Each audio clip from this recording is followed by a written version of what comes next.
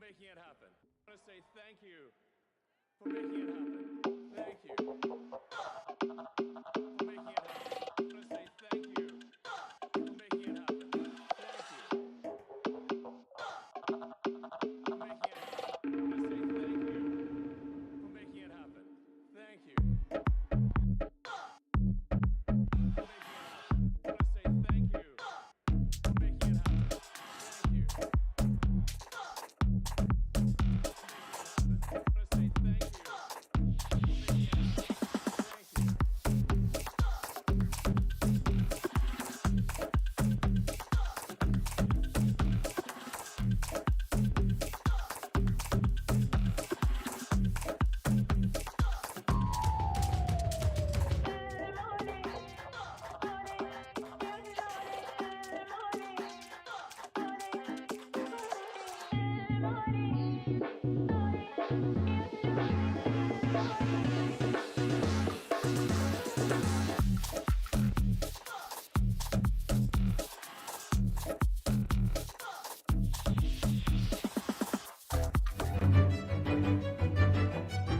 Welcome to J is for Justice podcast.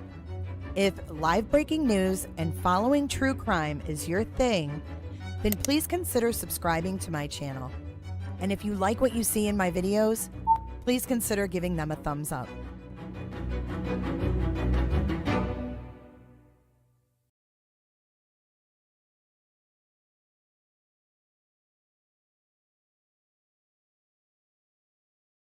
Can you hear me now?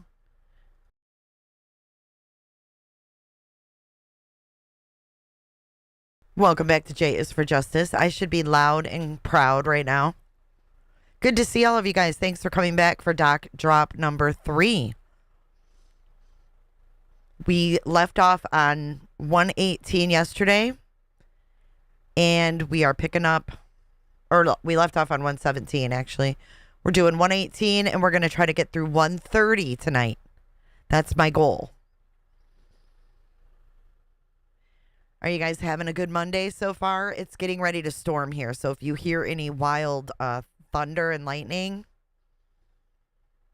that would be why. It's really thundering out there, and it's getting closer. So the afternoon summer showers in Florida. 5 by 5 for B. Hey, jammers.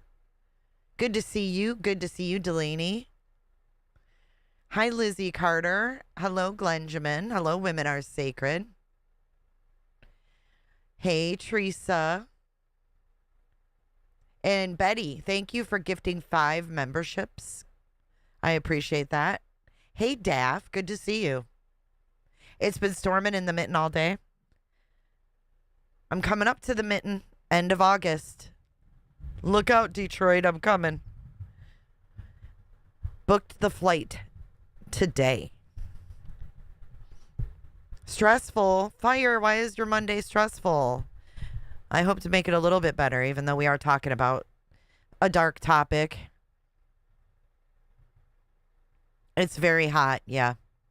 Yesterday, Tampa had like a record high day. It was like 107 or 109 and broke a temperature history. So, hey, Low-Key, thanks for coming back. All right, you guys, let's get right into it. Well, stay safe, Mystic. Everybody stay safe if you got storms coming. Hopefully my Starlink will continue to hold up. We just had an outage the other day. First outage in 2 years. Figures, right? My daughter's Spectrum has been in and out, in and out, in and out. Nicole B. Do you think I'm crazy? That sounds dangerous. Aw, well, I'm glad I can make it a little bit better. All right, let's get into it, guys. We are on number 118. Hopefully you guys can see good enough. And we're going to go, this is James Fry.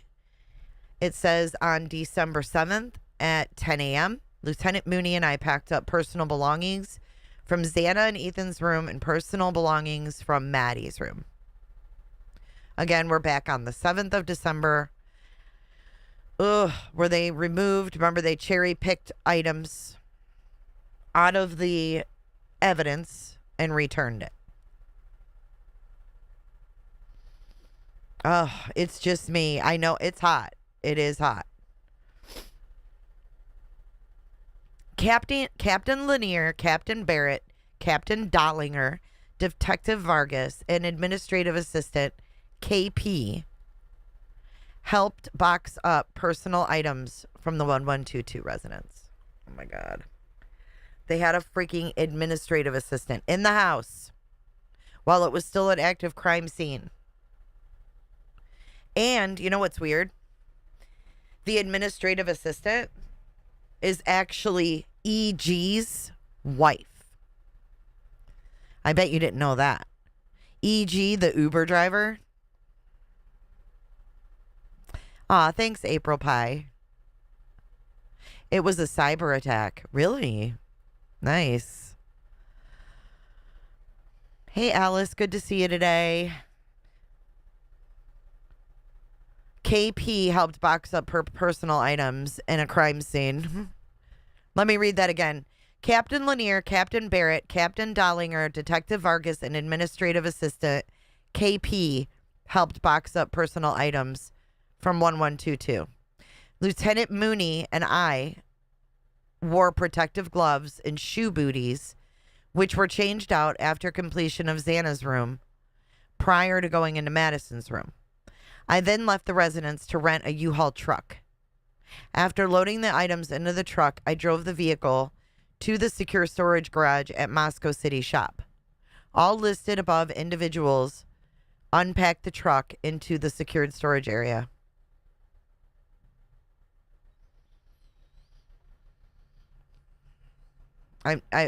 That's unheard of.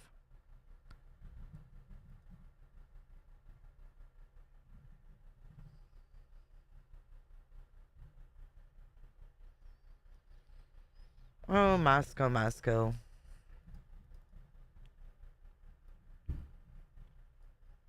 Man, can y'all hear that? Oh, this is KP. This is the administrative assistant. On Wednesday, December 7th at approximately 10 a.m., and it looks like it was copied and pasted or something because there's like this HTML. I don't know. I accompanied Moscow Police Department's command staff and Detective Vargas, as well as Mike Mooney of the ISP, to 1122 King Road. In the entryway, I put on PPEs to include shoe covers and black latex gloves. My activities inside the residence included place the personal belongings of Bethany Funk into boxes. This bedroom is on the first floor east side. Captain Roger Lanier and Detective Vargas assisted with this task. Place the personal belongings of Dylan into boxes. Second floor east side. Detective Vargas assisted. Place the items located on the first floor west side bedroom into boxes or stacked by the door to be loaded. Captain Lanier and Vargas assisted. After packing the bedrooms, I moved taped boxes from the second floor living room area to the top of the stairway to be passed down the stairs and loaded into the U-Haul truck. After completion of these tasks, I removed my gloves and shoe covers and left the residence. After riding with Captain Barrett and Detective Vargas to the city shop's secure garage, I helped unload the items from the truck and stacked the boxes according to the names on the boxes. The command staff and Detective Vargas assisted. KP, administrative assistant to the chief.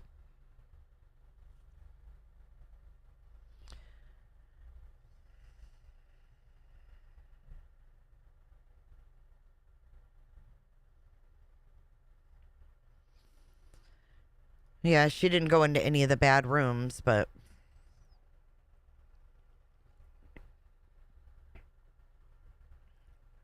she was in, yeah. Mm-hmm. Yes, she was. Sorry. I'm all crooked in this chair. Okay, Roger Lanier. Supplemental report of packing items at the residence. On December 7th at 9:45, I responded to 1122 King with other members of the command team to pack personal items of the residents who lived there. I worked with Detective Vargas and Administrative Assistant KP to pack Bethany's room, which was on the first floor east end. I primarily built boxes and packed up all the clothes and shoes in the closet, as well as a few bedding items. The next room we worked on was a bedroom not in use on the first floor, west end. In that room, we found a few miscellaneous items, a computer, shoes, golf clubs, and various items were stored in the room. The owner was uncertain. The last room we packed, Dylan's room, on the second floor off the kitchen at the bottom of the stairs. My role in that room was primarily taping boxes together, then taping boxes shut and making them with Dylan's name or initial D.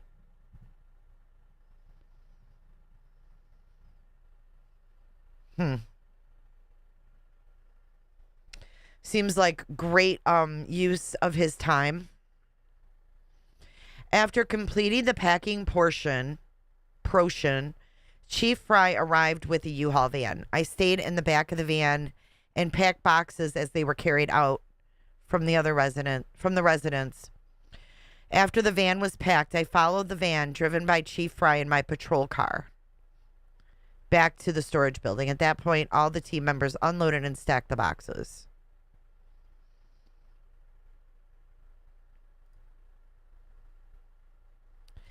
See, that's the thing, though, B. They weren't collecting evidence. What's weird is they were collecting their... And you're welcome. Hey, Be Nice. They're collecting these personal items. And then they ended up having to go get them back. Ugh. It's so maddening. But they shouldn't be removing anything while there's still evidence. And then Stacy Chapin said she got some items back that had blood on them. JB, what's up? Good to see you. Hey, Vibrator. Hey, Limited. Tyson Barrett. This is number 121. Mogen text release. On 12/14, Karen Laramie asked me if there was a way to ensure the personal text messages and photos shared between her and Madison would not be deleted or lost off Madison's phone. Oh. I told her I'd check with our forensic detective. On 12/15, I talked with Detective Mowry. Detective Mowry is the forensic detective. Yikes. About saving messages and photos on Maddie's phone that were between her and her mom. Detective Mowry said he could save the information separately on a disk. He suggested providing the disk to her mother. I mailed the disc to Karen on 12/20. She contacted me and said she received it.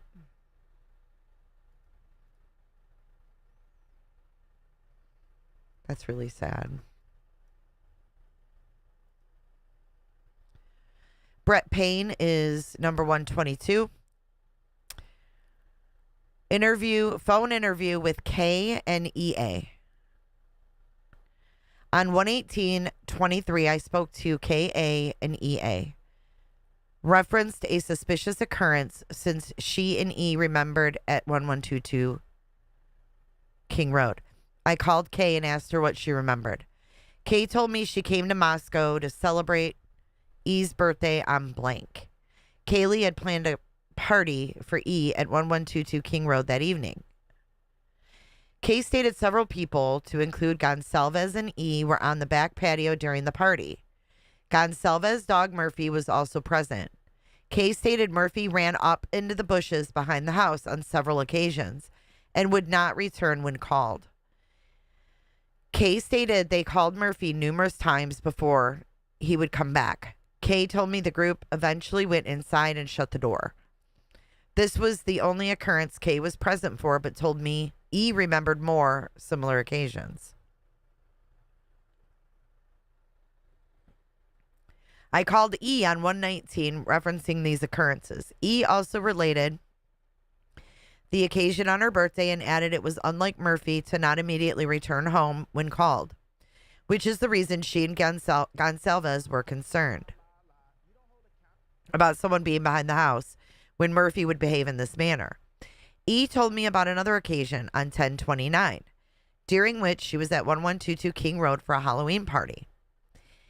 E told me Mogen, Goncalves, Kernodle, and Chapin were all present at the party.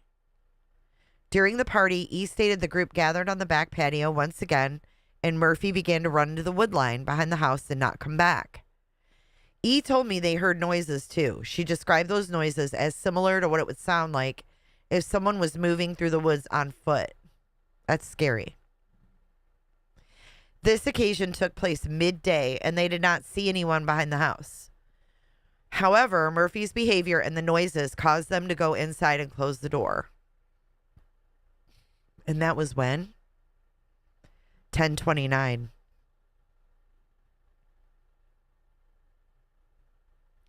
The last occasion E remembered took place approximately 2 weeks prior to the homicides. E was unsure of the date. E stated Murphy displayed similar behavior of running into the woods and not coming back when called. E also recalled an occurrence during the same time frame, exact date unknown, wherein she and Goncalves returned to 1122 King Road and found the rear sliding door standing open and Murphy was missing. E stated they had to go out and look for Murphy after they found the door open. I asked E if it was common for people who didn't live at 1122 King Road to walk in when no one was home. E said it wasn't uncommon and added members of Blank and several friends of the females who lived there would come and go at will. I thanked E for her time and concluded our interview. So that's 3 times that there was someone heard in the back, right? Hold on a sec.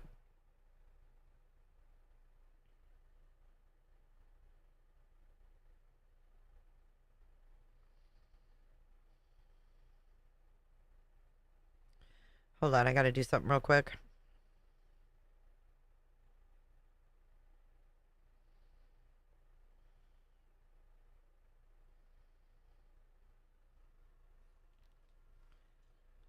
You good? You're good.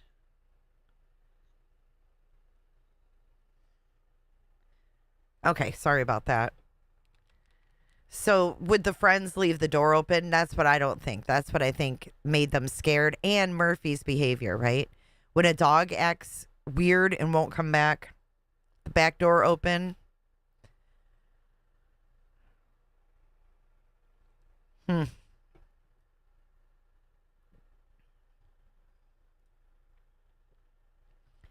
Tyson Barrett, initial response.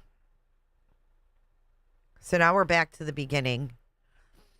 On 11/13 at around 1200 hours, which is noon, I received a phone call from Sergeant Gunderson informing me that his team responded to a call at 1122 King Road where they found 4 deceased college-age individuals inside. He said it was apparent they had all been murdered. Gunderson said they did not know the location or identity of the suspect. Gunderson said his team had cleared the residence and secured the scene. He said they identified a group of college-age individuals outside the residence and started interviewing them. I called Chief Fry, Captain Lanier, and Captain Dollinger, let them know about the homicide. I called Detective Sergeant Lawrence, told him about the homicide, and asked him to call in detectives. This is at noon. Sergeant Lawrence said they would call in Sergeant Blaker and Payne because they were slated to rotate into detectives soon. Look at that. Blaker and Payne were slated to rotate into detectives soon. So they threw Payne in the lead. Colleen Marie, thank you so much. Grammy H, Toy Airy, Tom, limited edition, and always groovy. I hope you enjoy your memberships. Thank you so much. Sergeant Lawrence said he was also calling the Idaho State Police to ask the Region 2 detectives to process the crime scene. So Detective Lawrence, and it's Lawrence. I came across something recently. It was an article about the case, and there was a weird comment that sounded like it was Koberger, and the name was Lawrence. And when I saw the detective was Lawrence, I was like, did you ever see the photo of Maddie taken from outside? Yes, I think that was Kaylee, though.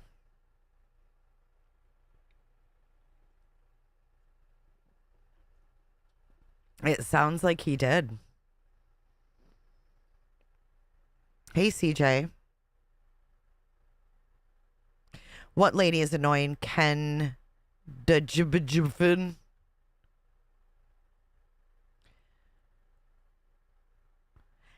I think it was leaked on like Reddit or something. We don't know about any pictures found in his apartment. That would be rumor. I called BE, Blaine Eccles, U of I, Dean of Students, and BL with UI, Public Safety and Security, to inform them of the homicide because the residence was near the UI campus and the victims appeared to be college students.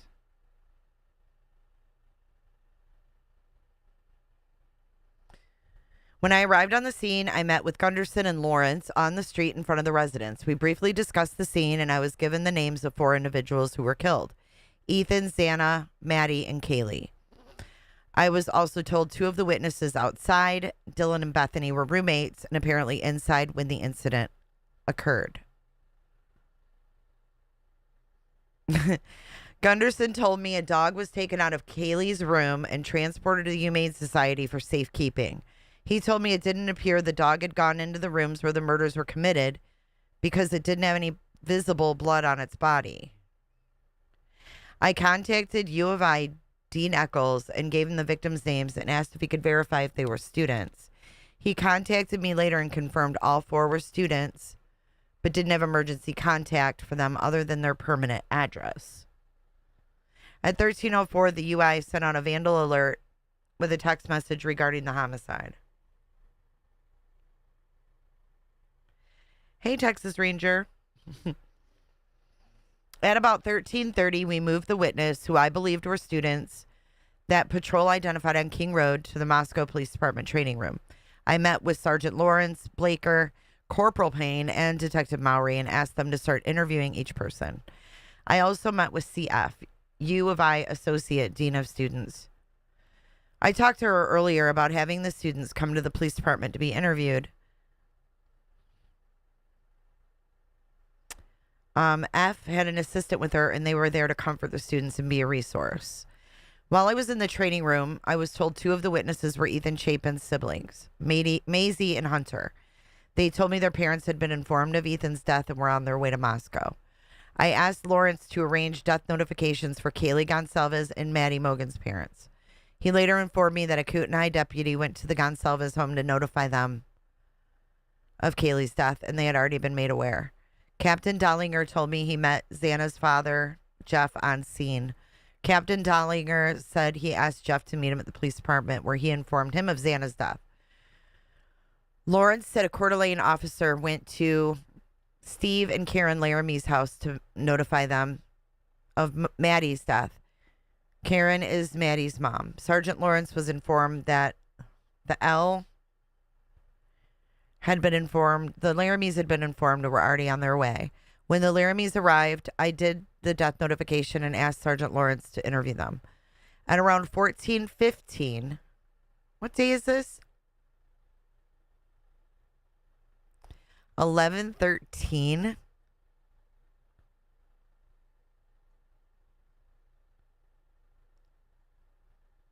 Wow.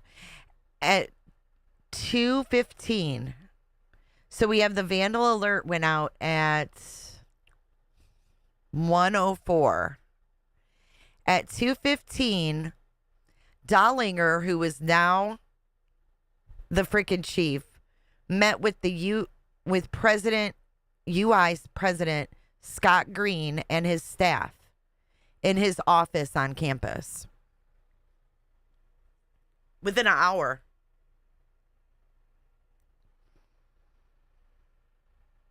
Within an hour, he's in Scott Green's office. Unreal. Like they didn't have anything else to do but be in Scott Green's office. Hey, Cryptic T. You know, the president in his book. That's crazy. Yeah, hashtag priorities, right? That's craziness. Hang on, I'm trying to find a video real quick.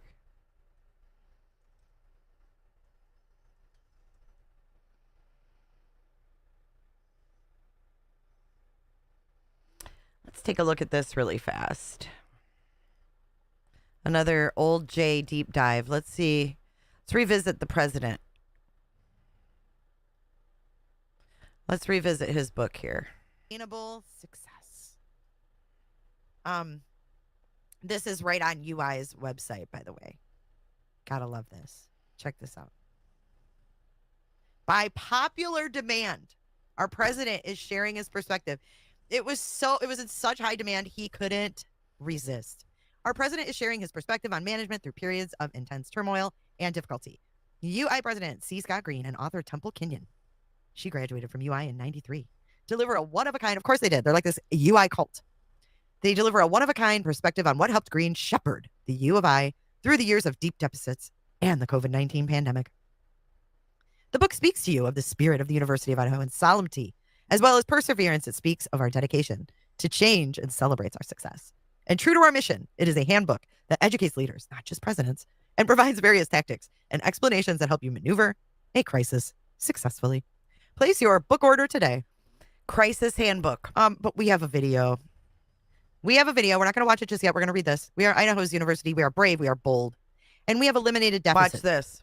University of Idaho, and I'm joined by Temple Kenyon, a fellow Vandal alum, and my co-author on the forthcoming book, University President's Crisis Handbook. When I started as president at the University of Idaho in 2019, I knew there were challenges awaiting, but no one could have predicted that our community would have to manage 3 major crises in 4 years. In the book, we aim to capture the principles and strategic pillars that were the keys not only to surviving, but thriving despite the difficult circumstances. University President's Crisis Handbook tells the story of how an industry outsider led his alma mater through deep budget deficits, the COVID-19 pandemic, and a tragic crime against 4 University of Idaho students. President Green shares how the university achieved financial solvency, set records for enrollment, research awards, and fundraising, and continues to support a community that's still healing. This book provides valuable lessons and key tactics, not only for leaders in higher education, but CEOs, managers, administrators, and anyone leading groups in the public or private sector. University of Idaho vandals, stakeholders, and community members will also appreciate the insights, anecdotes, and points of pride throughout the book. Best of all, the university's proceeds from University President's Crisis Handbook will go to support the Vandal Healing Garden. He's smiling. Our students are designing and building on campus to memorialize all of our lost vandals. Many universities around the country are bracing for turbulence in the years ahead without a real plan to address the looming and Watch all the of end. our lost vandals. Watch the end. Said with a smile. Dude, what is wrong with it? I feel like I'm watching a movie. Hi, Shane. Welcome back. Vandals. Many universities around Crisis Handbook Wait for the end. Oh. on December 7th. Go Vandals! Dude, this is like a bad fucking movie. Come on. What? Oh, weird, huh? Yes, it's was Green a cheerleader in college? Can't. He's doing look two at, he did book signings too at the UI library and downtown Moscow. So just to give you a little blast from the past, if you want to watch this video, it's all about the book and the president and everything else. It does look like they were superimposed. It's weird. All right, so back to Dollinger. An hour after he finds out, or 2 hours after he finds out about the murders, he is in the president, Scott Green's office, and he told him about the homicide and that the suspect's location and identity remained unknown. So they met in the president's office on a Sunday, no less.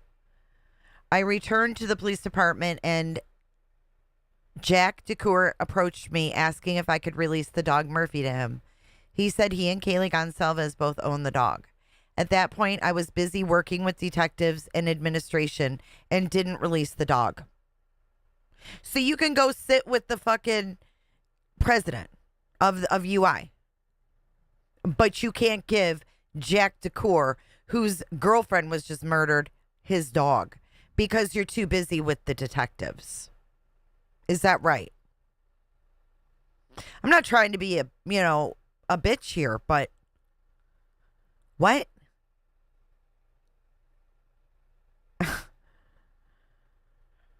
Okay. I talked to Corporal Payne, who had interviewed Jack DeCour. He said DeCour had been in a relationship with Kaylee, indicating they broke up a few months ago.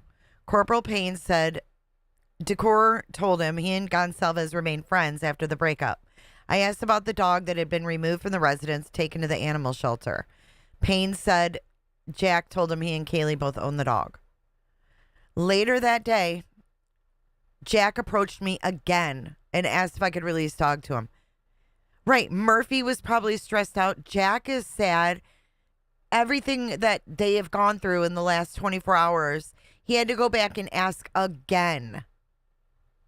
Because Dollinger was just too busy with Scott Green.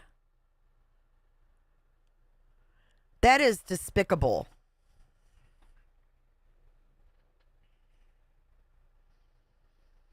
So Jack approached him again. So he called Captain Lanier, who was with Gunderson, outside the King Road house, and Lanier confirmed with Gunderson that they understood Jack co-owned the dog, and the dog was taken to the animal shelter for safekeeping. I was told the dog was uninjured and didn't have any blood on it. I agreed to release Murphy to Jack because it was my understanding we had only taken the dog into custody for safekeeping and he was an owner. I asked to have a patrol officer meet Jack at the animal shelter to release the dog. I continued to work with detectives and command staff the rest of the day. I don't think they were supposed to release the dog. Right. All you had to do is exactly. But I think what they should have done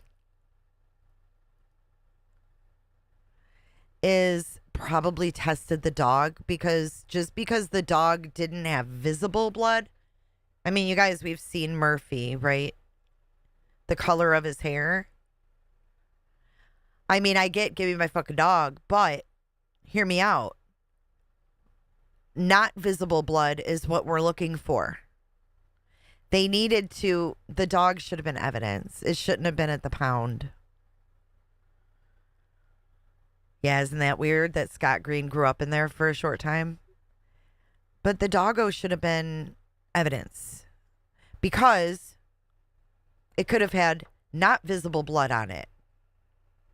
Right, the curly hair, the color of it, and they're like, oh, we thought we were just, this is for safekeeping. I mean, they didn't even check him out. You know what I'm saying? Oh, we didn't see any visible blood. I mean, it doesn't mean there wasn't any cast off on him, or splatter or anything between his paws or anything. Anything. Poor Murphy had been by Creep Burger. Oh, yeah, that's true, Stacy. They probably would have shaved him. He could have had sweat, saliva. If he had a collar on, his collar could have been grabbed by the killer.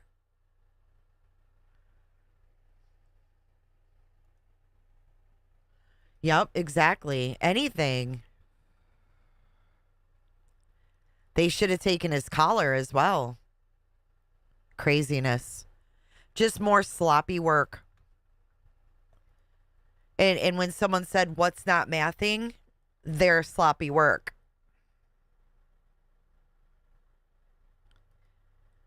I think he did Texas Ranger because he was running in and out. But I don't know. I think for the most part, he did stay upstairs. Oh, yeah. That's right. I forgot about the University of Phoenix. That never went through. He never got the money for that.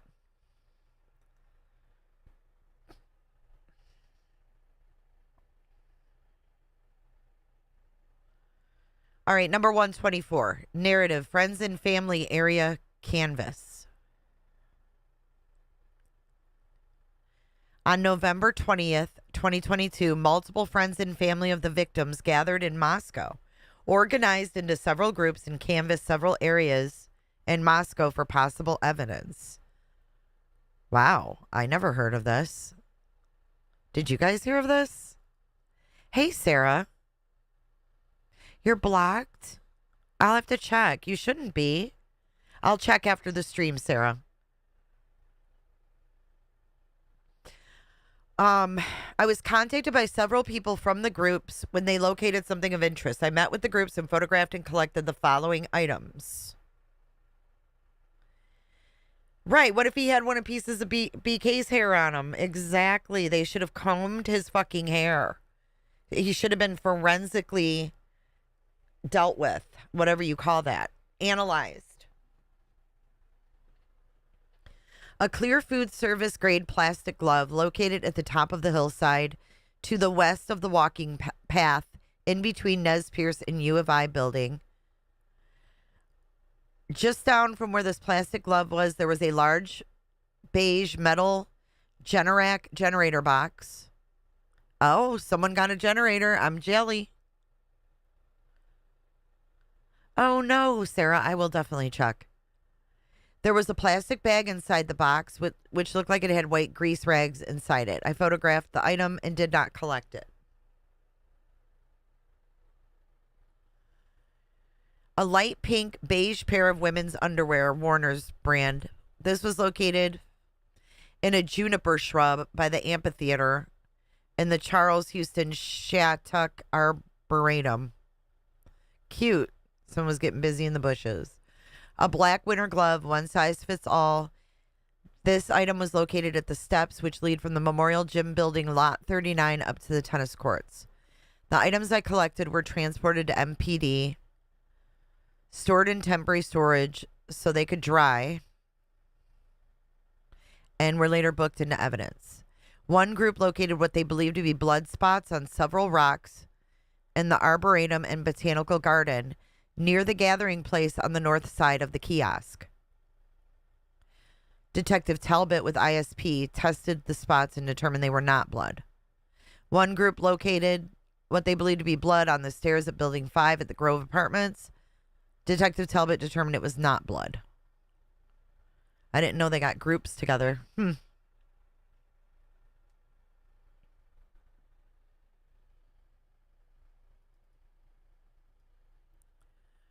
125. Detailed information about Kaylee Goncalves' dog during initial response.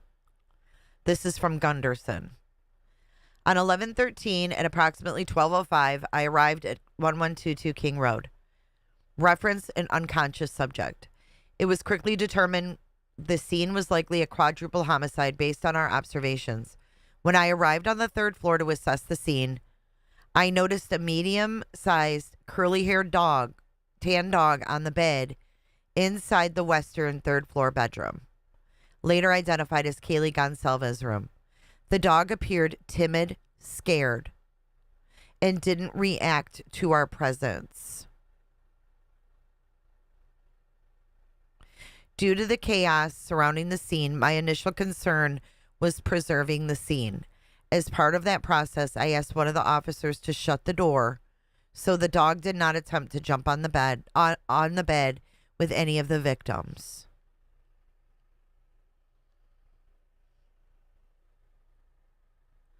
Poor Murphy. Murphy was scared.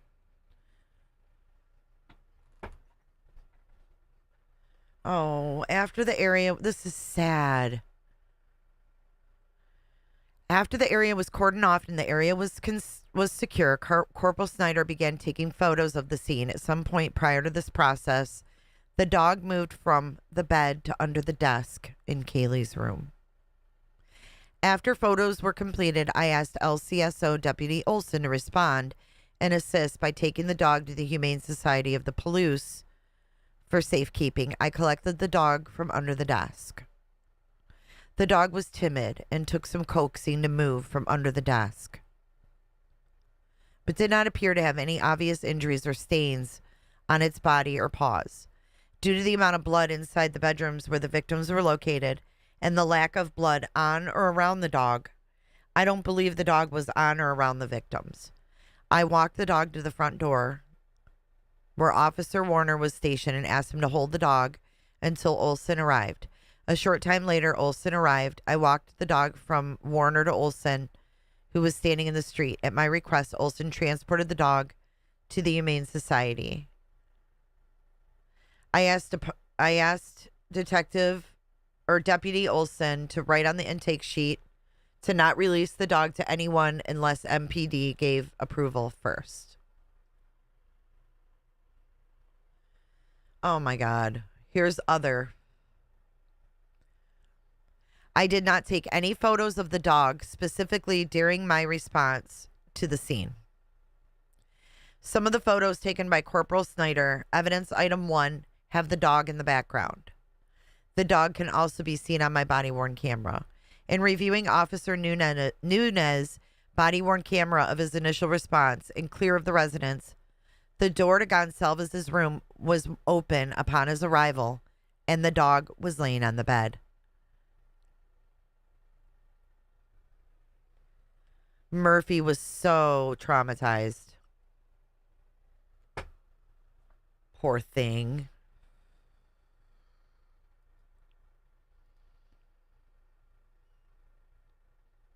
$126. U of I video. January 11th, I met with KN, General Counsel for UI, to facilitate the download from campus security cameras. I previously spoke with DL, Director of Infrastructure, who had preserved videos to be reviewed for evidence related to the homicides. I provided the university with a storage device capable of storing large amounts of video. On January 18th, so a week later, they picked him up and put the videos from UI in evidence. 127. Financial warrants. Lawrence Mowry applied for and was granted several warrants for financial institutions who serve the Moscow region. Forensic account MD with the Federal Bureau of Investigations assisted in the production and service of warrants. Ethan Chapin, Madison, Xana Kaylee, LAM, BGF, and DMM, which is L, I think one of the friends, and then Bethany and Dylan. And any video surveillance pertaining to account transactions of the previously mentioned from the following financial institutions. On November 21st, they received it back and put it into evidence.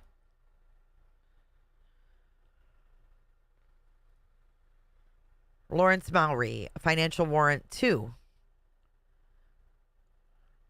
Same thing. Different bank.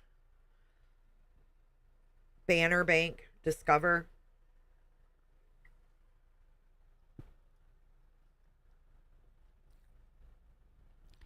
Microsoft preservation.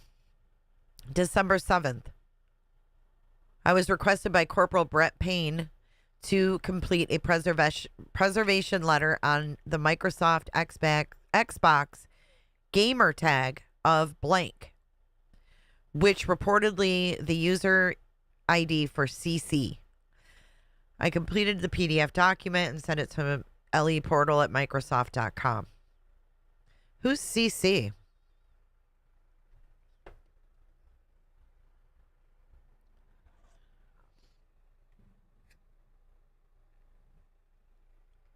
Do you guys know?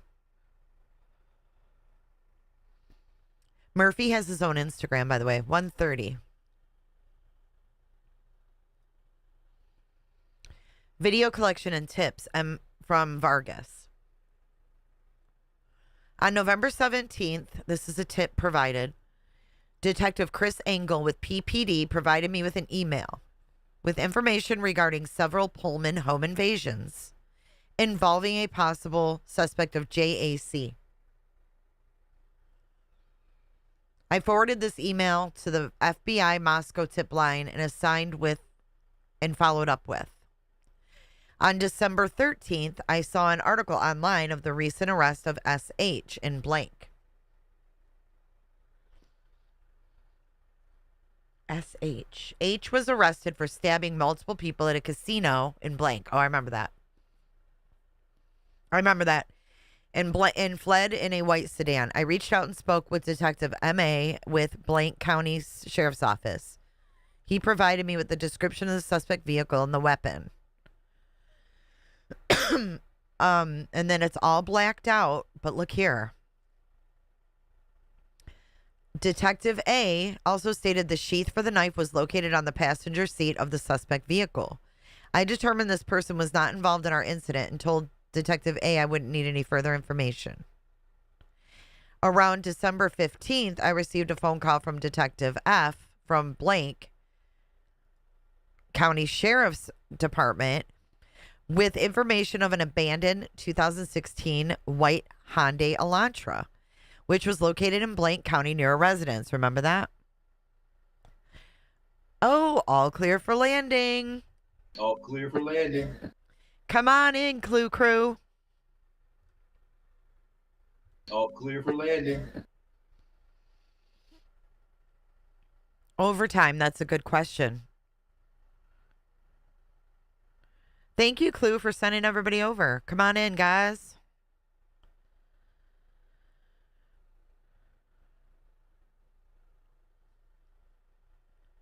I called Detective F back and he provided me with the plate blank, which is registered to CC out of blank. Detective F stated there was a past contact at the residence where this vehicle was seen parked involving a relative of C, EPC, and RLS. Detective S sent me a photo of the vehicle, which I determined did not match the suspect vehicle description. Sergeant Blaker had also received this tip from Detective F and spoke with him. On November 15th, I called KF, the property owner for Linda Lane, and asked about video footage he has on the property. F stated he did have video and later sent me an email with direct login to his camera system so the videos could be viewed at any time. And then here's the email. He says, R&D. Below is the link to a Google Drive with footage from our cameras at blank Linda Lane. I uploaded videos from 2 cameras from 2 a.m. to 6 a.m. on 11/13. One camera shows the parking lot of blank, including a little bit of the parking lot from Queen from Queen Apartments below.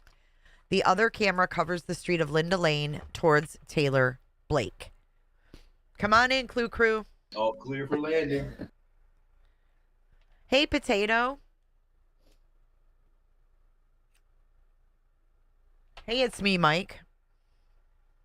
Arson, why are you so negative? Cheer up, dude. Dogs are amazing. Dogs are man's best friend, Arson. Cheer up. The longer videos show an entire hour while the shorter videos show clips where the camera system detected motion. I could have sworn I saw Jeff H. earlier, too, and I didn't say hi. Hi, Jeff H., if you're still here. I forgot. So he provided the login and then tells him he can download an app, da-da-da-da-da. On November 27th, I called CF, who lives at Blank Drive. I asked F if she still had her Nest camera system, and she stated she did. F put me in contact with her husband, BB, and they brought a hard drive which contained the video footage from their Nest cameras. A white sedan matching the description of the suspect vehicle is seen traveling west on Indian Hills Drive and passes by Indian Hills Drive at 11:13 at approximately 3:25. Now, if you've been with me, I'm probably going to say this a ton of times. Hey, Crimson Moon. If you've been with me for a while, do you remember when we tracked Brian on Indian Hills Drive when we found out that he had been over there? Indian Hills Drive looks directly over the Moscow Police Department. I'm just trying to piece things together as we go. But when you're on Indian Hills Drive, you can literally look down onto the Moscow Police Department. You remember that?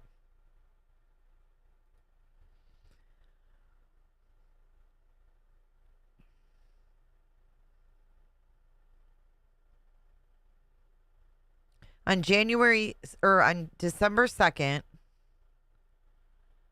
Wait, hold on. Okay. The end of November. Sorry, I got mixed up here.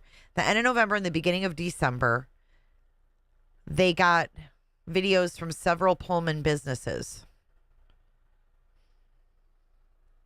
So the end of November and beginning of December, Detective Chris Angle, PPD. What's PPD?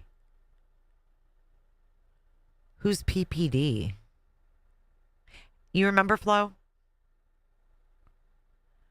You remember tracking the PA State Popo plane circling his house? Yep. We sure did. Hey, Proud Fur Mom. Hey, guys. So they were already pulling Pullman businesses? You know what I mean? Oh, Pullman PD. Dirt. But they were already pulling Pullman. That's interesting, right? Because they said they hadn't heard of Brian Koberger until later. So why were they looking in Pullman? Just wondering. Oh, Krista Welcher, 22. Are you my friend from X? Hey, J Money. Krista Welcher, are you my friend from X? Let me know.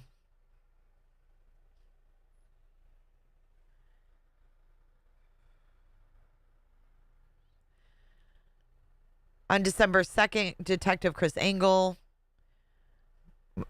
provided contact for the blank in Pullman, Washington. I reached out to the corporate security head, MG. He stated he would come to the branch in Pullman to pull the video. FBI RP made arrangements to view. See, the FBI was on this. The FBI knew who the fuck he was. I'm new here, so what math is not mathing? The investigation, period, is not mathing. None of it makes sense.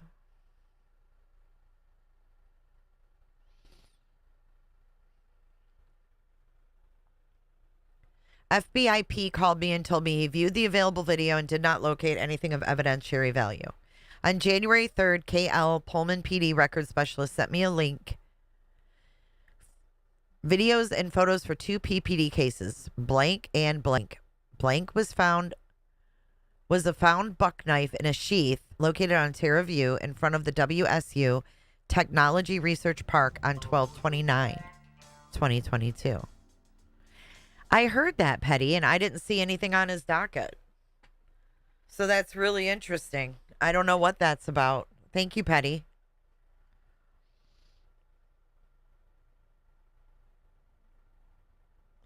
When talking about the investigation, Canine Lover, we're going through the investigation notes, and they aren't mathin' with what we've been told. Hi, K. Miller. I know he did it. I don't think he didn't do it. Right now, I'm looking at their investigation notes.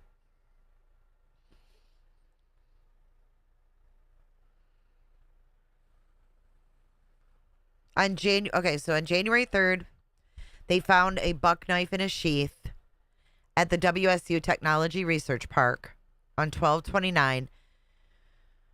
The photos for this case are attached in Spillman to the original call, and I did not download the photos from PPD evidence. Blank was a hit and run accident that was on the night of. I think we actually got body cam or photos or something from that night.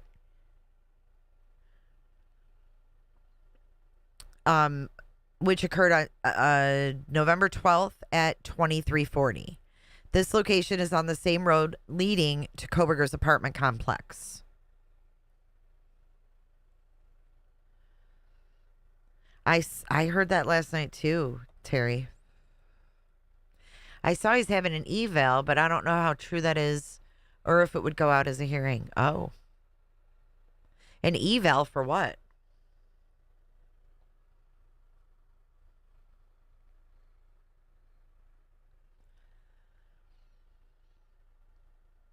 This location is the same road at Koberger's. Multiple officers responded to this location and remained on scene for several hours with their in-car cameras and body cameras on. The videos span from 11:12 at 23:41 to 11:13 at 3:25. The suspect vehicle was located on WSU Greek Row, and officers responded to that location as well. CEF, the owner of the suspect vehicle, was contacted and arrested for this offense and booked into Whitman County Jail. While reviewing the photos located on Koberger's phone, I thought he didn't have any photos. What? Uh-oh. Uh-oh. While reviewing the photos located on Koberger's phone, which they said there weren't any. Remember? We watched that damn interview. There was nothing. We have nothing. What the hell? Why are they lying about these pictures?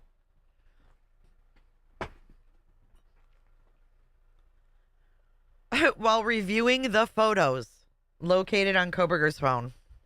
Come on.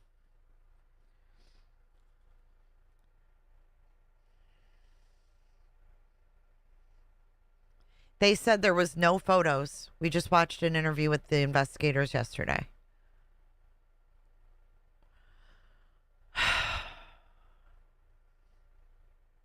While reviewing the photos located on Koberger's phone, I found a screenshot of Whitman County booking information taken from the Whitman County jail roster. Dude, he had a screenshot of the girl who got arrested that night. J Money, stop. We don't know if there's someone else. We just know that they're sloppy. Why would he screenshot that girl? So it ended up being a girl.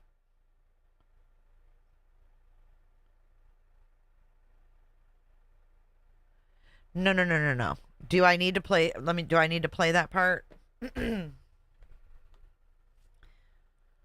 I think we're going to have to revisit that.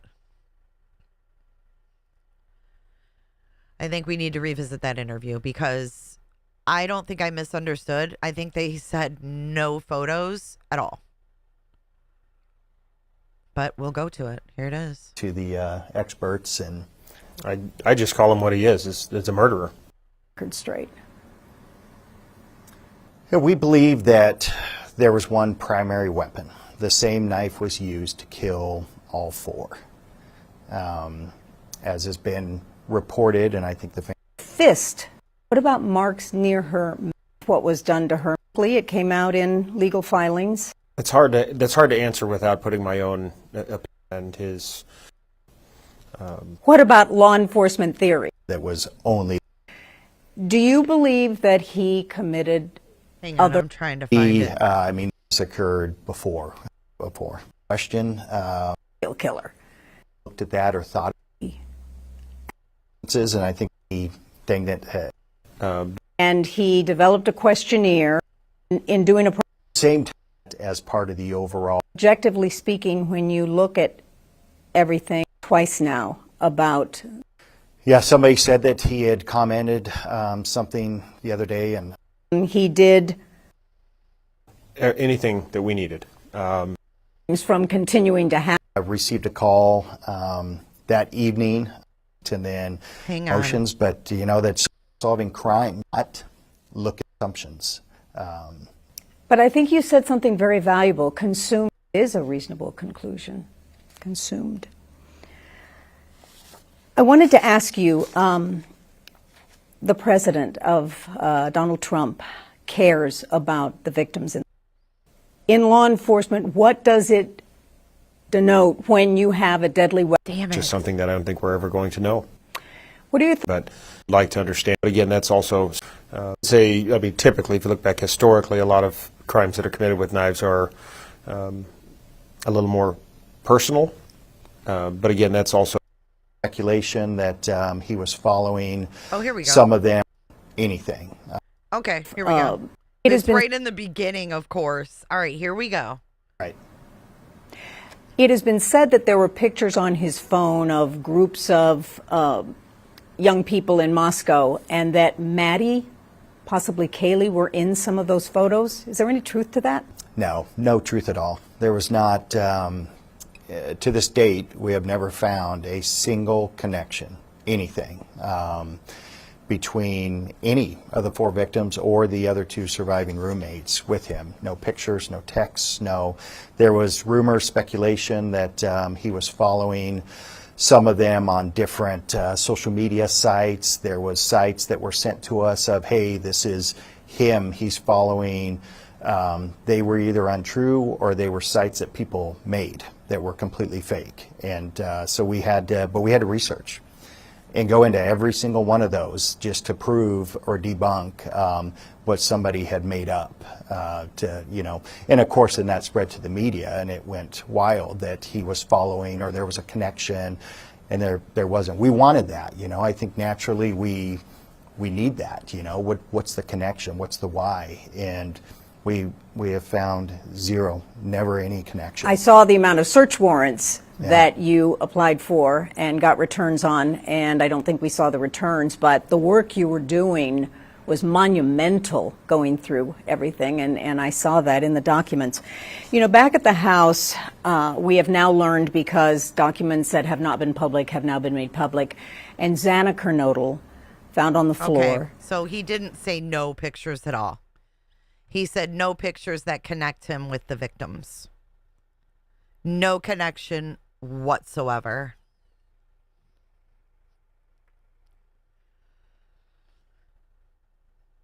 So we do know that he had several poses with the thumbs up as well. Oh, thank you, Alabama Mama. I can't wait to see. But yeah, playing with words for sure in that whole interview. But anyways, Brian Koberger screenshotted the girl who got arrested at this DUI, her booking information. And then they said they're going to review all the videos to see if Koberger drove by the incident between 23:41 and 3:25.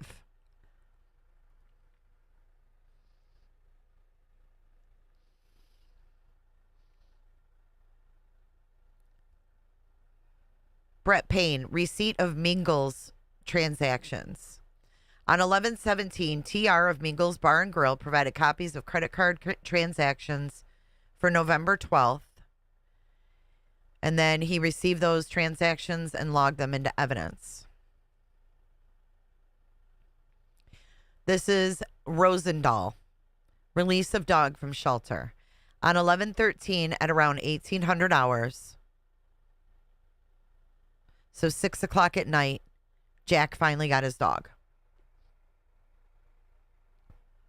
That's not too bad. He was listening to this scanner. Oh, yeah. Yep. I believe that. Yeah, I was wrong. He had photos. I'm going through this and trying to sort it out as we go. So bear with me here. I was tasked with releasing a dog from the Humane Society to its owner, Jack DeCour. The dog had been transported earlier in the day from 1122 King to the Humane Society by Deputy Olson. I released the dog to Jack without incident and gave the impound paperwork to Lanier.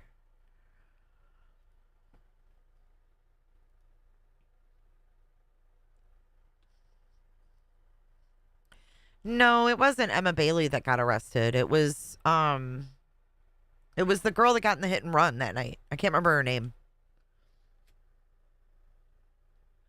It's just some girl that goes to WSU. It was wild that he saved that, though. What did he save that for? Lawrence Mowry, the Tinder Koberger warrant. On January 24th, 2023, I applied for a warrant for the user subscriber information and user data associated with the Tinder account of Brian Koberger.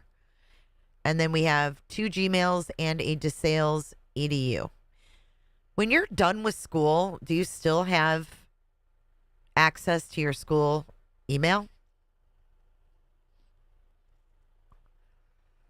On January 25th, 2023, the warrant was granted and signed by Magistrate Megan Marshall with 7 days to serve the legal process. January 26, 2023 at 9:22, the warrant was served via the Tinder law enforcement portal. Later that day, I received a call from SM, customer representative for Match Group. M informed me they had located a previous account linked to the email blank@gmail.com. However, no further information was available as the account was deleted. I requested any and all information available for the deleted account. Carmen Fernandez. That's it. Yes.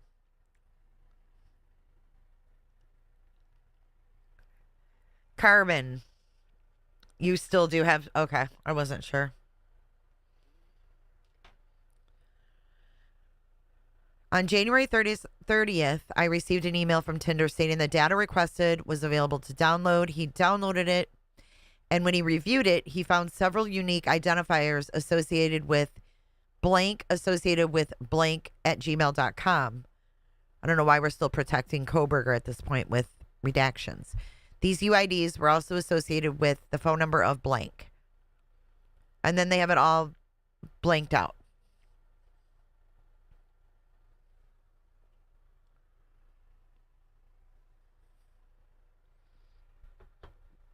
Hey, the classic one. I failed math. I am not a math person.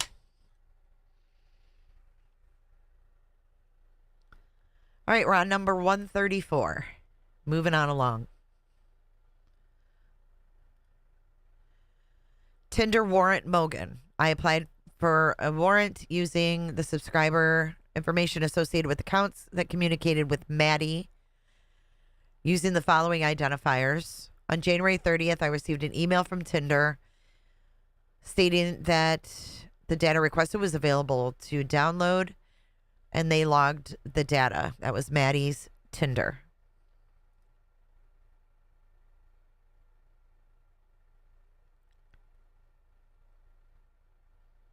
Ooh, that's cool, Jeff. I did not know that. Well, classic one. I do not know how to. I am not good at math at all. That's funny. Brett Payne, arrest warrant and arrest of Koberger. Based off information obtained during the course of this investigation, I applied for an arrest warrant for Brian C. Koberger. Magistrate Judge Marshall signed the warrant on 12/29. Previous search warrants and information led investigators to believe Koberger left Pullman, Washington, and returned to his parents' home in Albrightsville, Pennsylvania. Sergeant Gilbertson, TS, FBI, and I flew to Pennsylvania on 12/29/2022. Met with the Pennsylvania State Police and FBI personnel there. At approximately 1 o'clock on 12/30, the PSP CERT team conducted an operation at blank and took Koberger into custody based off the warrant signed by Judge Marshall. Koberger was taken to nearby PSP barracks, where Sergeant Gilbertson and I interviewed him for approximately 45 minutes. See Sergeant Gilbertson's report on the interview for full details. The warrant was served to Koberger upon his extradition back to Idaho and booking into Latah County Jail.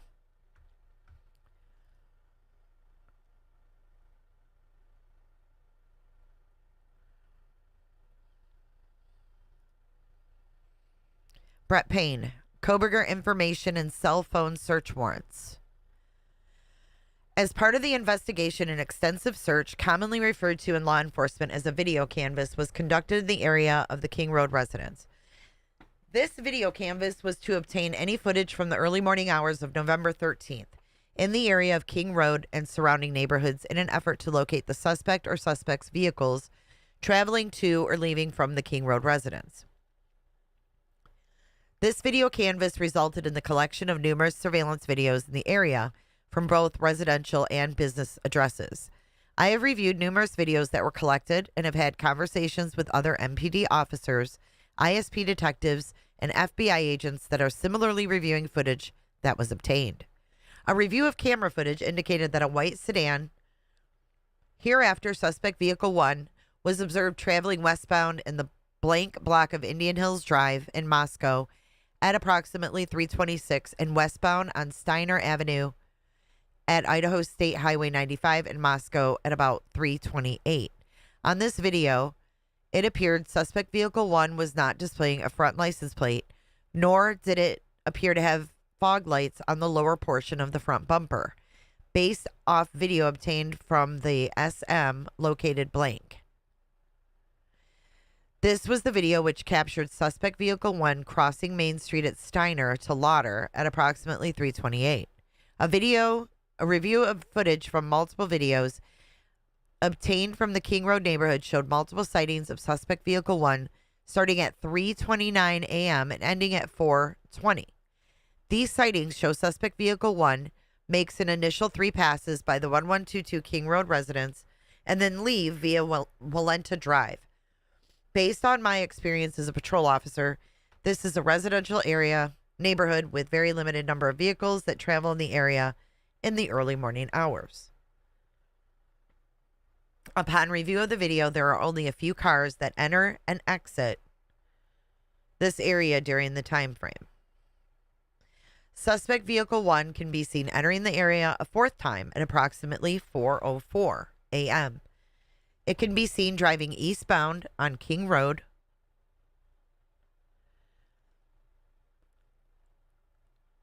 It can be seen driving eastbound on King Road, stopping and turning around in front of blank Queen Road, and then driving back westbound on King Road. When suspect vehicle 1 is in front of the King Road residence, it appears to unsuccessfully attempt to park or turn around in the road. The vehicle then continued to the intersection of Queen and King, where it can be seen completing a 3-point turn and then driving eastbound again down Queen Road. Suspect vehicle 1 is seen departing the area of the King Road residence at approximately 4:20 a.m. at a high rate of speed. Suspect vehicle 1 is next observed traveling southbound on Walenta. Based on my knowledge and review of camera footage in the neighborhood, that does not show suspect 1 in the time frame. I believe suspect 1 likely exited the neighborhood at Palouse River Drive and Conestoga Drive. Palouse River Drive is at the southern edge of Moscow and proceeds into Whitman County. Eventually, the road leads to Pullman. Pullman is 10 miles from Moscow. Both Pullman and Moscow are small college towns. Law enforcement officers provided video footage of suspect vehicle 1 to forensic examiners with the FBI that regularly utilize surveillance footage to identify the year, make, model of an unknown vehicle that is observed by one or more cameras during the commission of a criminal offense. The forensic examiner has approximately 35 years law enforcement experience, with 12 at the FBI. His specific training includes identifying unique characteristics of vehicles, and he uses a database that gives visual clues of vehicles across states to identify differences between vehicles. Investigators were given access to video footage on the Washington State University campus located in Pullman, Washington. A review of that video indicated consistent with the description of the white Elantra known as suspect vehicle 1 was observed traveling southeast on Nevada Street in Pullman towards SR 270. SR 270 connects Pullman to Moscow. This camera footage from Pullman was provided to the same FBI forensic examiner. The forensic examiner identified the vehicle observed in Pullman as being a 2014 to 2016 Hyundai Elantra. Now, when did they get the year wrong? And when was that corrected? Do we know? You always need your tinfoils, yes. Always have them handy.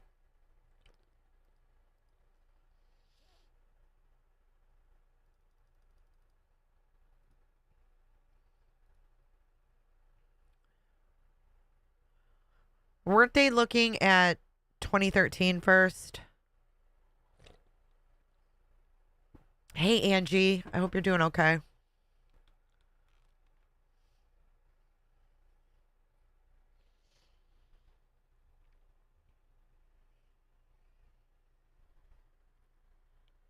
Oh, here it is. After reviewing... Oh, okay. I just read that. Oh, my God. I did not comprehend that. That is wild. Initially believed it was a 2011-2013. Upon further review, he said it could be 2011 to 2016. How did I miss that part? But it doesn't give any dates. It just says that they initially, it doesn't say how much time passed in between when they thought it was an 11. Because in November, look at right here, investigators were given access to video footage on WSU campus located in Pullman. A review of that video indicated that at approximately 2:53 a.m.,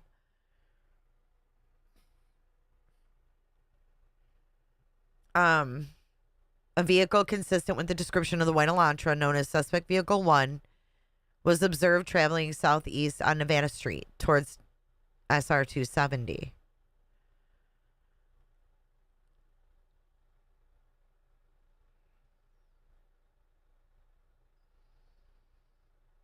Was it November 27th, Mike? I was trying to remember what day that was that they found the car, and then they were like, oh, it's not the same. It's not the right year. So it was actually, they could have had him.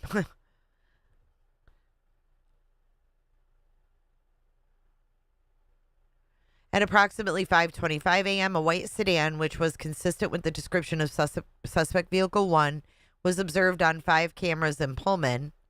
The first camera was located at Blank Johnson Road. The white sedan was observed traveling north on Johnson Road. Johnson Road leads directly back to West Palouse River Drive in Moscow, which intersects with Conestoga. The white sedan was then observed turning north on Bishop and northwest on SR 270. At approximately 5:27, the white Elantra was observed on cameras traveling northbound on Stadium Way at Nevada Street, Stadium Way at Grimes Way, Stadium Drive at Wilson Road, and Stadium Way at Cougar Way. On November 25th, MPD asked LA agencies to be on the lookout for a white Hyundai Elantras in the area. On November 29th at approximately 12:28 a.m., Washington State University police officer Daniel Tingo queried white Elantras. As a result, he located a 2015 with a Pennsylvania plate blank. This vehicle was registered to Brian Koberger, hereafter Koberger, residing at blank, Pullman, Washington. Blank is approximately 3/4 of a mile from the intersection of Stadium Way and Cougar Way. Okay, I'm confused. I want to know how they did this. Because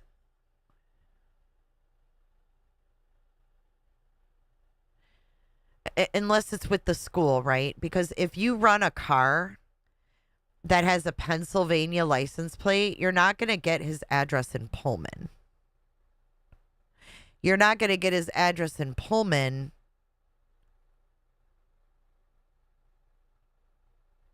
until he's registered his car there. I will, William. Thank you.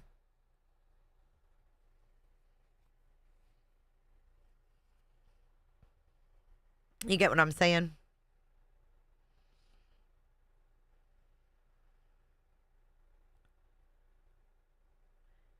And arson, you're totally distracting me. I've had it.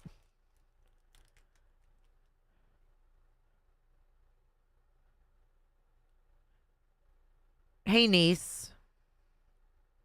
Right, but at this point, it had a Pennsylvania license plate. And they said they ran it, and it came back to Brian Koberger residing at blank, Pullman, Washington.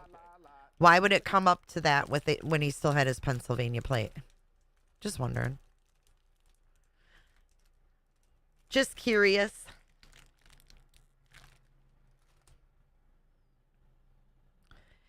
That same day, approximately 12:58 a.m., WSU officer Curtis Whitman was looking for white Hyundai Elantras and located a 2015 Hyundai Elantra at blank in Pullman in the parking lot. Blank is an apartment complex that houses WSU students. Oh, wait a minute. How can this be right? This isn't right. See, this is what's not mathing. Look. He changed his plate on his birthday. Wasn't it the 21st?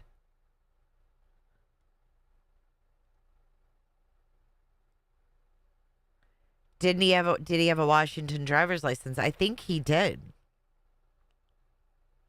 But this is what I mean. This isn't mathing, right? On the 25th, on the 29th, they found his car with a Pennsylvania plate. How? He changed it on the 21st. So no, this isn't mathing. And who wrote this? The lead fucking investigator, Brett Payne, wrote this.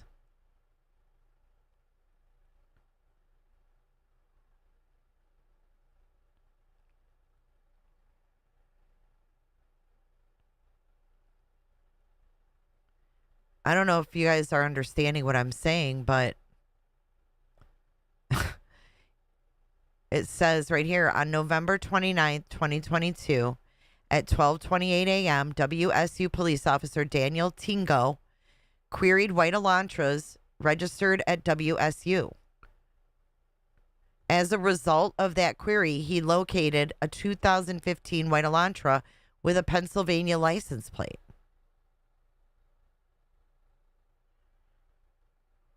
Well, he changed the license plate on the 21st because they have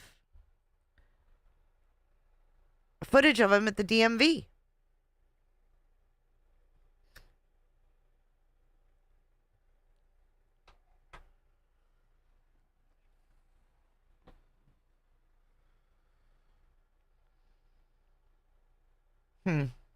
I don't know. Seems weird to me, but whatever.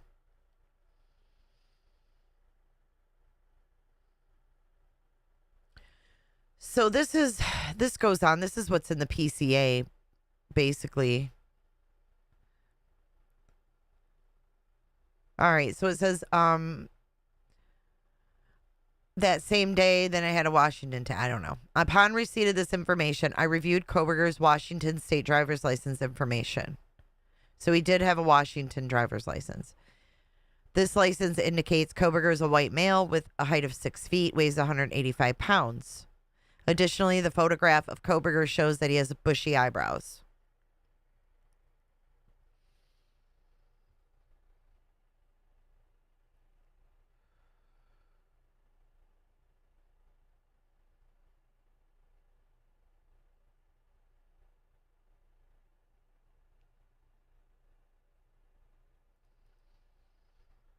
Yeah, I'm sure it probably has something to do with the school records. You know what I mean? It's just confusing, and it's probably meant to be confusing. That's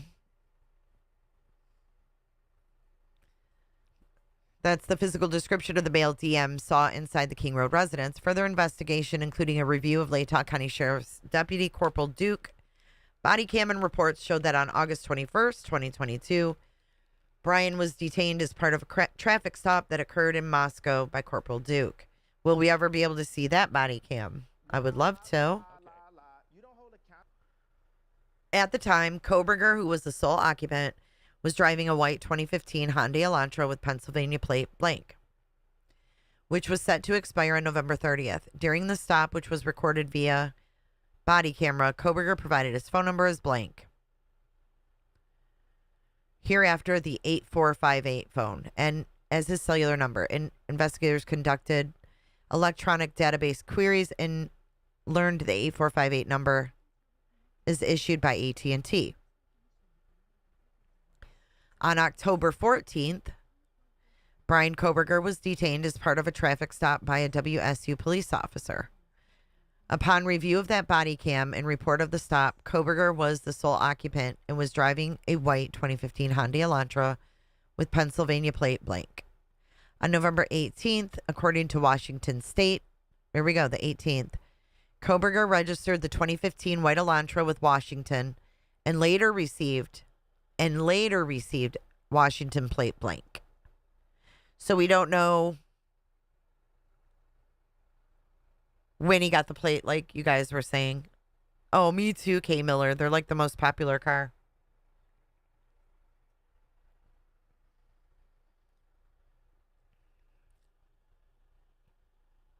Prior to this time, the 2015 white Elantra was registered in PA, which does not require a front license plate to be displayed.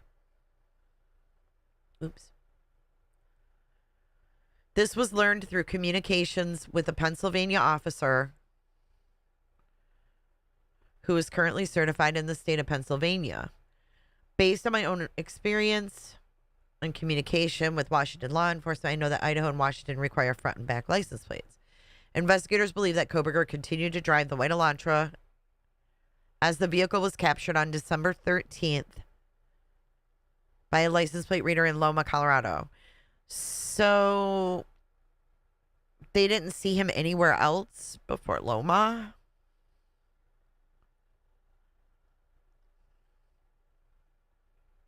Koberger's Elantra was then queried on December 15th in Hancock County, Indiana. It was later learned this query was a result of a traffic stop in Hancock County, Indiana, wherein Koberger was the driver of the white Elantra with his father as the passenger. Koberger was stopped again 9 minutes later in Hancock County and is released without citation or further enforcement. On December 16th, at approximately 2:26, surveillance video obtained by the request of FBI agents in Pennsylvania showed Koberger's Elantra in Albrightsville, Pennsylvania. The only visible occupant was a white male whose description was consistent with Koberger. Koberger has family in Albrightsville, namely blank, an address which is inside the gated community where the footage was captured. So damn, they were already in his neighborhood when he got home.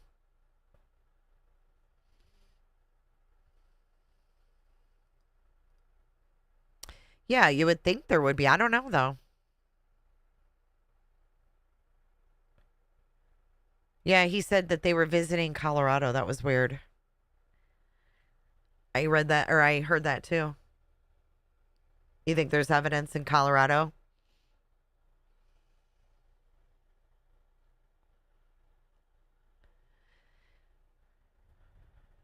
Based on information provided on the WSU website, Koberger was a PhD student in criminology at WSU. Pursuant to records provided by a member of the interview panel for Pullman Police, we learned that the fall 2022 semester was Koberger's first semester at WSU.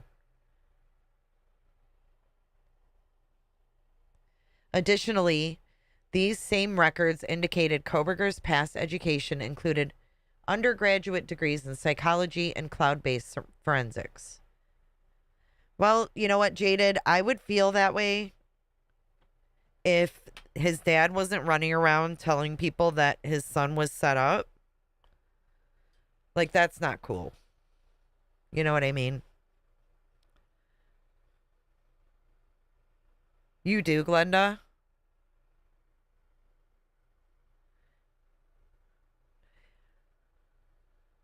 These records show Koberger wrote an essay when he applied for an internship with Pullman in the fall of 2022.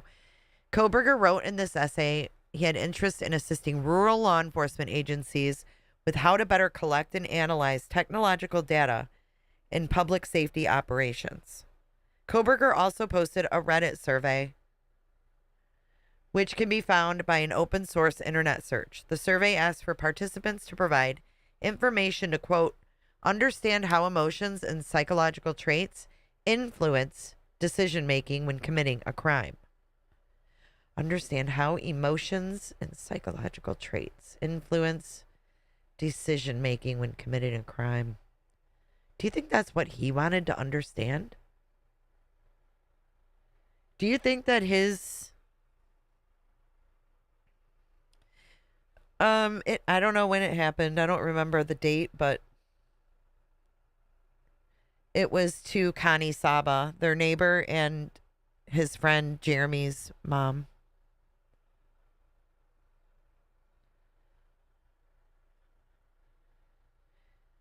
Do you think that's what he wanted to do? No, you don't?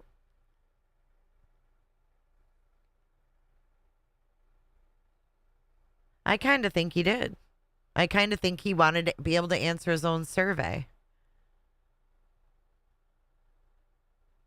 Sure was, Lindsay. Sure was. Good old Ramsland. Oh, did I show you guys Ramsland spoke? Oh my God, I can't even remember because it's...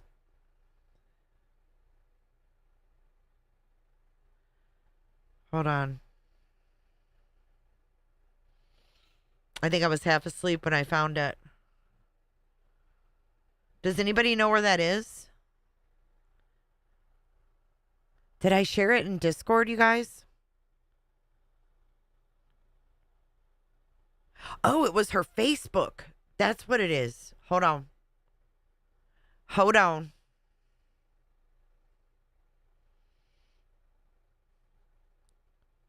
Yep. It's her Facebook. Catherine Ramsland. Yep, here it is. It's from her Substack. Here it is. Okay, hang on. You guys, we have to look at this. Now that you brought that up, this is new.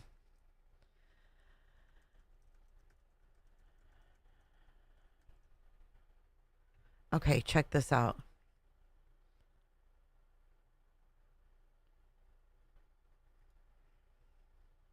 Oh my God, what was that I just looked at? Hold on. I can't get back to it. Okay, here we go. 22 hours ago. Oh, she also wrote on January 4th, closure is not the right word. Ending a case in court doesn't terminate its emotional impact. Look at this one. 22 hours ago. She calls this talking to killers. So I think this is like a sign. I think this is a sign of what's to come. Talking to Killers. Long-form analysis of serial offenders yields a greater good. K. Miller, you're going to shit. Lindsay, you're going to shit.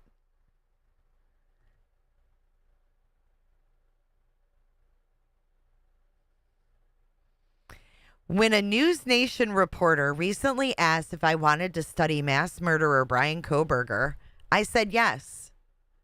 That's my work. Criminal psychology. So no one should be surprised by my response.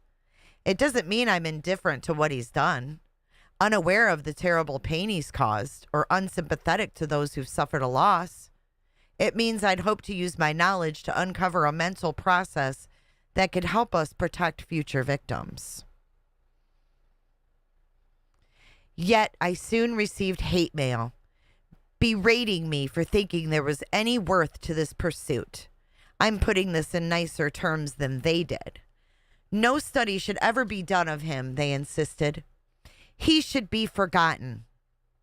Similar things have been said about Ted Bundy, Dennis Rader, and others. I also received support for my stance from psychologists and criminologists because Kohberger's motive and reasoning remain a mystery. Thus, as the judge said, a qualified professional should study him.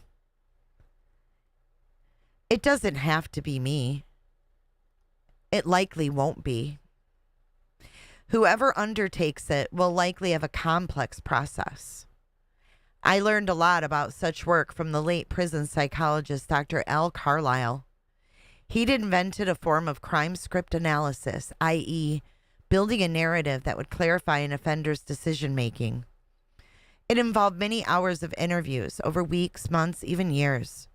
He performed one such long-form evaluation of Ted Bundy at Utah State Prison to assess him for the potential for future violence. Carlisle's findings got Bundy a sentence of up to 15 years. Another of Carlisle's subjects was Wesley Allen Dodd, a child predator.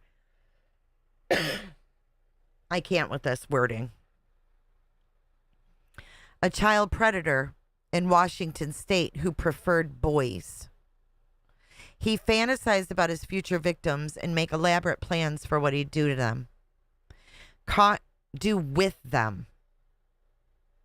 I wouldn't say with. I don't think these boys were going along with it, Ramsland.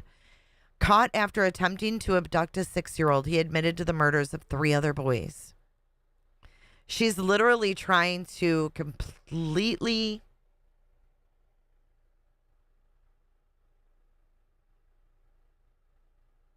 hold on.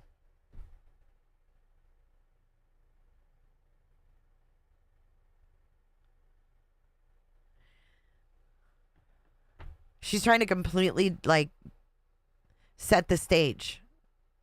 She's setting the stage for what she's going to do. I'm telling you. 2 brothers, Cole near 10 and William near 11, were found stabbed to death in a park. Not far from there, the body of 4-year-old Lee Isley has been dumped. Searching Dodd's residence, searching Dodd's residence, police found photos of his victims and a ghastly diary recording his crimes and detailing plans for more. Just 28, he'd been molesting boys for 15 years. In an interview, Dodd spoke about his lust and treatment of his victims. When contemplating his death sentence, he chose to be hanged because he'd hanged his final victim. He thought he deserved it, and he got it. Dodd was a good-looking guy with no background of abuse and no apparent reason why he developed this need to torture boys. Carlisle spent many hours recording clinical interviews with him. Carlisle admitted that his initial response to Dodd was revulsion. But as a clinician, he understood the need to painstakingly trace his trajectory towards violence. Carlisle found that alienation and humility were key factors, isolating Dodd into a private fantasy life. I mean, who cares? Could this have been stopped? No. I mean, Ramsland sat there with him and recreated crime scenes with him, and she didn't freaking pick up on it. I can't with her in this Carlisle. Eventually, he'd acted out and then grown more daring in pursuit of greater arousal. Quote, if we are ever going to find a way to stop the sexual abuse and murder of children, Carlisle wrote, we must try to understand someone like this.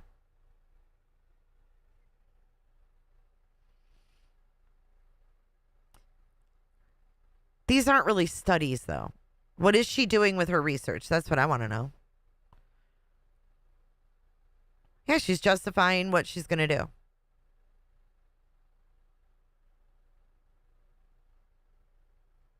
With all his subjects, Carlisle began with their childhoods and explored their adolescence. He thought he could discern their progression and pinpoint how and why their desires twisted towards deviance. My thing with some of the serial killers I've talked to, Carlisle said, is what has happened in their minds from the time they were children up to the teenage years.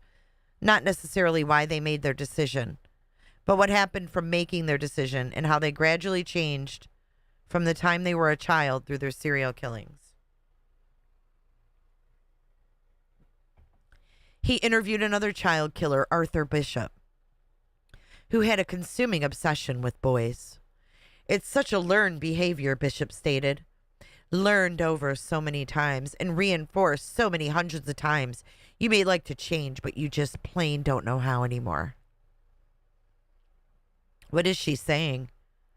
Is Brian a learned killer? Thumburgers.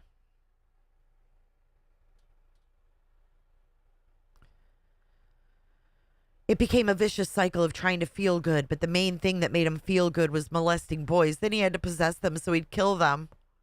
As he evolved into a killer, Bishop's sense of reality shifted to accommodate what he was doing.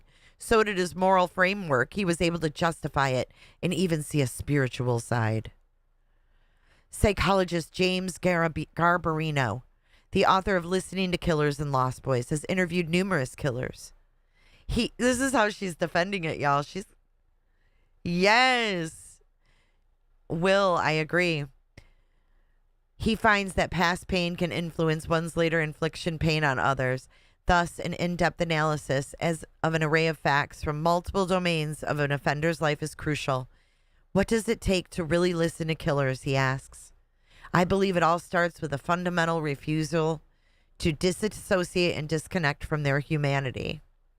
Empathy with others generally comes naturally. With killers, it requires effort. Yet making this effort is important, he believes, because understanding them is key to begin making a safer, less violent society. Certainly, some will disagree. Here she is. But those who denounce such work are generally not engaged in the task of finding ways to treat, predict, and reduce criminal behavior. If there's a better way than learning developmental factors from the offenders themselves, I'm open to hearing it. So she's open for discussion.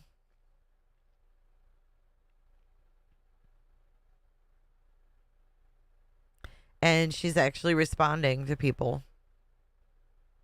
Look at this. Greg says, those who commit murder are, by definition, experts in the act. It stands to reason that, to fully understand it, we must study the individuals who actually carry it out. She says, you are among those who see the value and have witnessed the results. You should see my hate mail over this one comment.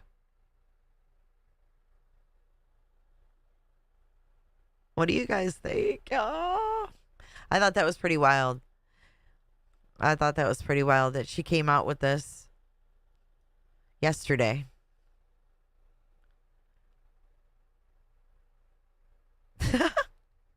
She's a real wild one.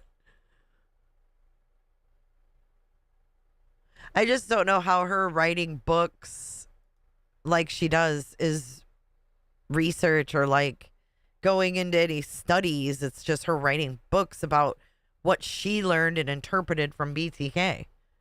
She's not the end all be all. She's been roasted. Oh, I bet.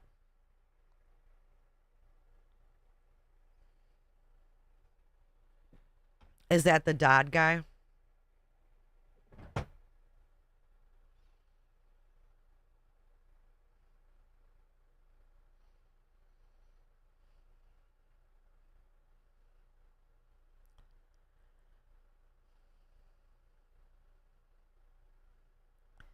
Artist Creek, that's a good question. Snazzy, I'm with you, girl. I am with you. She was in true crime before true crime was a thing. BTK's daughter. No, that is Catherine Ramsland, which was BK's professor. So I'll show you what she looks like and you'll probably know. And she called out News Nation the first sentence of that article. I thought that was funny. This is her.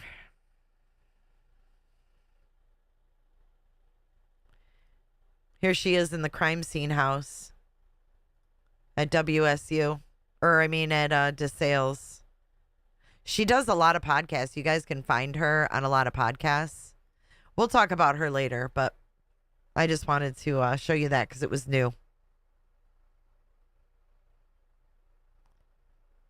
She did a show on like Discovery, and she said, or not said, but the show was like Murder House Turnaround or something. It was like where they take murder houses and they murder house flip or something. Hey, Scaramouche.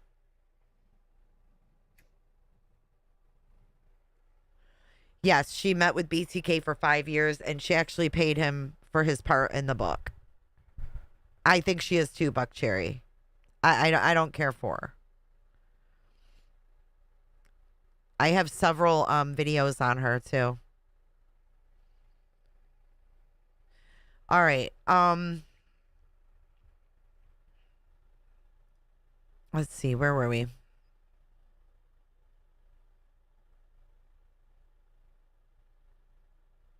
Okay, so as part of the investigation, law enforcement obtained search warrants to determine cellular devices that utilized...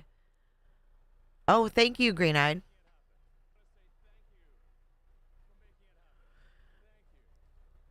Cellular towers in close proximity to the King Road residence on November 13th between 3 and 5. After determining that Koberger was associated to both the 2015 white Elantra and the 8458 phone, investigators reviewed these search warrant returns. A query of the 8458 phone in these returns did not show the 8458 phone utilizing cell towers in close proximity to the King Road residence between 3 and 5. So that was, they took a shot in the dark and no go because he had his phone off. If he would have had his phone on, then bing bong, they would have had him, right? Like, there's your car, dude, and then your phone's there, blah, blah, blah. Based on my training experience and blah, blah, blah, individuals can either leave their cell phone in a different location when committing a crime or turn their cell phone off prior to going to the location. This is done by suspects in order to avoid alerting law enforcement. Okay. During these type of surveillance, it's possible that an individual would not leave their cell phone at a separate location or turn it off since they do not plan to commit a crime. On December 23rd, I applied for and was granted a search warrant for Brian Koberger's AT&T records. And they got them from November 12th at 12 a.m. through November 14th at 12 a.m.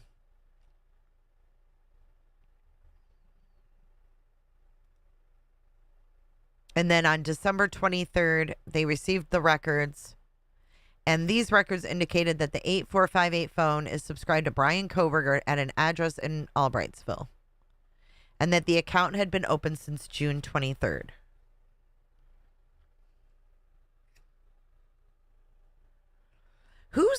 Was it Roberta Laundrie that also took Brian Laundrie to the cell phone store to get a new phone?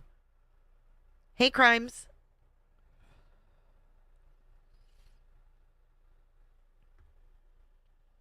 You know what I mean? Like, he got the account just right before he moved there.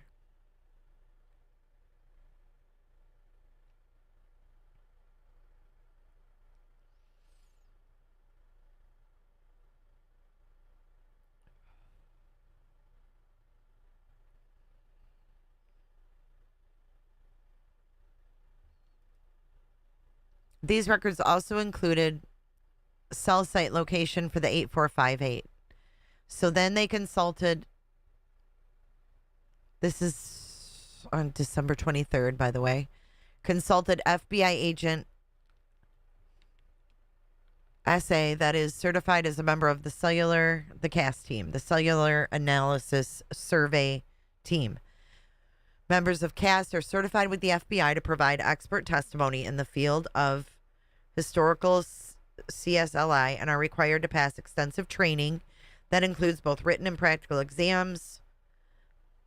The SA I consulted with has over 15 years of federal law enforcement experience, 6 years with the FBI. I was able to determine the estimated locations for the 8458 phone from November 12th to 13th.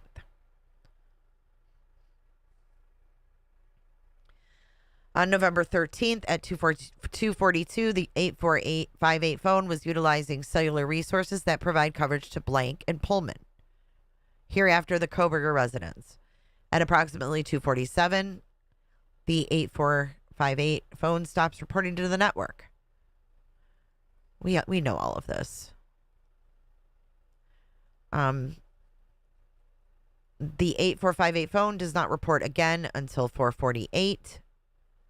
At which time it has utilized cellular resources that provide coverage to Idaho State Highway 95 south near Blaine, Idaho. Between 4:50 and 5:26, the phone utilizes cell resources that are consistent with the phone traveling south on Idaho State Highway 95 to Genesee, Idaho, then traveling through Uniontown, Washington, then back to Pullman. At approximately 5:30 a.m., the phone is utilizing resources that provide coverage to Pullman and consistent with the phone traveling back to Koberger residence. The phone's movements are consistent with the movements of the white Elantra that is observed traveling north on Stadium Drive at approximately 5:27. Based on a review of the phone's estimated locations, the phone's travel is consistent with that of the white Elantra. Would that have been enough, though? That in the DNA.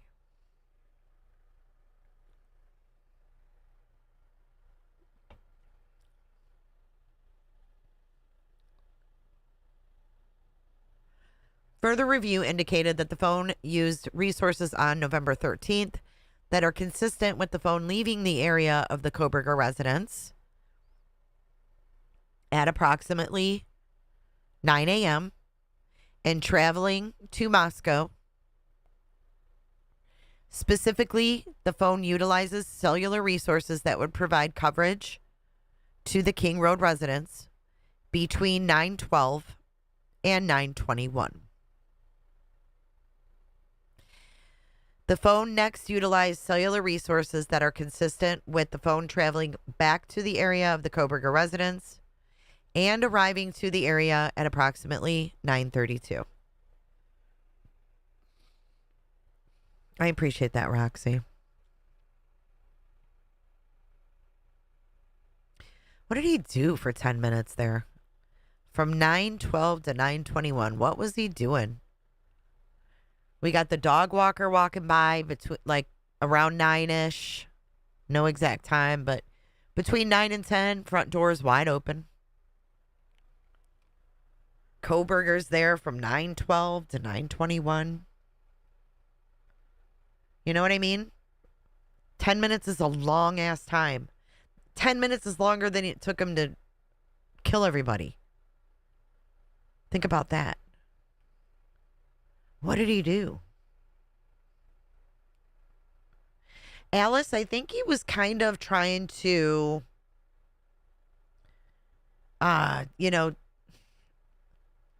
ride the line, if you will. Like, oh, I'll keep it on to this point and turn it off at this point and they can't pinpoint me there, right? It was a game. It was like cat and mouse. It was like looking for the sheath. I mean, how many of you think that he actually could have went back in the house?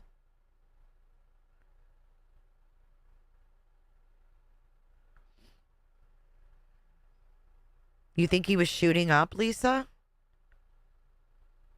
How do we know that, though? I wonder if they did toxicology on him right away. Could they do that once he's under arrest?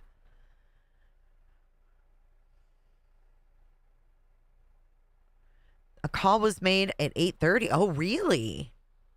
Ava. Now that's interesting.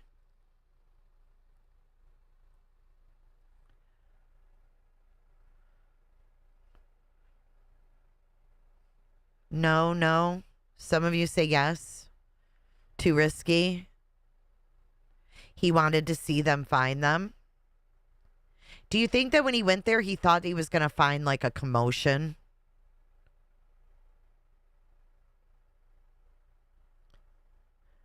You know what I mean? Like, did he get there and think, oh, fuck, there's going to be cops and I can watch?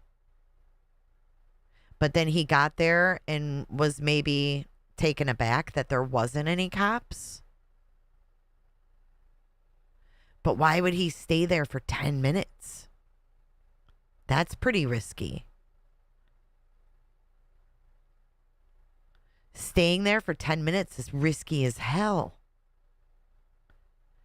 Because now we got you in the daylight on these cameras. But he couldn't help himself, right? Because he wanted to hear the scanner. I bet you he was waiting on the scanner to see when it was reported and stuff. Right, he Googled it and didn't find anything.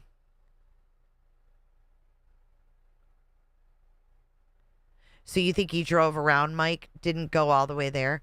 Mike, you know a lot. Are you really the perpetrator? I'm just kidding. I'm sure they have it on camera. We'll find out, I guess. Okay, so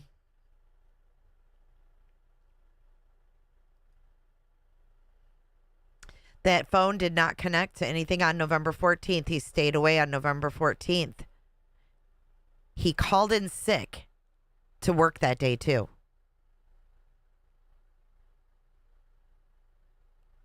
He wanted to see the carnage, the aftermath, the chaos. Yep, Faraday. Yep, that's what I was just saying. I'm sure he thought that 911 would be called way sooner. I wonder when he first started Googling. I wonder what he talked to his parents about at 6 in the morning. I know. I want to know that too, Lisa. He was into the risk. He had to know why. He had to know what was going on. Yeah, Potato, you have a good point. It's weird that he went to the house and went home to take a selfie like he wasn't concerned about his missing sheath at all. Well, maybe that's why he went home and took the picture, because he was worried about the missing sheath. Maybe it's the opposite of what you just said, like reverse Uno. Maybe the reason he went back home and took a shower and took that photo was for somewhat of an alibi on his side. Like, you kidding me? He was smiling, taking a picture with a thumbs up at 10:30 in the morning. It wasn't him.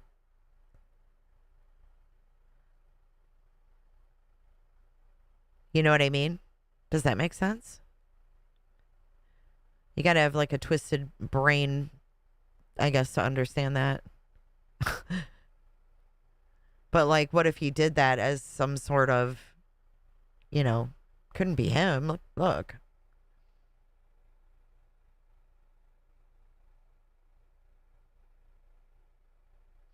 I have a hard time believing that too, JR. That I thought for sure all those terabytes was going to be so much like digital stuff.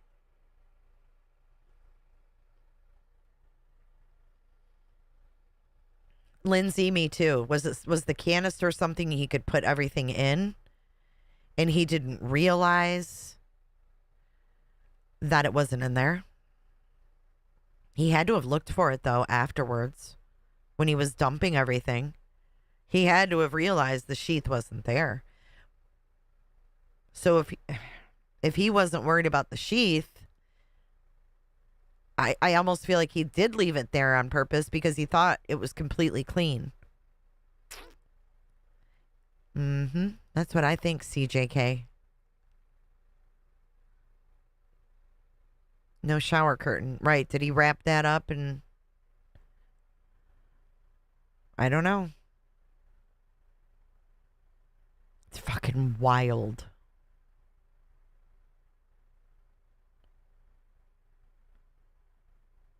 So on the 14th, he didn't go to work. And he didn't come to Moscow, according to his phone.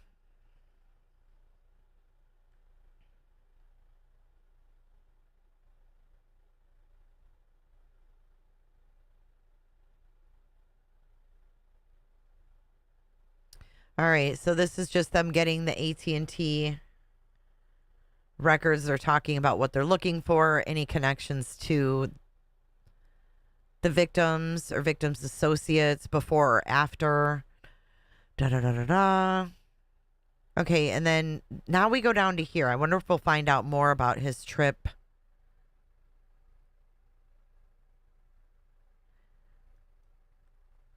November 13th. At 12:36 p.m., he was in Clarkston, Washington. He went by Kate's Cup of Joe coffee, right? Then the surveillance footage from U.S. Chef Store caught him there.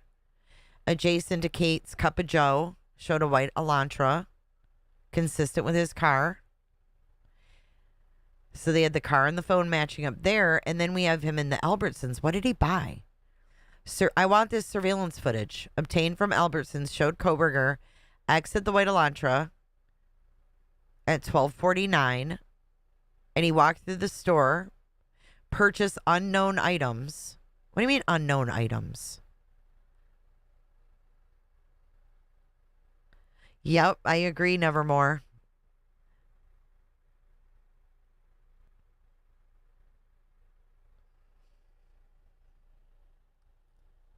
Analysis of records show that the phone coverage went to Johnson, Washington. The phone then stops reporting at 5:36 to 8:30. This is on the 13th. Da-da-da-da-da.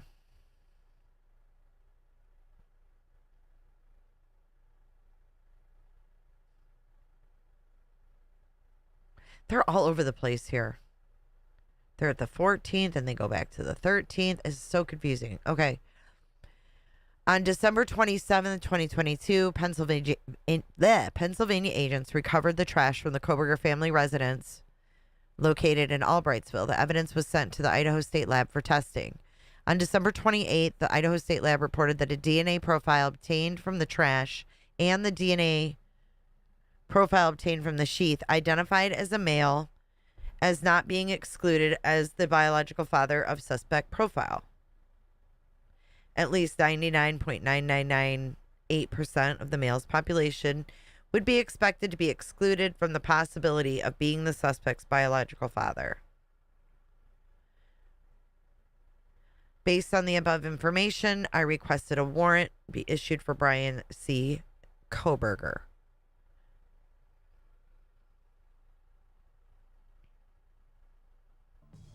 Oh, green-eyed, that could be. Use the shower curtain to step on and change clothes and shoes after the crime. No tracks, grabbed it up and buried it, in my opinion. Thank you for your super chat. And that could very well be. For sure. There's a reason he didn't have anything left in there either. It's just wild, right? That he's able to do that. And do it so efficiently to where he almost gets away with it. He was denied entrance at Costco first. Well, remember they did find Stacy Band-Aid and Band-Aid wrappers in his car. And then in his, I guess his shovel in his car had dirt that was consistent with Moscow dirt. They're reporting that there was no shower curtain in the documents. So I don't know, women. 137. Damn, I'm chatting too much today. I know that's what you guys are saying, but they're saying there was no curtain. Okay, I am officially not looking at chat because I want to read. I love chatting, but we're going too slow today. I love it, but I want to get some more under our belt today. All right, this is a narrative of Brett Payne. Receipt of NDAs and Lieutenant Mooney supplement CD. And this is a CD containing 140 photos, or I'm sorry, containing photos of Kernodle's belongings. So they did take photos of all the belongings and they attached it to a CD. 138.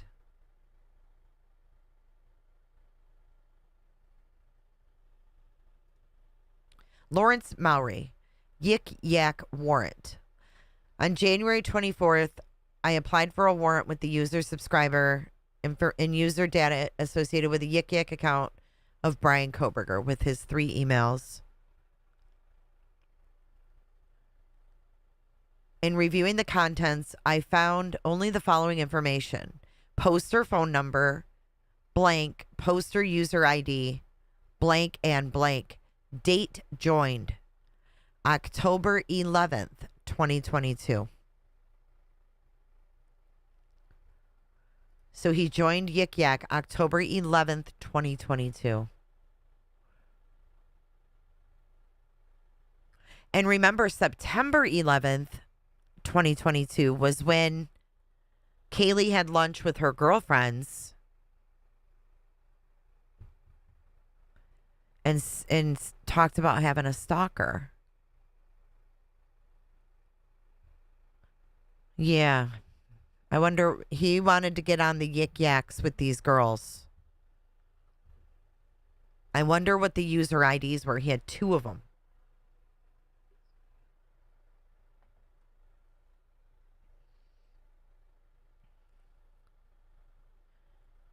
I mean, they couldn't check his drains for anything. Doesn't it seem like they could have swabbed his drains? Why did his dad fly to Seattle instead of Spokane 4 hours to SeaTac versus an hour in Spokane? I don't know, maybe price?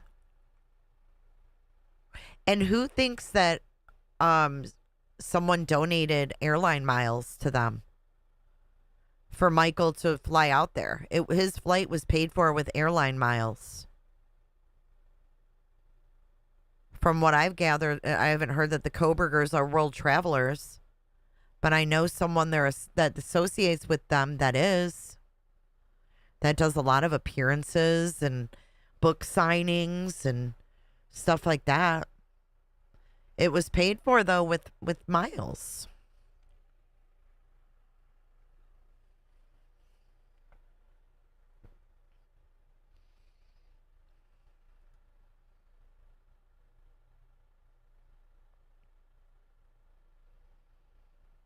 That's true, Nikki.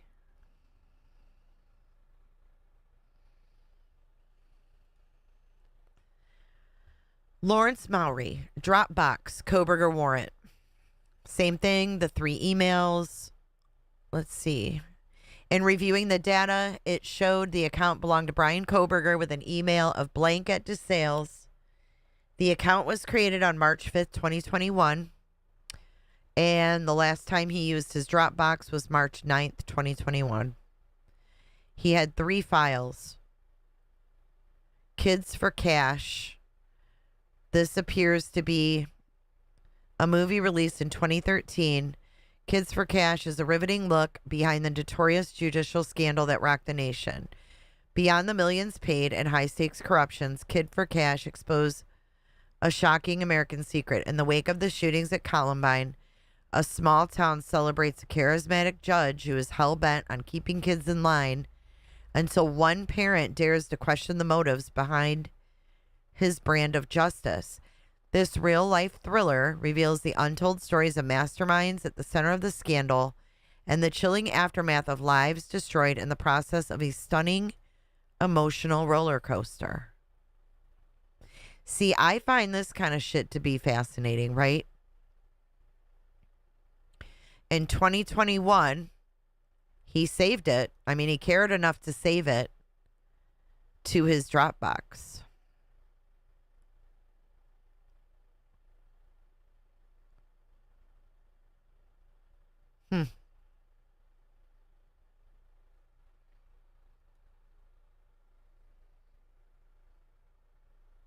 Overtime, yes, she did.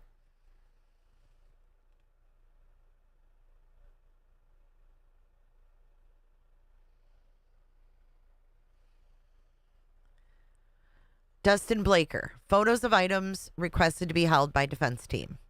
On February 2nd, 2023, around 8 o'clock, Corporal Brett Payne and myself responded to the secure storage area at the city shop to take photos of property belonging to Dylan and another unidentified female. MPD had previously removed items belonging to Dylan, Bethany, Xana, Ethan, Maddie, and Kaylee. Items had also been removed from a spare bedroom on the first floor. Ann Taylor, defense counsel, was granted permission to go through these items to see what could be released back to the proper owners. Prior to Miss Taylor being given a chance to look at these items, property belonging to Xana, Maddie, and Kaylee had already been released. MPD had also given Dylan back her belongings, but we were able to get her to return them. See, this is another F up right here.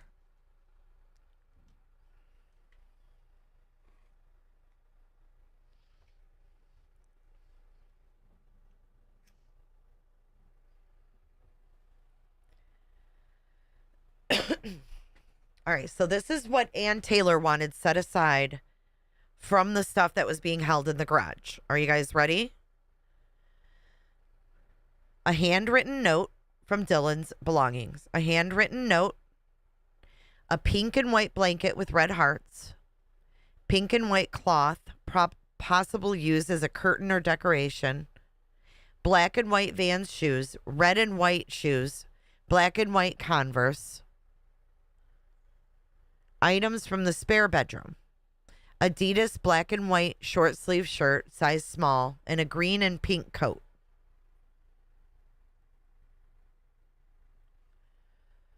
The above items were placed in cardboard boxes and set aside until Miss Taylor could get a court order stating she can take the items. I wonder what this was. A handwritten note in Dylan's belongings that Ann Taylor wanted.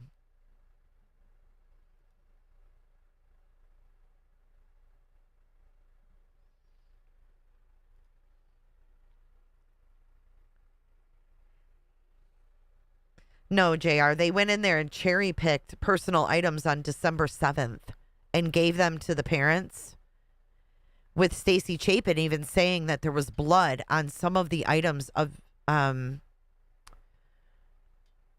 Ethan's. There was still blood on some of the items that she was given back.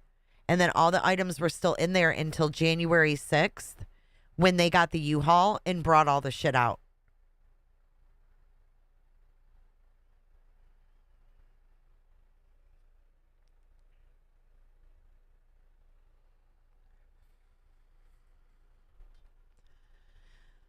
This is Jason House. Vehicle crash crossing crime scene. On 2/2/23, at approximately 1700 hours, I responded to a single vehicle crash at 500 Queen Road. While parked in the parking lot of Blank Queen Road, directly above the 1122 King crime scene, MP and AF were attempting to push P's silver Nissan Versa off a frozen patch of the lot. While attempting to push the vehicle, it rolled forward off the patch of ice and down the embankment. Oh my God. Crossing past the crime scene tape and striking a tree approximately 20 feet from the house. P stated that he crossed the crime scene tape and placed his car in park, then turned off the engine. P explained that he did not go past the vehicle or near the home. Blank came and removed the vehicle while officers were on scene. No one went past the front of the vehicle or approached the house, but the taped off scene was entered for removal of the vehicle. For God's sakes.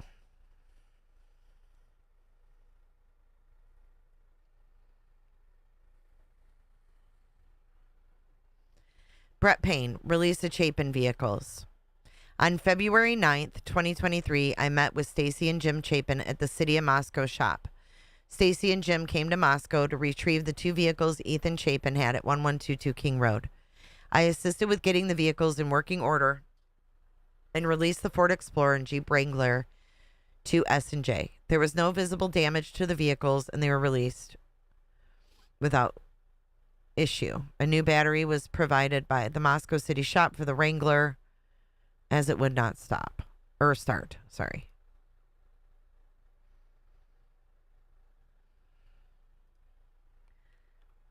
Brett Payne, collection of Goncalves Apple Watch.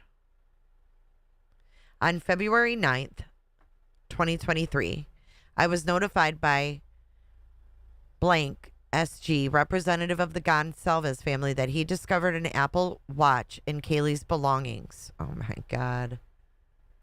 Wow, they didn't find that?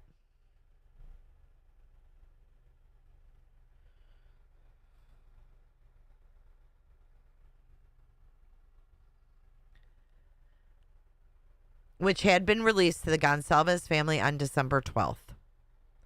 That's why they shouldn't have went in there and cherry-picked and took shit out and given it to the families. That was wrong. That was backwards. Oh, Jesus. G stated he took a video of himself removing the watch from the box. I told G MPD would take custody of the watch as it could be helpful in the investigation. Steve G even knew to take video of himself before he touched it. But yeah, they boxed up an Apple Watch.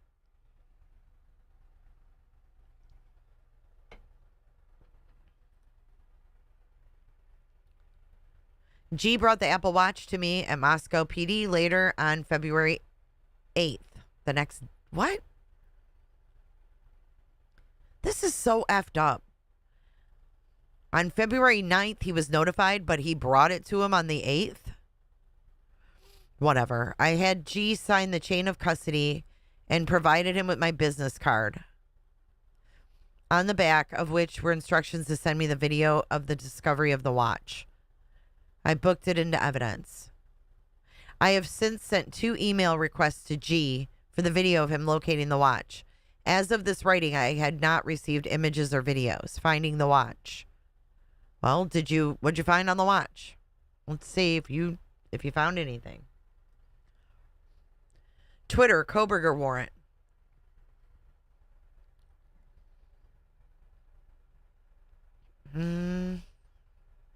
All it says is that, look at this. On January 25th, the warrant was granted and signed by Megan Marshall. And then it says, I attempted several times. This is Maori again. This is their forensic guy. Their forensic officer. Look at this.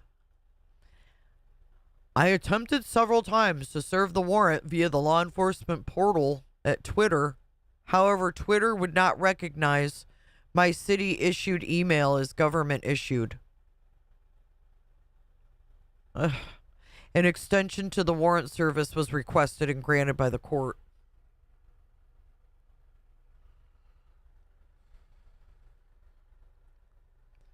So he did finally get it.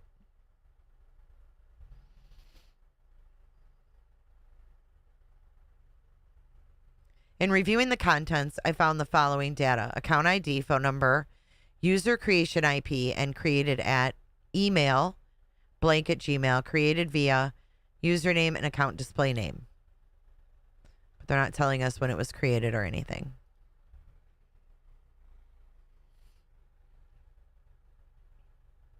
Warrant return for the AT&T phone, but this says it was created in error by Mowry.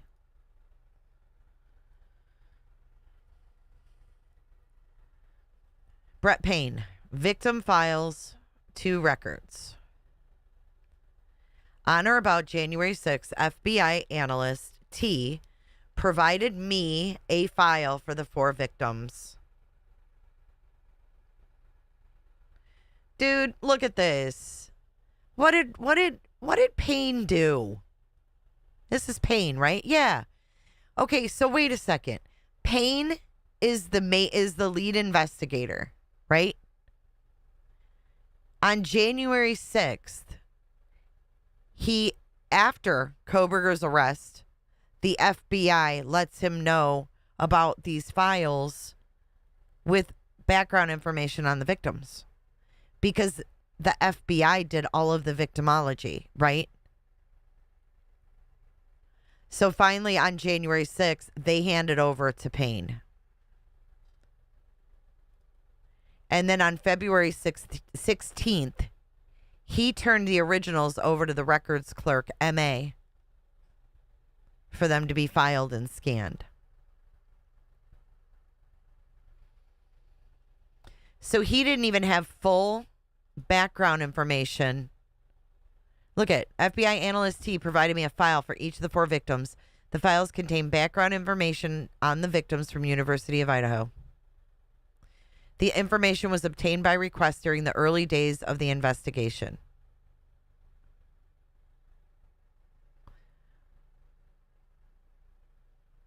So it doesn't sound like he really knew much. Payne didn't. Here's Payne again. This is follow-up. On February 16th, I was notified by Sergeant Blaker that JM had called requesting a follow-up on a tip he provided during the investigation. Blaker provided me with a phone number. I called M at that number and spoke to him. The call was not recorded. Why would you not record the call? M started by stating he lived at blank in Moscow and had called in a tip early on in the investigation about seeing a vehicle drive by his house at approximately 4:25 to 4:30 on the morning of November 13th. M told me he was out in front of his house at that time, placing trash into the recycling and trash bins. M stated he was wearing a headlamp at the time because it was dark and his front house lights were not on. M stated there was only one street light in the area at the corner of his property. M stated he had been in and out of the house several times. On the last of these times, he told me he heard a vehicle approaching his home from Conestoga Drive, runs north-south in this area, headed towards West Palouse River Drive. M was adamant he could not swear to what type of vehicle he saw. However, he remembered seeing the headlights and taillights. M described the taillights as being teardrop-shaped and about waist high. The only thing he remembered about the headlights were they were lower to the ground than the taillights. M also told me the vehicle was going faster than usual, but did not seem to drive erratically or dangerously. M also told me he thought at the time the vehicle may have been a dark SUV, but based this only off the taillight height. In fact, he could not see the vehicle itself due to lighting. I asked M if it was common for him to be out in the early hours of that morning. M stated he often walked his service dog. Why is the font like that, you guys? Like, why is the font different here? Or is it just my eyes playing tricks on me? I just don't know how there can be such a difference in that. He stated he often walked his service dog or took his trash out at that time. M told me it was quite unusual for anyone to be driving in that area at that time and said he had not seen many cars driving at that time since the morning of November 13th. M told me he spoke to an ISP investigator during the investigation and told the investigator he thought the vehicle might be a dark SUV. However, he told me since he tried to tell the color of the other vehicles driving by his house when it's dark, and he has been unable to tell what color the vehicles are because of poor lighting.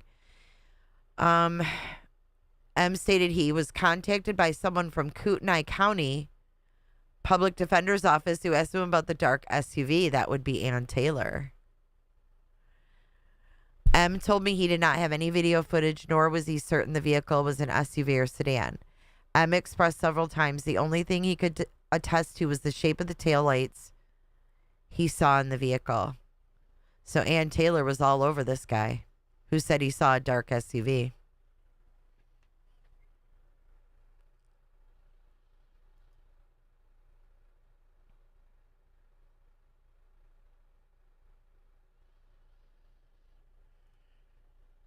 Lawrence Mowry, Google warrant. This is for Brian Koberger. User data with a Twitter account of Brian Koberger and any of the following identifiers. Why does it say Google blank warrant? Applied for a warrant. Is a Twitter account. I think this is supposed to be a Google account. Oh my God. Look at the copy and paste from the previous. Look. This is supposed to say a Google account.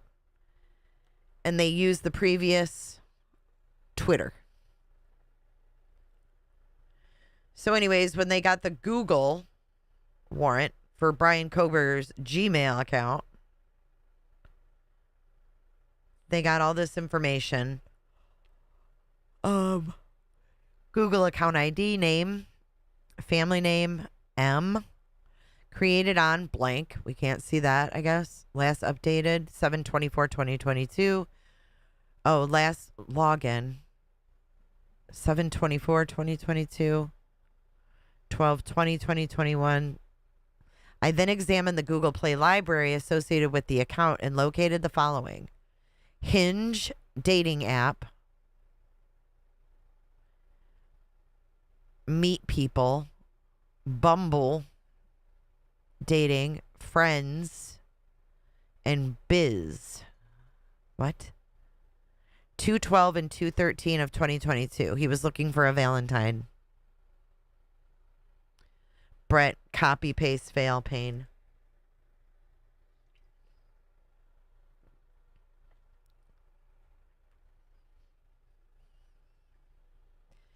So he was on these dating sites. Tinder, Bumble. What else? I thought there was one more he was on. I also found emails referencing a Twitch account with the username of blank. I also located emails associated to a YouTube account using the Gmail account that referenced blank. So they're not even going to tell us what his Twitch or YouTube account was.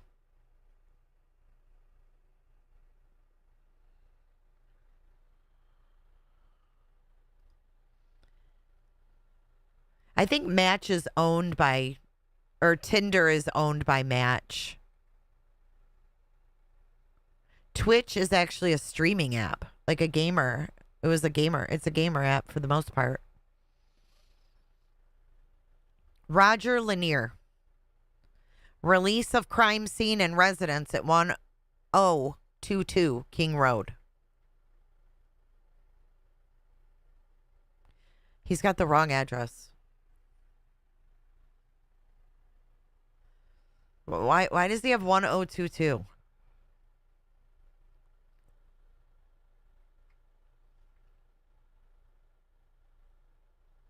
No, Zoe, one of the Tinder accounts was deleted. So, and we don't have the return of that warrant.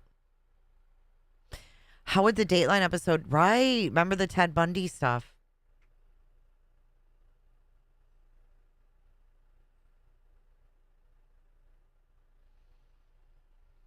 Release a crime scene and residence at 1022 King Road.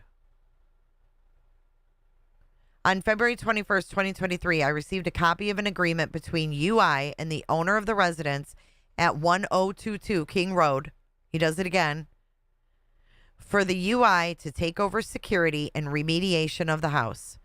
This was done after the crime scene was released by Judge Marshall's order and in coordination with Team Idaho Property Management, the property owner's attorney, UI, and Moscow police. They all had their grubby little hands in it. I do remember that. VVVV, VVV, VVVVV. That was creepy as hell. And then they said, oh, sorry, the battery is dead. Better luck next time.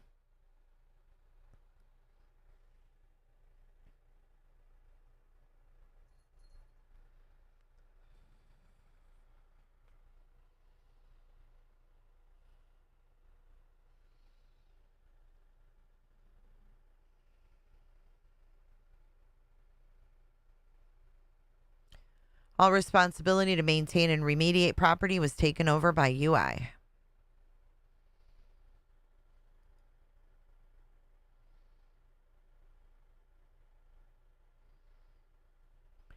Dustin Blaker, plates for Ames for FBI techs working license plates.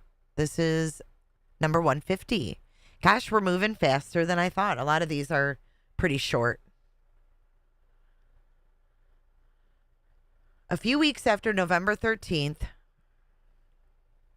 I was at work when I was asked by MT, analyst with the FBI, if we had a way to run records to see if we had any license plates for a white Hyundai Elantra 2011 to 2013. I was able to run all license plates for through Spillman, and I had DE Dwayne, whatever his name is, Dwayne Eccles, parking enforcement officer, to run vehicles through Ames. Ames is our parking lot ticket software. E provided me with a printout of the plates, and I handed it to T, so it could be provided to the FBI techs who were checking plates and looking for leads.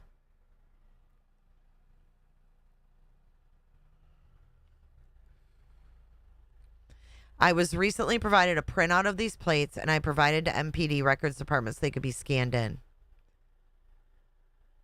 And this was what date? A couple weeks after November 13th. He doesn't remember when.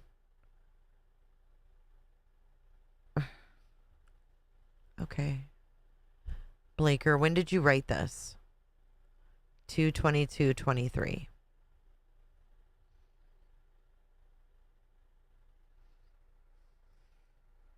Oops, I didn't mean to do that. Shit. All right, we got to move on to the next batch, starting at 151. If you guys haven't hit the like button, now's a good time. We're switching between batches here.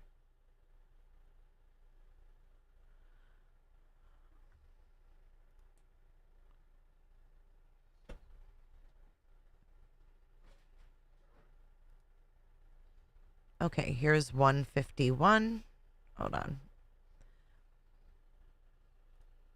All right, here we go. Dustin Blaker. Tip from JE via the tip line.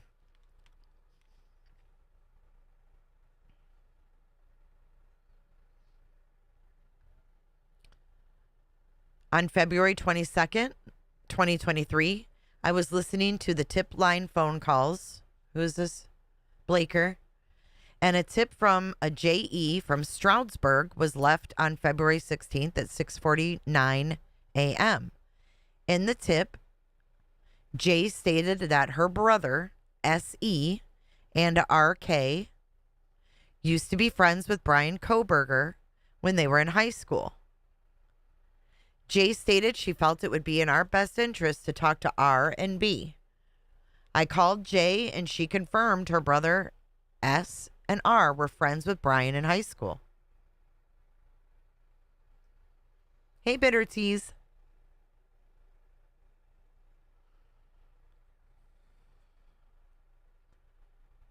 And Brian has been in her mother's house multiple times. Or Brian had been in her mother's house during that time period, sorry. Jay was not sure if it would be very helpful for us to talk to R, but wanted us to know about this. I asked Jay if her brother S would talk to us as well. Jay told me she was not sure, but would reach out to him and see if he would call us. I was able to locate info on Jay on TLO. I used this info to find info on S and R. I will provide this info to Corporal Payne so it can be provided to the FBI and PA so they can reach out to S and R for a potential interview. The FBI in Pennsylvania. We had Salt Lake City FBI involved, and now we have Blaker on February 22nd, 2023, providing this information to the FBI in Pennsylvania from these friends.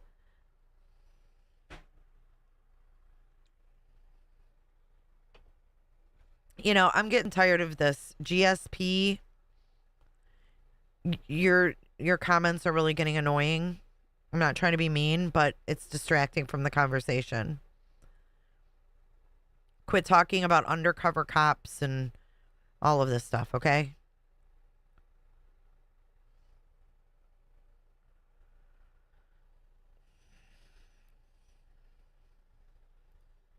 There's not a lot in each doc, but there can be little nuggets like that, like the FBI and PA. And then we had a Salt Lake FBI officer or agent coming up to Moscow as well. And then we have the note from Brian from Montana.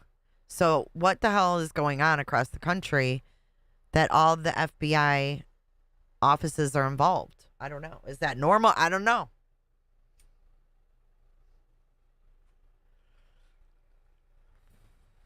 I didn't know that FBI and PA was still involved after he was extradited. That's wild to me. TikTok multi-warrant. This is a multi-warrant for TikTok for Maddie, Kaylee, Xana. And then all their emails are listed. Okay, so he got the contents back and he found data associated with accounts for Maddie, Kaylee, and Xana. He logged them. There's no information. Yeah, I wonder that too, PJ. Lawrence Mowry, Google search terms. Oh. Oh. Who searched this?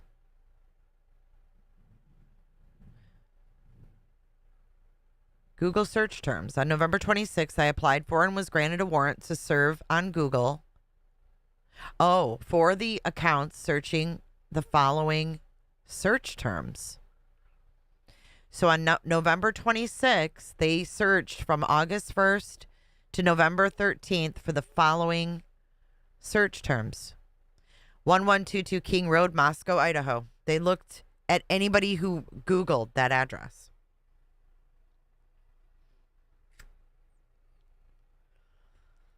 And then a couple different renditions of the address. And then King Girls with an S and King Girls with a Z.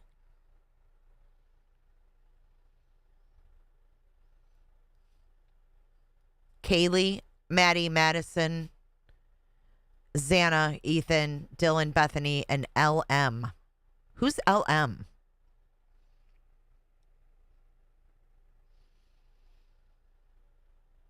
On December 1st, so like a week later, I applied for and was granted a warrant for Google for accounts searching the following search terms from November 13th at 12 p.m. to November 13th at 8 p.m. So they searched for the 8 hours after the murders.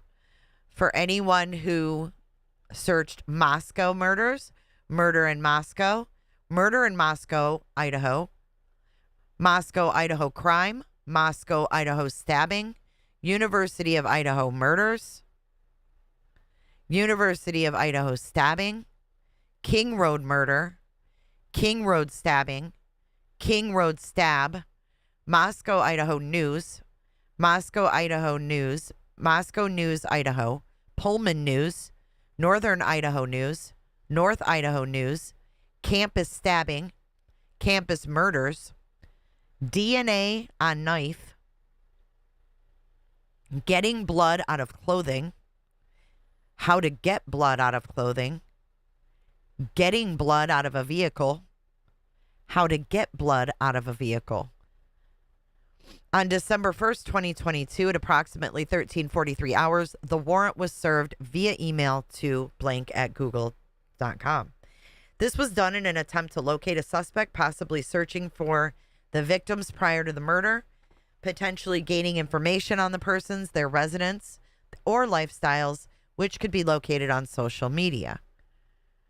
The searches after were done in an attempt to locate a suspect, possibly searching for information on the murders prior to the discovery of the victims. I was contacted by Google regarding the warrants and informed the process of the searches were extremely complicated and the large date range was problematic to their search queries. They stated they had to restart the process several times due to the complexity of the searches.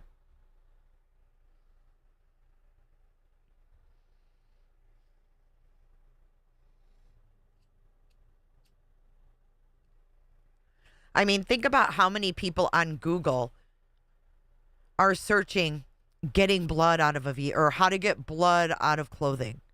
Getting blood out of clothing. Can you imagine the results? They were expecting a miracle from them. You know what I mean?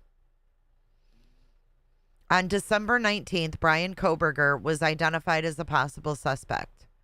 On February 15th, 2022, which should be 2023, after talking with other investigators and conferring with Latah prosecutors, it was decided to return the warrant without data, as the original broad scope of these warrants was to determine a potential suspect when none was known. New warrants specific to Koberger's Gmail accounts, which can include search history, have been requested. I wish they would have gone both ways. Like, now that they had have his email, were they able to go and connect the two?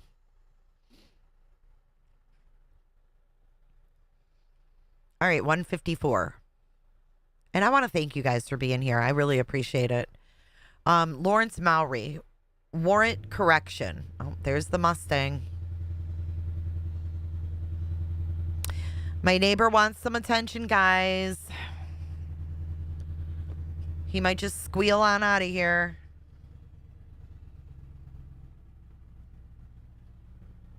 Hello, Michelle. Welcome in. Welcome in.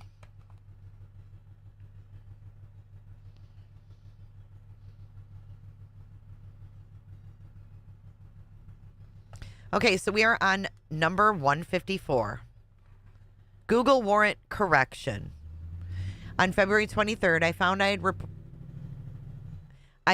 I had reported in my reports referencing Google warrant return for the search terms. These warrants were served via google.com.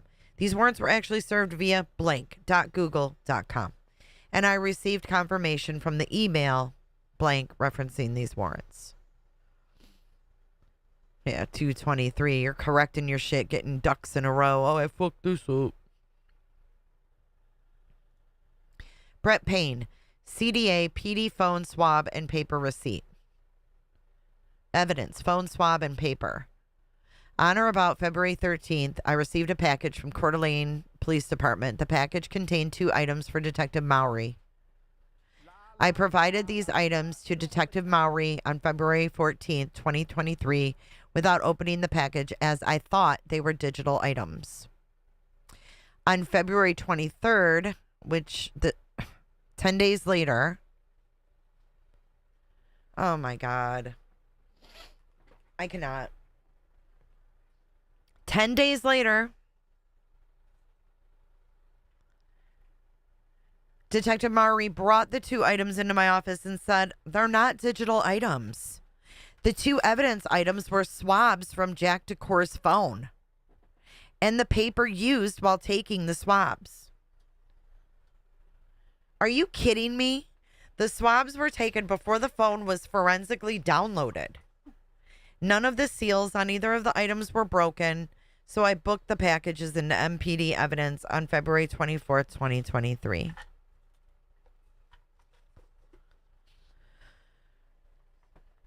Wow. So, literally, Jack DeCour's swabs from his phone sat in a box or in an envelope for 10 days. And nobody knew whose was what.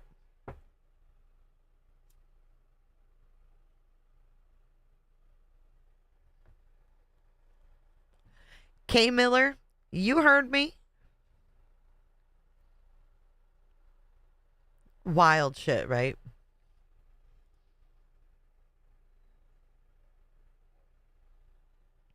Roger Lanier. Oh, here's another correction. Because you know what? The FBI probably said, she's got her shit together. They didn't have their shit together, and they're like, you better get your shit together. Correction to address and supplemental report 149. On February 21st, 2023, I completed a supplemental report detailing the release of the crime scene residents to UI for security and management. Always correcting the address. In that supplemental, I incorrectly listed the address as 1022 King Road. Signed Roger Lanier, the guy who retired twice.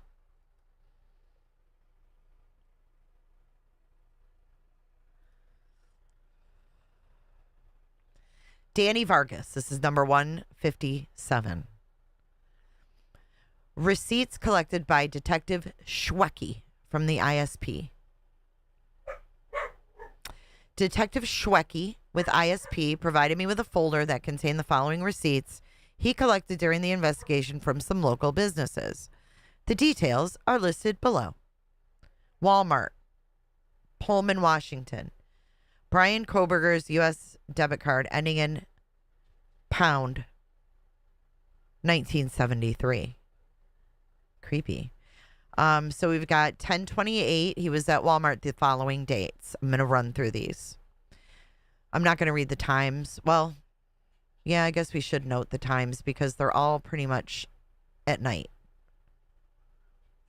So we'll just say that. Most of them are between 8 and 11 at night. Most, not all. So Brian Koberger was at the Walmart 10/28, 11/7, 11/10, 11/12 at 22:34. There we go. Boom. We've got something about the night before the murders. Oh, no, that was the 12th. Wait. Yeah, the 12th. So at 22:34, before he committed the murders, he was at Pullman Walmart at that point in time.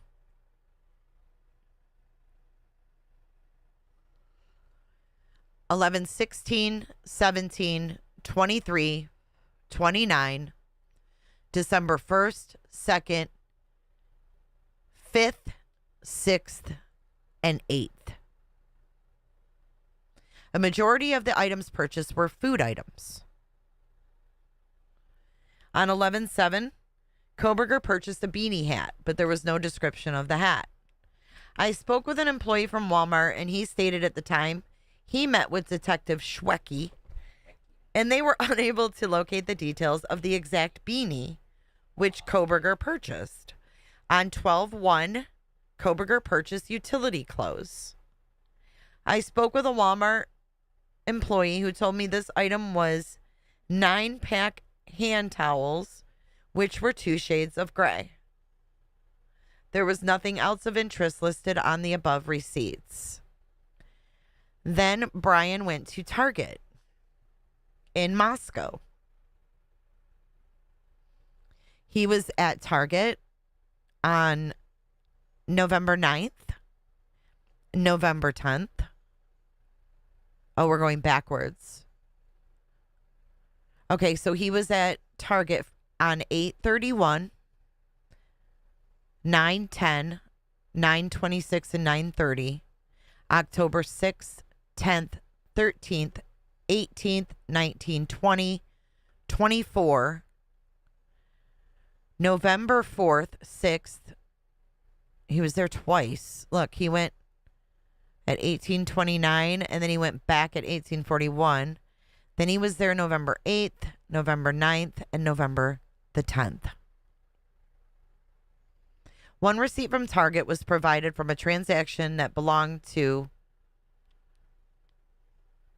oh God, Bethany Funk. What? One receipt from Target was provided from a transaction which belonged to Bethany Funk. 11/10/2022 at 16:09. Koberger was at the Target the same day as Funk, but completed his transaction at 17:42. It is unknown if Funk and Koberger were in Target at the same time.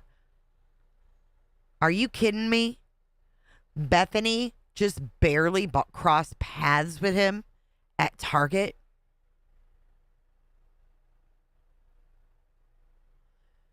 That's scary. There was nothing of interest purchased by Koberger. Harbor Freight, Pullman, Washington. Brian Koberger, customer number and email. 11/20, he purchased a 1,000-watt continuous inverter.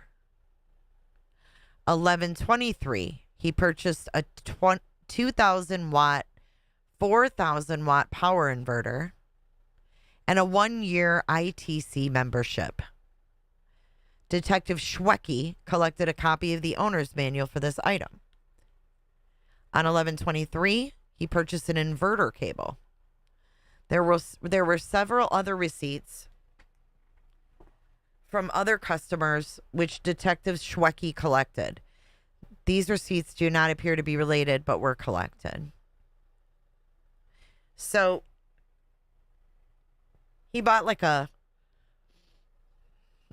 generator type thing. So probably so he could clean the car, like out in the middle of nowhere, right? I wonder if he stopped and used this inverter. He bought 2 inverters. The first one wasn't powerful enough. See that? That's what happened. Look at, on 11/20, he bought the 1,000-watt, and then he went back on the 23rd and bought the 2,000 to 4,000-watt. It's like a, here, I'll show you. He probably used it to clean his car, like out in the middle of nowhere, right? Okay, so hold on.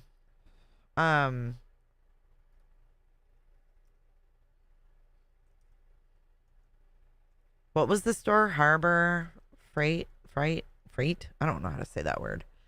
Okay, so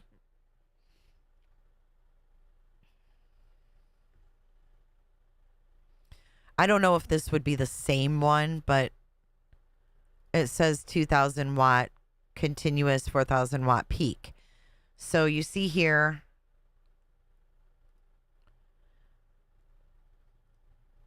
it's a power inverter, and he bought the cable to go with it.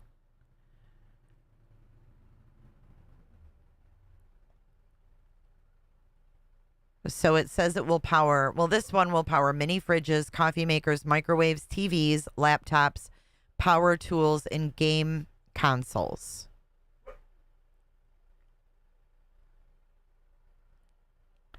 So I'm pretty sure he used this to clean.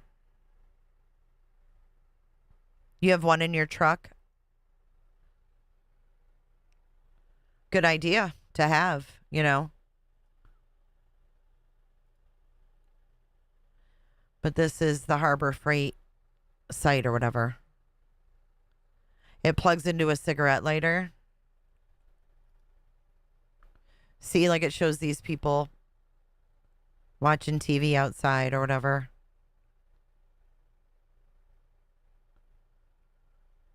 I bet he was mad when the 1,000 one didn't work good. Let's see if we can look at the 1,000. He's such a cheapskate. Oh, it won't let me. He was probably pissed.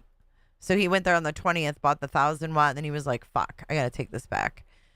Or whatever. I got to get a more powerful one. And then he got the inverter cable. And then now we're on to Taj Grocery in Moscow. Maddie Mogen made a purchase at Taj Grocery on 11/12 at 11:05 in the morning. Storage unit information from Colfax, Washington.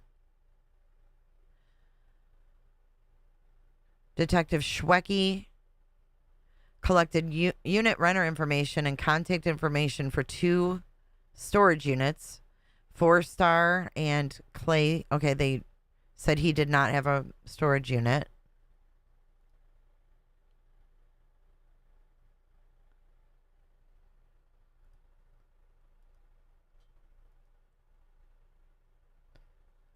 Oh, stocking and cleaning. Yep. It's like a power box, Lindsay, to plug things into. Brett Payne, LCSO traffic stop and WSUPD traffic stop footage. We need this footage. On February 28th, 2023, I emailed a formal request to Captain Anderson for a copy of all video and audio obtained during Corporal Duke's traffic stop of Koberger. I was notified on March 1st, 2023 that the video was ready for me to pick up. So he basically put it on a thumb drive and saved it. But it doesn't say anything about the traffic stop, just that there's 2 videos.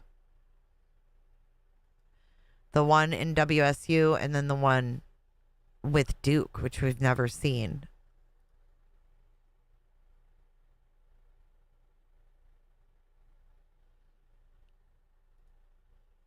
Brett Payne, this is number 159. This is a tip.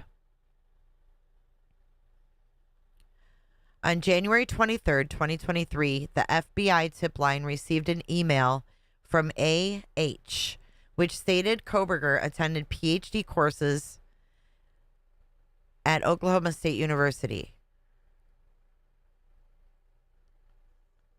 What? What? H added she met Koberger during this time. What is this?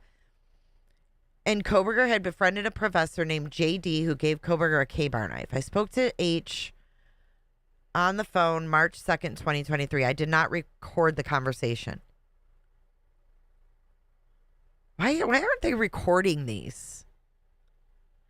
H related that she met Koberger when D brought him to her house for a visit. H stated Koberger made her very uncomfortable and she warned D about him. I asked H to email me anything to support her claim. H emailed me the following information on March 2nd, 2023. It says 2016-27 University of Oklahoma began offering criminal justice bachelor degrees. Koberger found it cheaper to take the courses here that he needed for the degree. School's phone. The dean who approved Koberger was MB, since retired. Here's the information you must have. Subpoena, email, blank at ou.edu. You will see the personal communication between D and Koberger. Pen trap phone number, blank. D's cell phone of 20 plus years. TC, CWC instructor, Sunlight Martial Arts. B, okay. Allowed Koberger to attend class as Jay's guest. MD allowed Koberger to stay at home.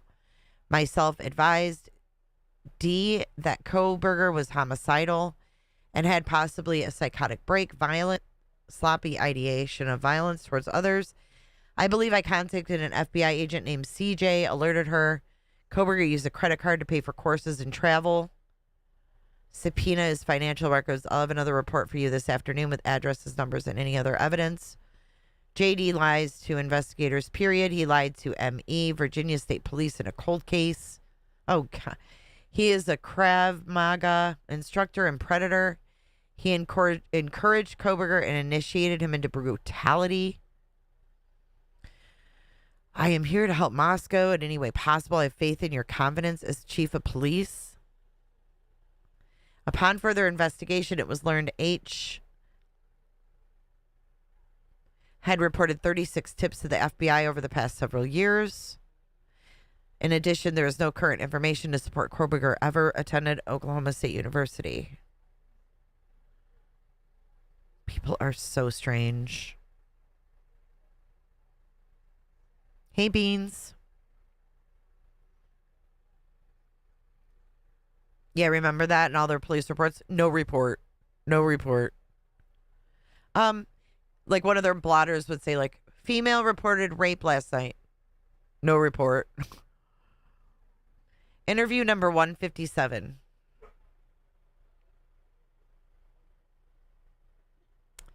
This is Brett Payne. On Friday, March 3rd, 2023, I spoke to VH on the phone referencing a tip she reported to the tip line. I did not record our conversation. You never do. H originally reported the tip in January and stated she had an encounter with someone she thought was Koberger. I called H at blank and spoke to her about the tip.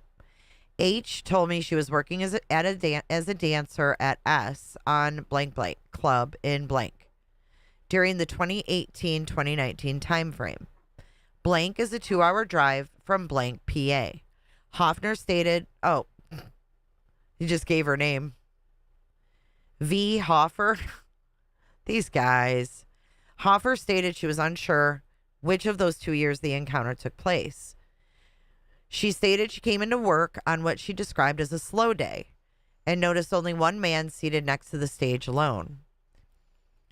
H stated she got on stage and began her dance when she noticed the man seemed to be talking to himself. H stated the man made her feel uneasy, but she continued her dance. H told me during the dance she heard the man state something about wanting to kill people. H told me she thought she misheard the man, so she did not acknowledge the statement until he said it again. H said she could not remember exactly what the man said, but that it was something to the effect of wanting to kill people. H told me she engaged with the man after the second comment, thinking he was trying to get attention. H told me she jokingly asked the man who he was going to kill, and to which he replied something to the effect, whoever I want. H completed her dance and left the stage. H told me the conversation was strange enough she remembered telling bouncers at the club to keep an eye on the man, who she said sat and watched other dancers for some time. Eventually, H told me she offered the man a private dance as he was the only patron in the club.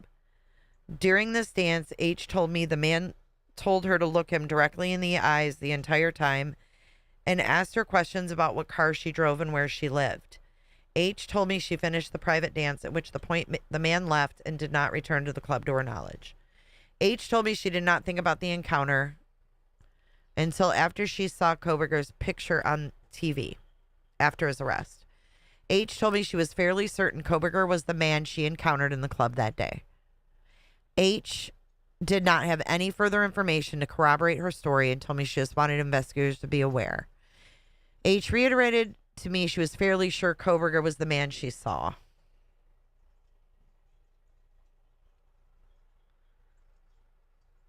Yeah, I don't know. Seems kind of weird. There's a lot of people that go to weirdos that go to strip clubs, you know. I mean, good on her for calling it in, because you never know. I mean,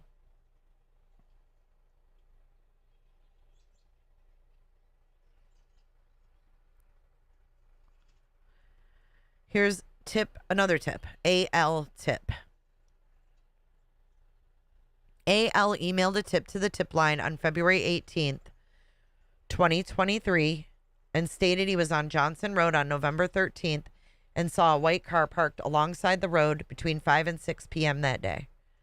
I called L on March 8th and spoke to him over the phone. Our conversation was not recorded. Wow. It took them, look at that. He emailed the tip on February 18th, and they didn't even get it until March 8th. L told me he had gone to his sister's house in Blank, Washington on November 13th and was on his way home later in the evening. L told me he noticed a white foreign model car parked on the side of the road under a tree as he went by. L told me he believed the time was approximately 5:30, but he didn't pay close enough attention to see anyone in or near the car, but thought it was odd. Upon release of the probable cause affidavit for Koberger's arrest, L thought it might have been Koberger's vehicle, as it was on Koberger's path of travel on the evening of the 13th. I had L describe the location to me, and he stated the car was under a large lone tree on Johnson Road between Johnson and Pullman. He added the pullout. Oh, this is where Asget showed us. Thank you so much, Green Eyed PI. Tactical gloves were used, in my opinion. Definitely look them up. Insane. Thank you for your super chat.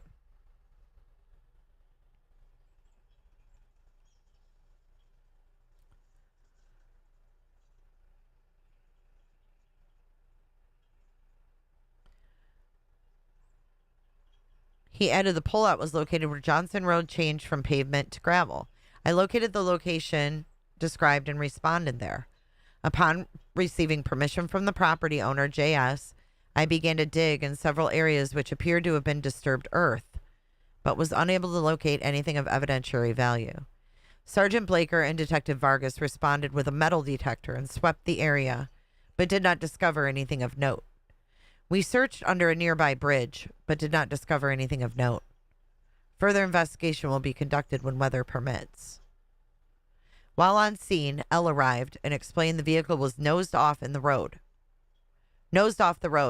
facing the farm field. L also stated he and a friend came to the spot several days prior and also used a metal detector to search the area. I thanked L for his assistance and cleared the area after additional visual searches were conducted.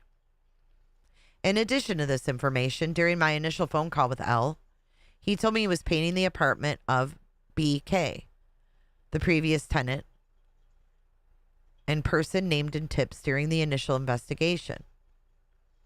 What?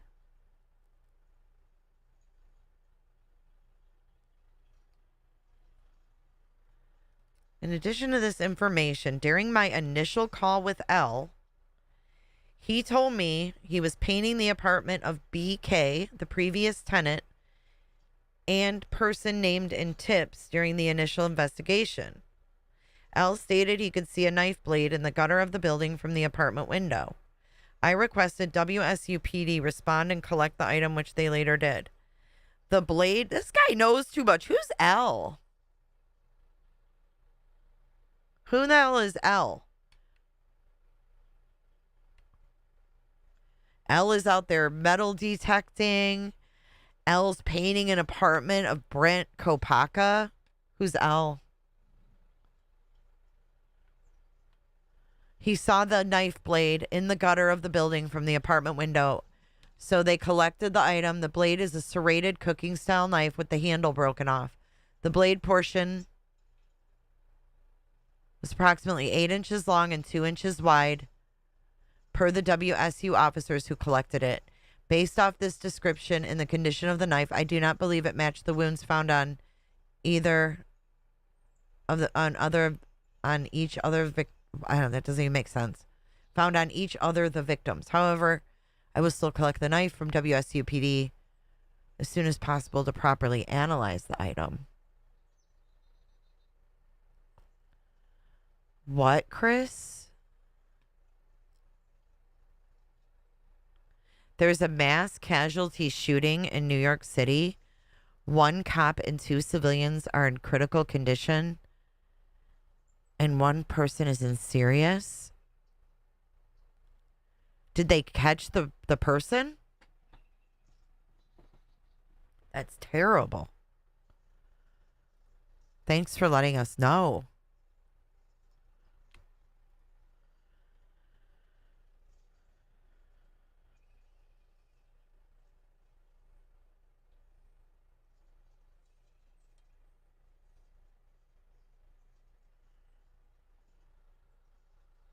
cool. I hope that everybody's okay. They got the guy.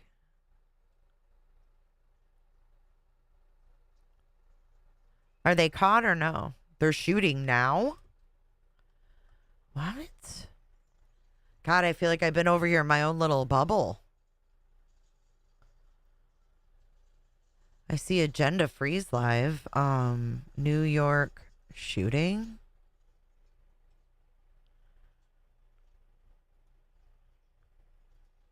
What news is live? JLR's live.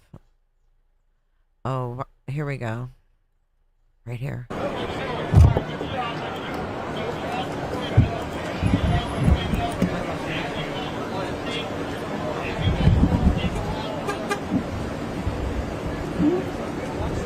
Holy crap.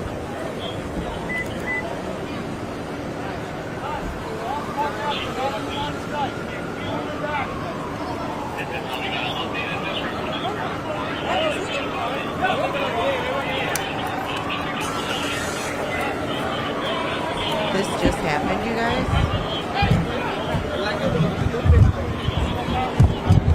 Park Avenue and 57th. Manhattan shelter in place. Holy cow. Hold on, let me see what else I can find. You know, good old X.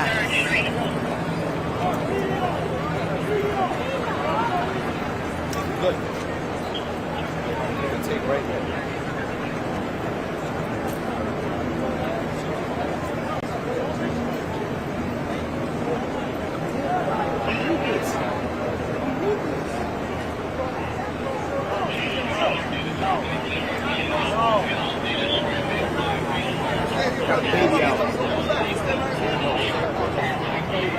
Gosh, I can't believe there's no...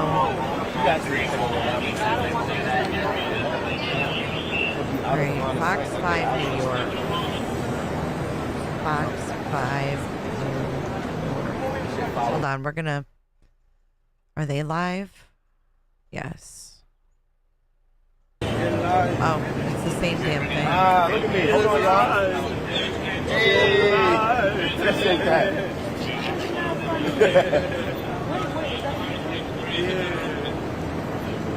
Here's the scanner. Oh, shit.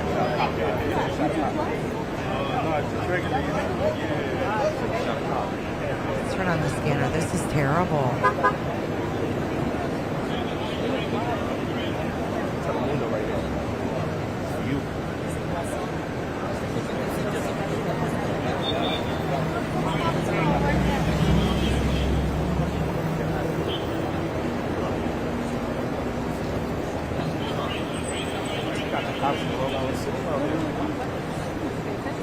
All right, which one is it going to be, you guys?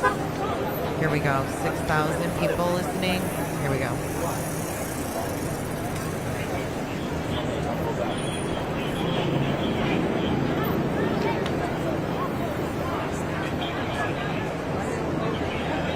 Let me see if I can log into this.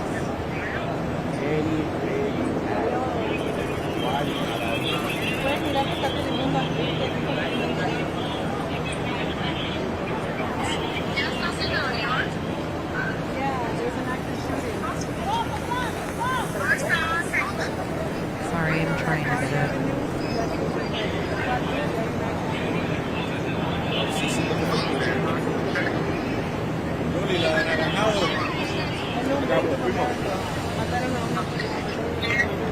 West respondents that's entering the building are to stand by in the lobby to form teams. That's authority of YouTube. All officers responding into the lobby of 345 are to stand by until we're going to form teams. Yes, it's still active, y'all. CCG to control. CCG, proceed. Be advised, I'm being advised by head of security for the building that they have the perp on camera with a self-inflicted gunshot wound on a 33rd floor, northeast corner. He's dead. He's dead. He killed Could you himself. put that on SOD so you can go up there? CTG, that's a 10-4. SOD is notified. All right, we got the 33rd floor. Apparently self-inflicted gunshot wound. Purpose on the floor. 33rd floor, northeast corner. Don't let your guard down. There might be more. Ooh, don't let your gun down. There might be more.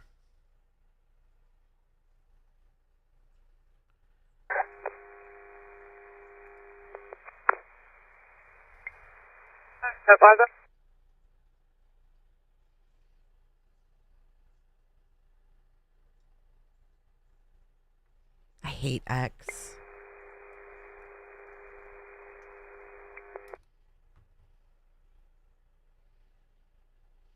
I don't know much about it. We just found out.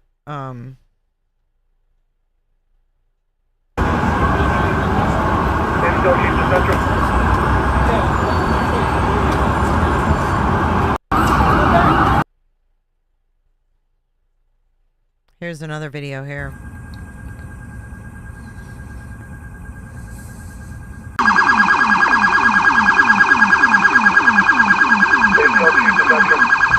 Intel Chief. Central, what does that plate come back to?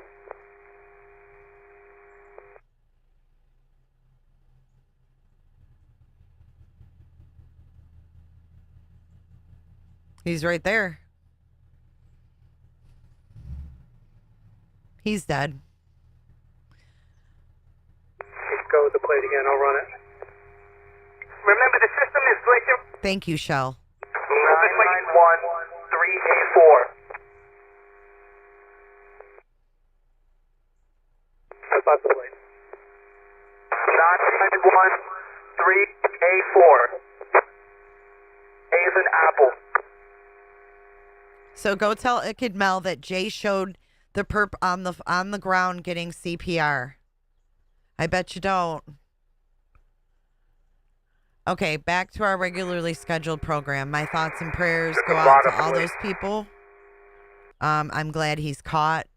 Thank you, Chris, for letting me know.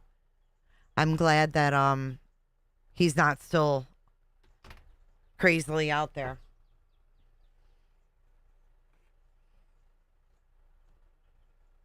Yeah, I don't really care to see him, to be honest.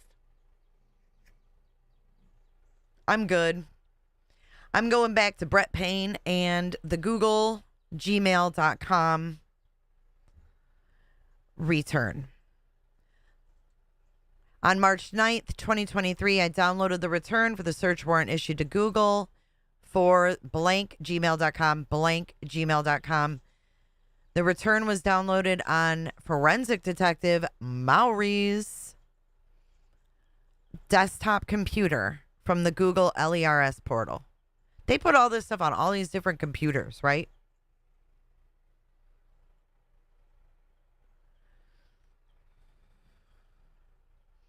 Attached to the return was a certificate of authenticity, attesting the records were a true and correct copy,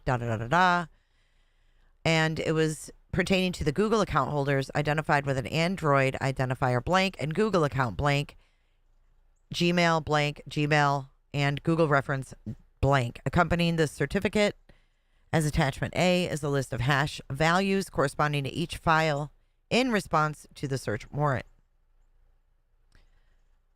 163.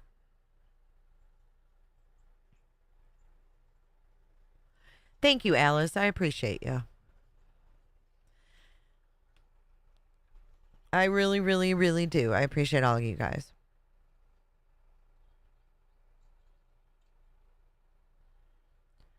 Dustin Blaker released a personal property to LR for BF and DM. On March 9th, 2023, at about 16:30, Captain Lanier and I met LR and RM at the city shop. LR is DM blank blank. LR was there together. All of D and B belongings, which had been released by the judge. L signed a release form for Dylan's and one for Bethany. And they got their stuff.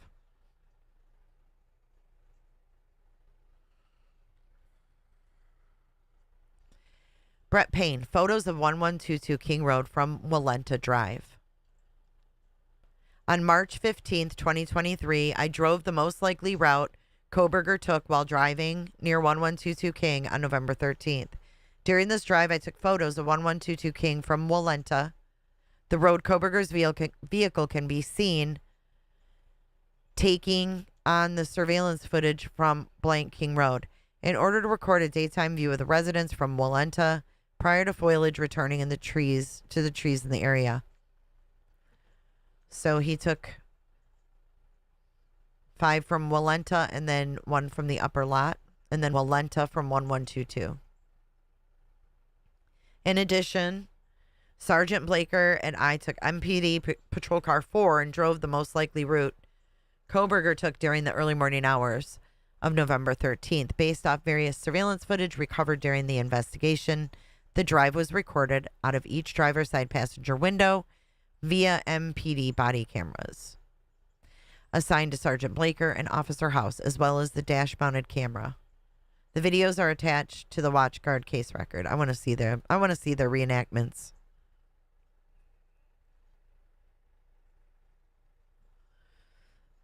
Oh, really, Alabama?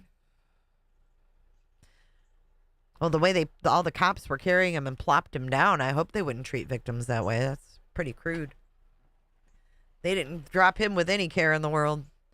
Video from front lobby from 11:13. Verbatim DVD R, which means you can record over it, by the way. Readable, writable. With video surveillance from the front lobby of Moscow Police. On March 21st, I was asked to see if we still had video from the front lobby area of the PD on November 13th. I was informed Koberger's defense team had requested any video showing where any witnesses may have been kept on the day of the homicide.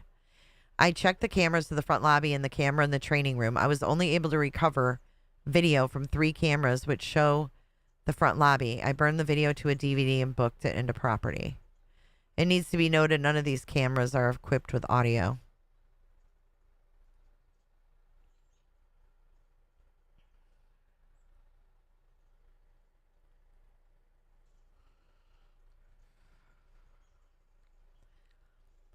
Brett Payne. This is number 166. Whitman County Court documents. On Wednesday, March 15th, I requested all Whitman County Court documents reference this case. He requested and he got the records. 167. Brett Payne. LCSO knife collection. Item 668 knife. I was notified via email on March 20th, 2023, of a found property call reported to LCSO, wherein the reporting party discovered a K-Bar brand knife in some bushes in the city of Genesee, Idaho on the same day.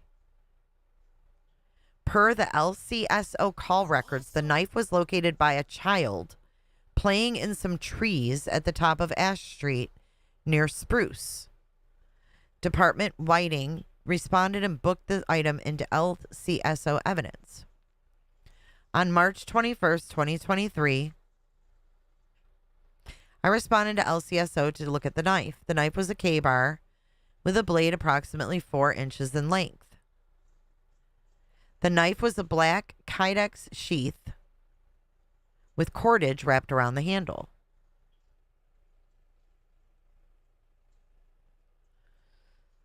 This knife did not appear to match the wounds inflicted on all 4 victims. I collected the knife from LCSO and booked it into MPD evidence. I also attached a photo of the knife and the LCO call record. The knife did not appear to match the wounds inflicted on all 4 victims.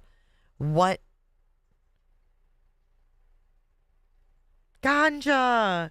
Captain Ganja's back. It's so good to see you. Hey, Green-Eyed Sparkle. I'm hoping that we'll see you more, Captain Ganja.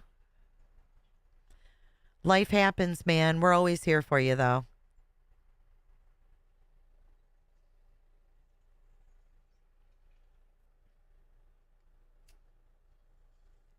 You really were missed.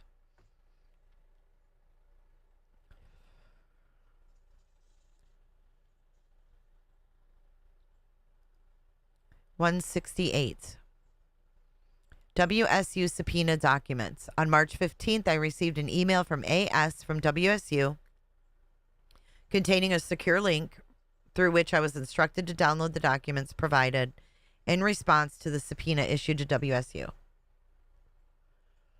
I followed the link and downloaded the documents and put them into evidence. Moving right along. Number 169. Lawrence Mowry. Strava. Koberger warrant. Alrighty. On February 23rd, 2023, I applied for a warrant for data associated with any Strava accounts linked to Brian Koberger by recovery, email, cookie, Android ID, creation IP, or phone number with the following identifiers, which is blanked out. On February 26, 2023, the warrant was granted and signed by Magistrate Megan Marshall. On March 1st at 10:24, the warrant was served. I received an email shortly after.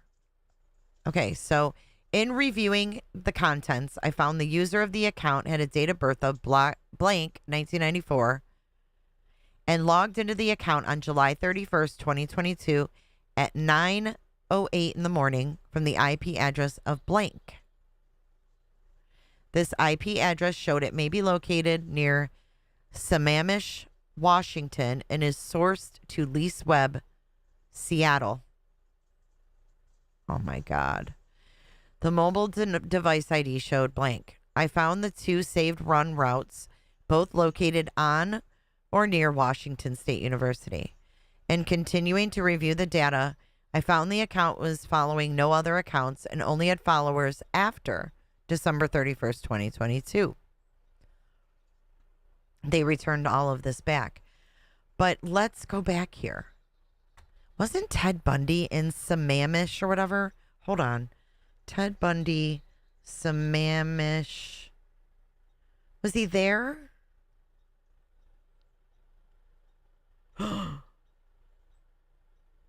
See, why don't they put this shit together? Look at Friends of Lake Sammamish State Park. Hold on.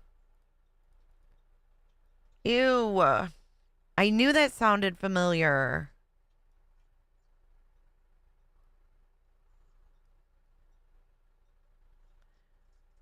Yes, this is where yes.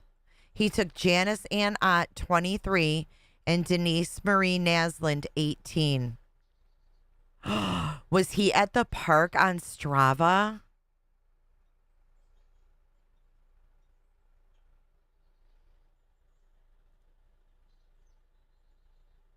Look at that old picture.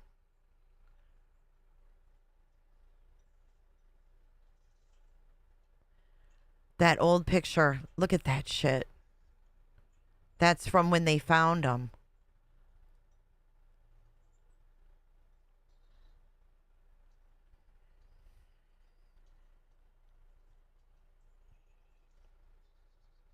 Wow. That's really crazy. Sammamish. Sammamish, it says. Lake Sam. Tourist photo of Lake Sam on 7/14/74. Ted Bundy is thought to be in the VW bug in the photo. Jesus.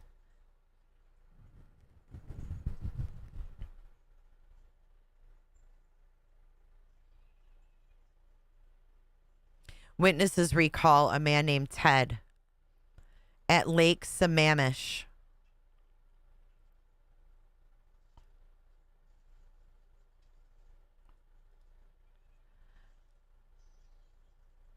Isn't that wild?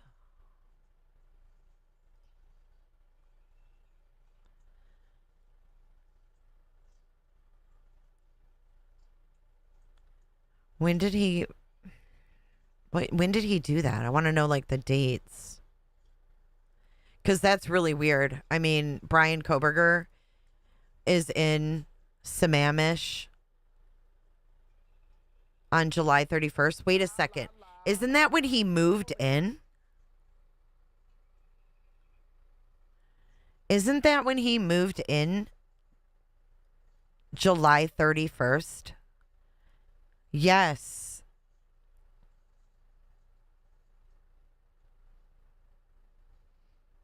I want to talk to everybody who was at Lake Sammamish on July 31st, 2022 at 9 o'clock in the morning and see if they saw fucking Kohberger. Oof. It was July 14th. And then he was there July 31st.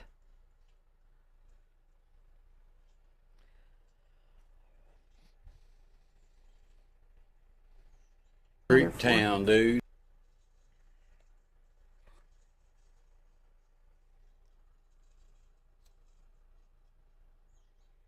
That gives me goosebumps. I don't move.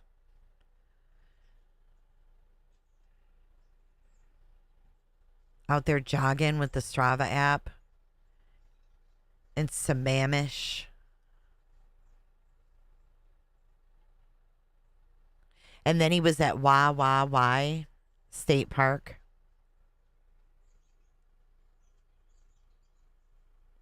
His alibi was being at Wah State Park.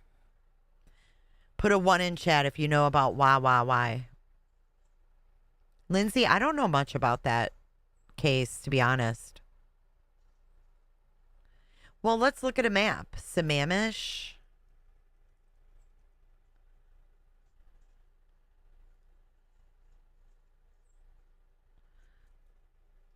How do you spell that? Sammamish, Washington. And then we're going to go to... Oops.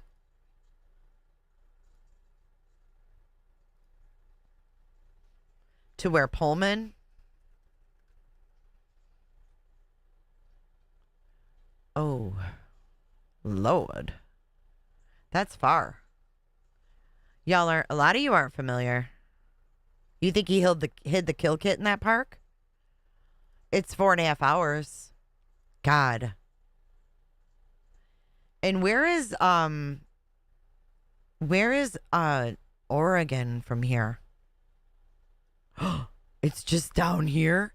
Remember the double stabbing in Oregon where the woman lived and the guy didn't?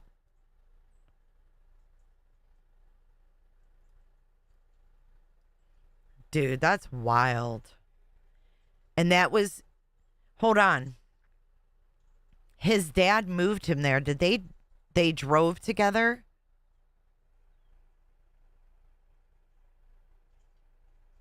Hey, Messerschmitt.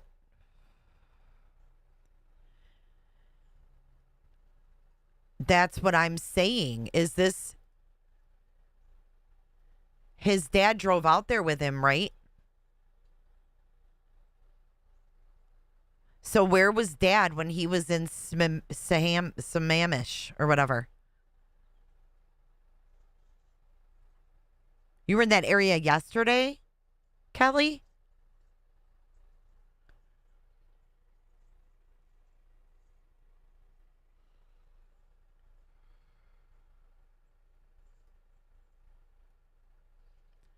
That's wild.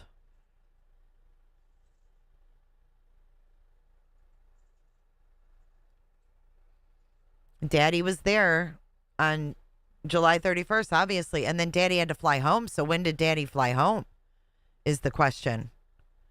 Daddy drove out there. And then when did he drive home? Did he leave right away? Or did he stick around? Because old Bri started getting pulled over the next month, right? In August? This is getting weirder and weirder.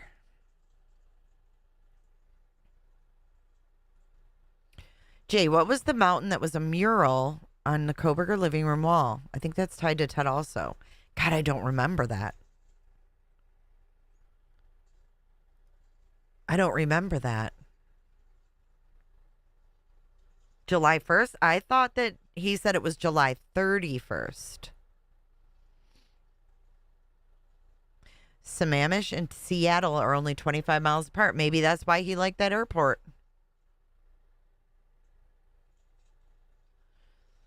I don't know, but remember Steve saying he had flight records for Dad? Sure do. Sure do.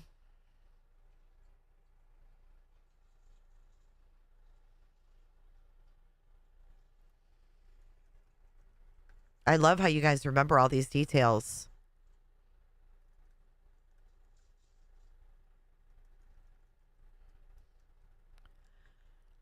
It's a Washington mountain. Oh. Do you know which one, Teresa?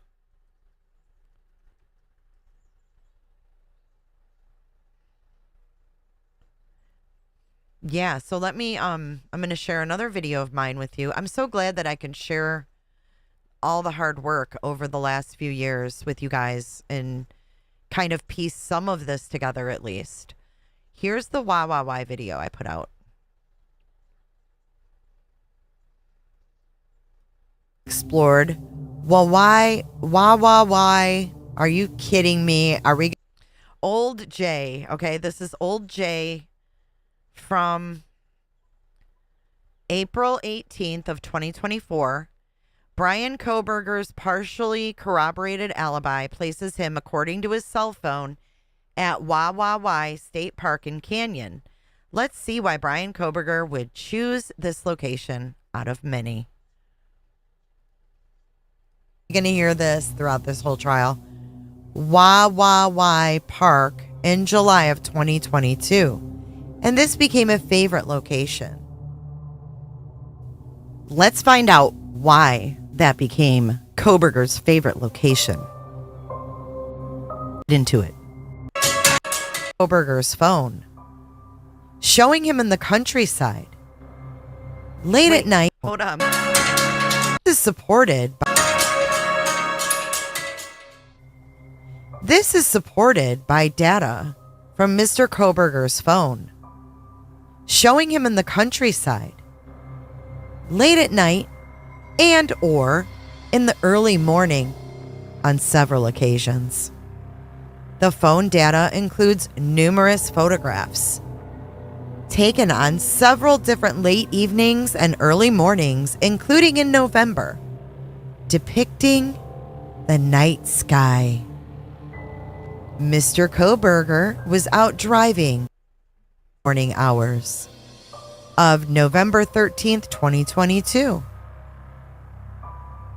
as he often did to hike and run and or see the moon and stars.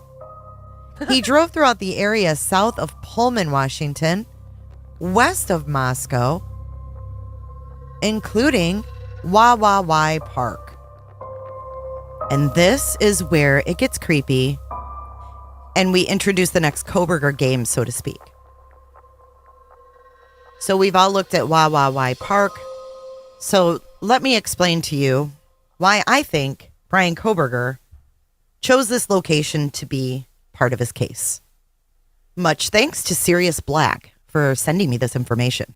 I believe Kohberger chose this location to be part of his case because of Joyce Margaret LePage. Joyce LePage, who was 21 at the time, was last seen on July 22nd, 1971, on the campus of Washington State University, where she was an undergrad.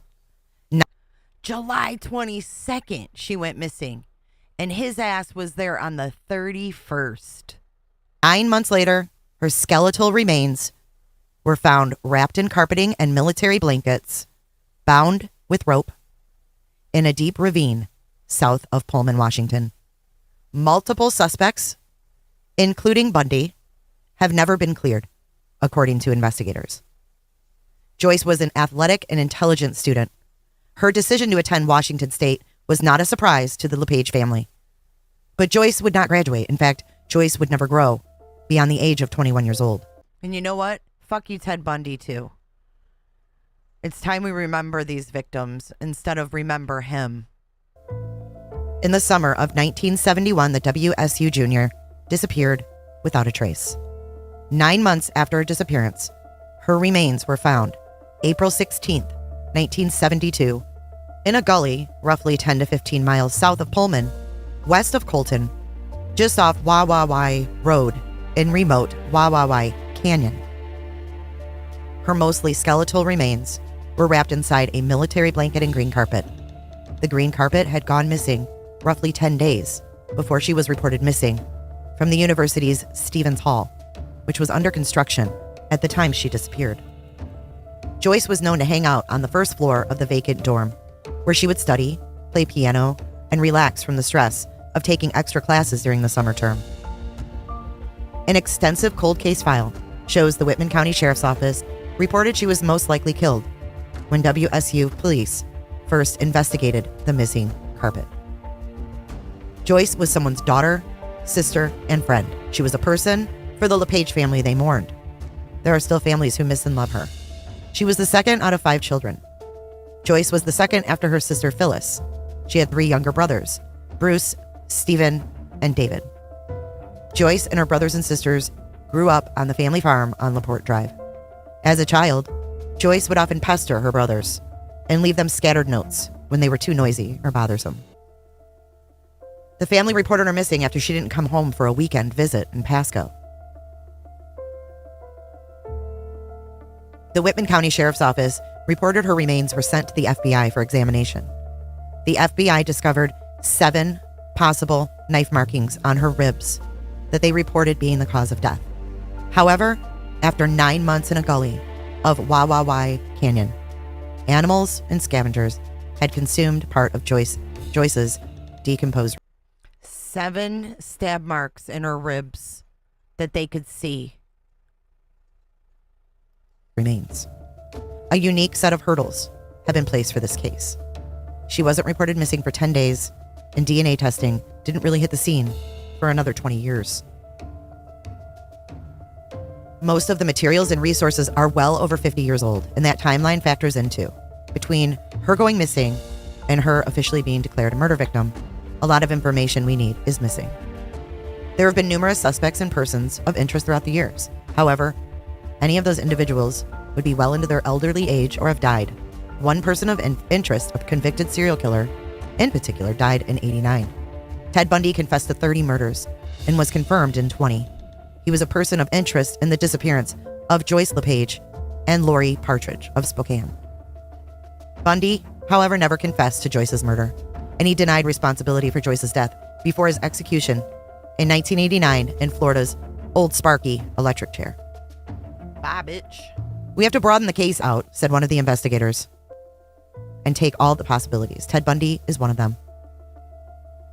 In the last few years, there's been a reward for anyone who can provide information that leads to the arrest and conviction of the person responsible.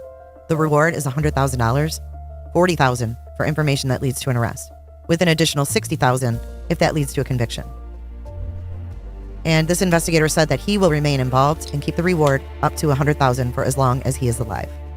And anyone with information on Joyce LePage's disappearance and homicide should contact the Whitman County Sheriff's Office at 509-397-6266. Hey, Katie. So this, my friends, is why I think Bryan Kohberger chose this location to be in his trial. And not to mention, it became his favorite place in the month of July. The same month. Look at that. Look at that eerie ass resemblance. Nuts. Dead. Both of them just dead behind those eyes. That Joyce went missing. That means Ted Bundy, if he was the killer of Joyce, was at Wawawai Canyon in July. The same as Bryan Kohberger. You're going to have freaking Bill Thompson. Well, he was at Wawawai. Well, he didn't leave that at Wawawai. Everything's going to be Wawawai. And that's going to be the question we're left with at the end of this mess is why? Wow. Let me know what you think in the comments section. Was that spot on or what? Huh? Is why? Let me know what you think in the comment section below. I'll see you guys in the next one. All right, back to our documents. Hey, Mesera. So again, to recap, we have Koberger in Sammamish, Washington, where we first heard the name Ted Bundy. And I really think that he wanted that to be known. I really do. I think everything he did was on purpose. He logged into Strava on purpose on those days. Thank you, April Pie. Thank you. I find this so interesting to break it all down, you know, because he only logged into Strava in Sammamish, and then he had 2 other routes near Washington State. So there's just the 3 of them. You know what I mean? It had to have been done on purpose. He wanted that parallel. Strava is a running app. So let me show you. It'll like map your fitness app. That's what it's called. So see, it'll tell you elevation, how far you went, amount of time, and all of that stuff. How was he famous for positioning bodies? Zoe.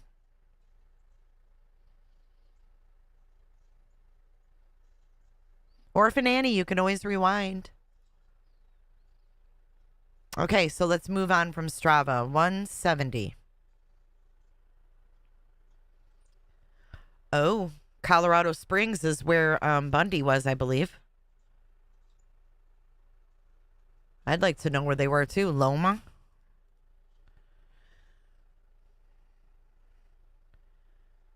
Okay, collection of knives near Genesee. This is Brett Payne. Item 670, knives. I was notified by ISP Detective Roberts at approximately 1 o'clock in the afternoon on March 21st, 2023, that a landowner near Genesee, Idaho, found 2 knives in a roadside ditch. Detective Roberts was not available, so I called to speak to the reporting party, RH. H stated he was cleaning out irrigation ditches when he noticed 2 kitchen-style knives with duct tape handles in the ditch. H did not touch the knives and notified ISP. H told me where the knives were, and I responded to collect them. The location provided was in a ditch across the road from the driveway to Old Highway 95. I could immediately see the knives laying in the water and took several photos of the knives prior to collection. Upon collection, I observed one knife was a large butcher knife and the other was a small steak knife. The handles of both knives were wrapped in duct tape. Prior to leaving, I conducted one more visual search of the area and located a makeshift duct tape sheath in the culvert below where the knives were located. The sheath fit both knives at the same time.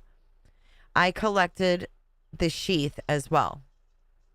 What is it, Teresa? What's the mountain? Upon further examination, neither knife appeared to match the wounds on the 4 victims. The larger knife blade was too wide to have inflicted the wounds on the victims, and the smaller steak knife appeared to be too short. Ugh. However, I booked both items. Well, whose were they? Like, did they get any DNA off the tape and see whose DNA was on that tape? Oh, Mount Shuksan, one of the most photographed mountains in the United States. It's located in the North Cascades of Washington. Huh. I didn't see it. I missed it. Sorry. Good job. What's the obsession with Washington?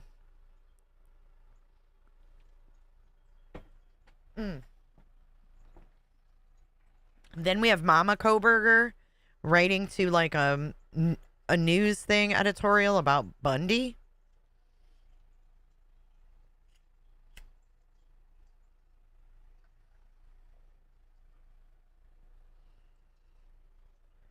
Brett Payne, tip follow-up. On March 4th, 2023, CT called the MPD tip line and left a voicemail regarding a tip for this case in which she described seeing a man walk by her house at blank sometime during August or September of 2022. Sergeant Blaker told me the tip on March 15th, 2023.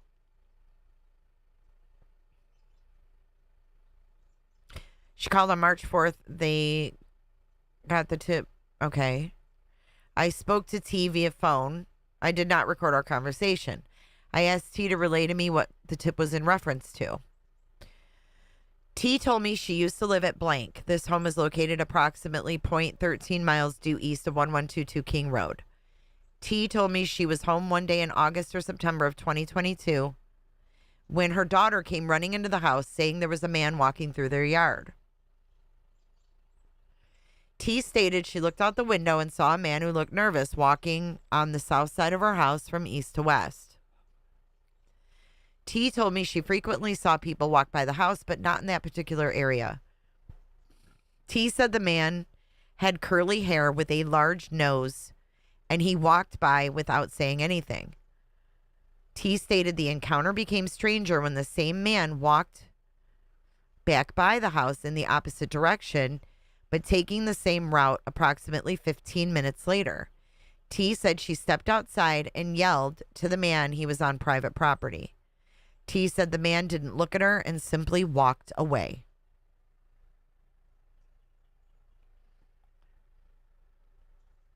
Let me go back. What did M11 say?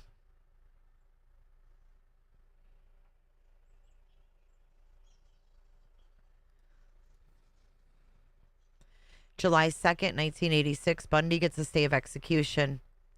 July 2nd, 2025, BK plea hearing. That is bizarre.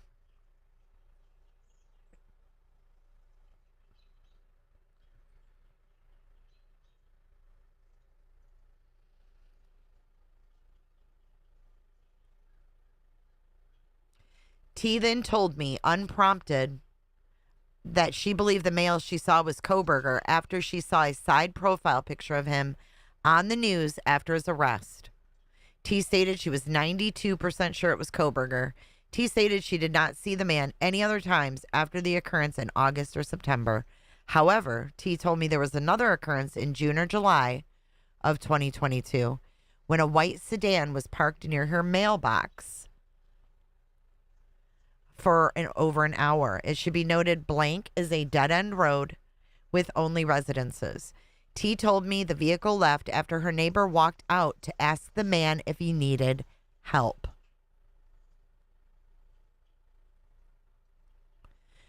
T could not positively say what type of vehicle she saw that day. T was not able to provide any further specific detail about dates.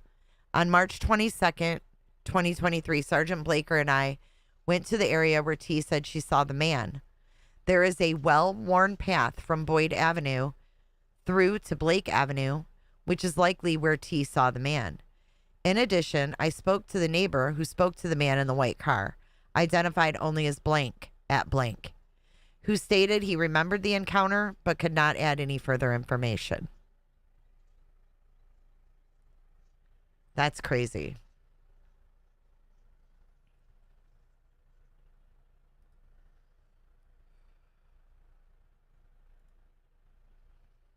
Number 172. This is Koberger Reddit.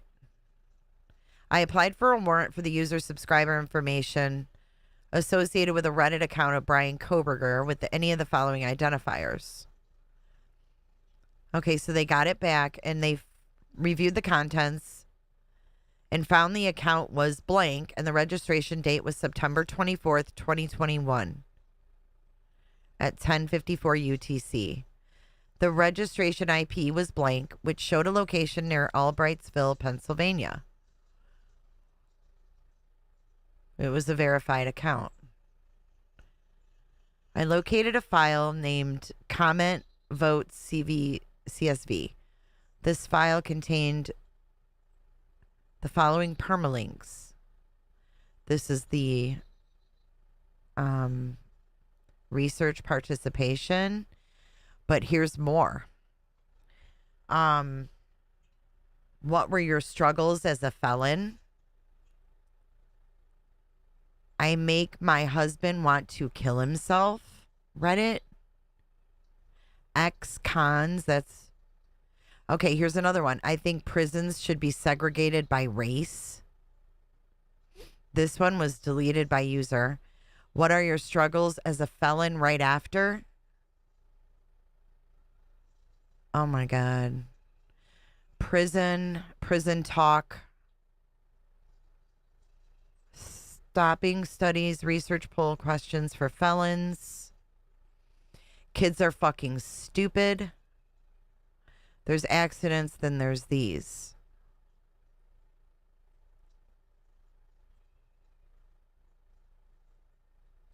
Mm-mm-mm.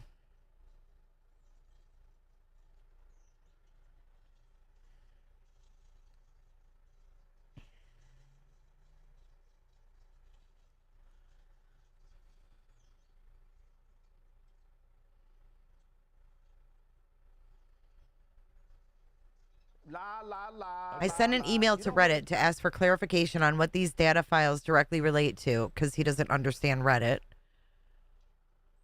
Obviously, this is probably where he posted, because he posted his research participation needed, and then he posted what were your struggles as a felon right after. He posted in, I think prisons should be segregated by race.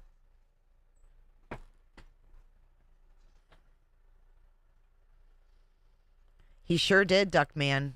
A lot of planning went into this. In reviewing the contents associated with the DeSales email, I found 2 accounts. The first name was blank, and that was registered December 30th, 2022. The day of his arrest? Oh. It showed near Tampa, Florida. He was using a VPN, maybe? Oh, it was a fake account.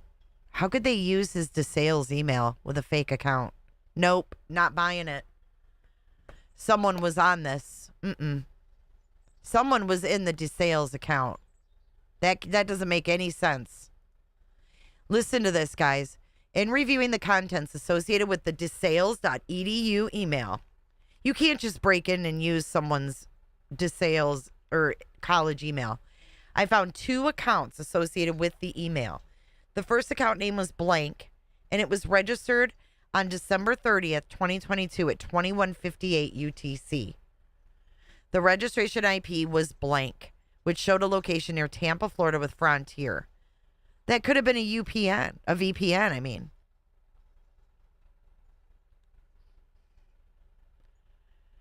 This account also showed additional IP logins from Florida on January 2nd and 4th and January 11th. The email address showed it was not verified. During these dates, Koberger was incarcerated and was not in Florida. With this information, I believe this account was fake. Can you do that? Can you post if it's not verified? I'm confused. The second account was blank, and the registration was April 1st, 2022. And that was from Albrightsville, Pennsylvania. A second login on November 21st, 2022. Oh my God, Missouri. Look at this. November 21st, 2022. A location near Kansas City, Missouri. Oh. This IP address showed a high probability of being a VPN exit point. But the email was verified. Okay. In reviewing these files, I located comments, votes, CZV. So this is all the research study right here. In felons. Reddit and then felons. And then here is to prison. On 6/3/2022, before he even left to go to Washington. Hello, I attempted to post a survey to the R prison subreddit, but my post was automatically removed. I imagine that this may be due to the lack of activity on my account, as I have seen others post research recruitment posts on this subreddit within the past few months. Would it be possible to obtain approval to submit a recruitment post to our prison? The recruitment post has my information in it, and the survey itself has an informed consent form that confirms my affiliation. I have been able to post my survey to other subreddits, such as r ex-cons and r felons. You can look at the specifics of my recruitment post by looking at these posts. Thanks in advance, Brian.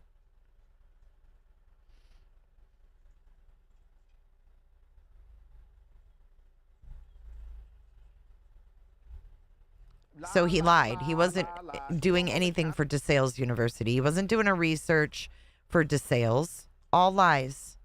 This was so he could learn from other criminals. They wrote him back. I just approved the most recent one you posted. I have the automod filter. Comments of new accounts or super low karma. You should be fine now.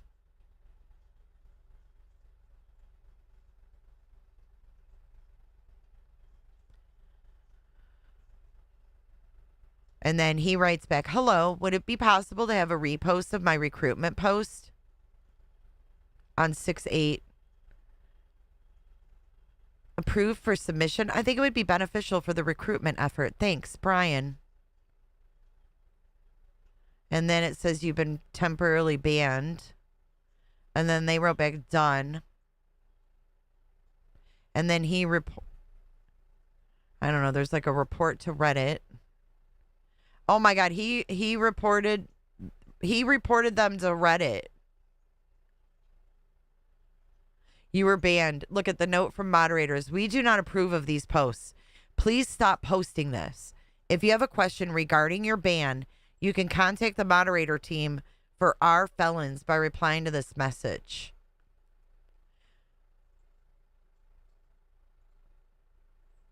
And then he writes, done. And then he reports to Reddit and he says,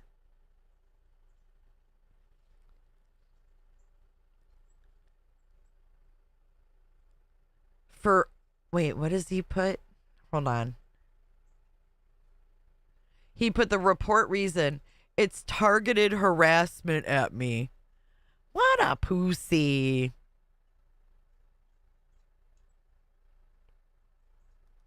I know she did, Lindsay.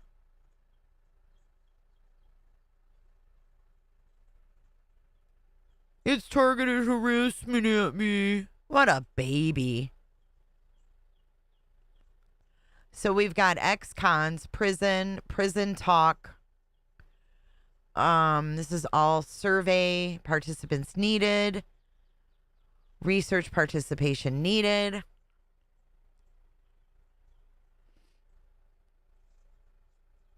They all showed the same IP address with dates between June 3rd and June 22nd.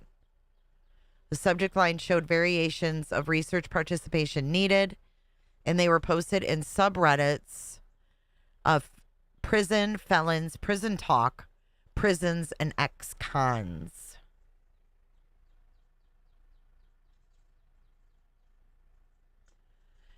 And then he wrote with the post, hello, my name is Brian, and I'm inviting you to participate in a research project that seeks to understand how emotions and psychological traits influence decision-making when committing a crime.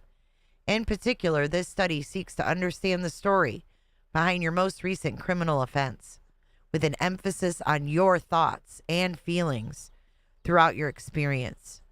In the event that your most recent offense was not one that led to a conviction, you may still participate. In other words, if you didn't get caught, I want to talk to you. Right? That's how I take that to read. If you never got caught, I'd like to talk to you.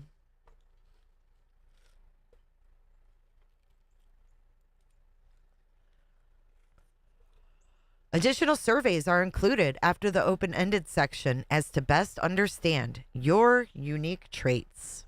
The study should take about 30 minutes to complete fully. Your identity and all answers provided are completely confidential. And the link to the survey is also an anonymous link. This research has been approved by the DeSales University IRB. What is the IRB? But that's a lie, man. I mean, half truth. He wasn't a student anymore, but look where it says participants must be 18. If you opt to participate, you may terminate participation at any time for any reason. If you have any questions about this research, you may contact the research team via email. Student investigator Brian Koberger at desales.edu. Thank you for your time.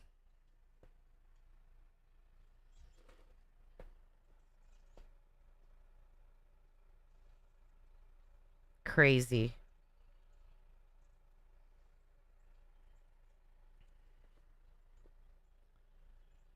On January 24th, 2023, I applied for a warrant for the user subscriber and user data associated with a Reddit account of Brian Koberger. Da-da-da-da. I got it back.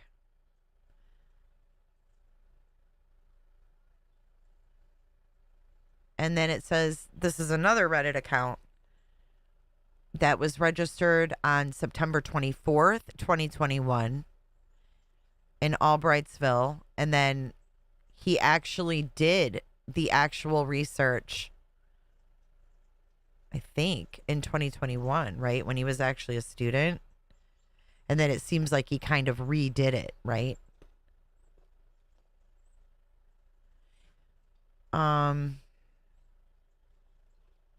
Second account, April 1st, 2022, also had research participation. Oh, this is like a duplicate, almost. Yeah, this is a duplicate. Targeted harassment at me. Such a baby. I saw somebody said, like, Bundy, you know, being a mama's boy. Same thing, right? Except Bundy found out that mama wasn't really his mama. That mama was really his sister.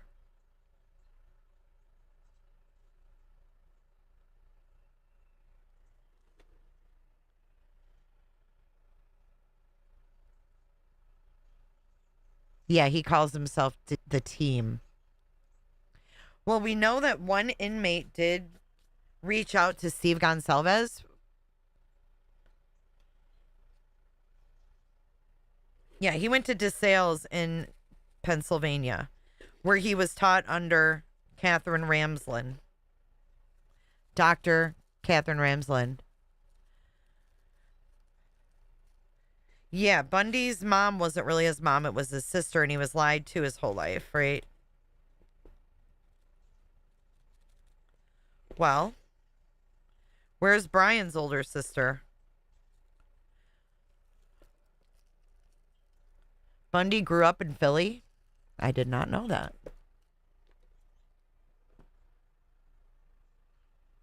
Yeah, his mom was his sister.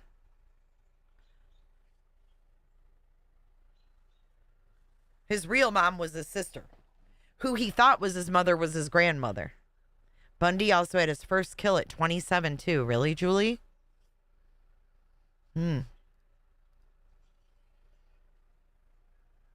Zoe, I suggest you look up Ted Bundy. He did it in less time than that with a log.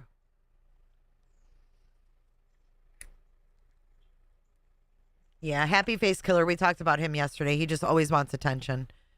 That loser tries to put himself in every high-profile case that comes out. Fuck him and his daughter. Weirdos.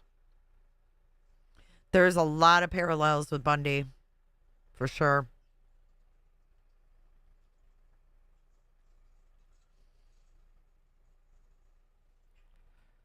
And, you know, that was probably part of his hatred towards women, right? Like, they lied to me. I can't trust them. And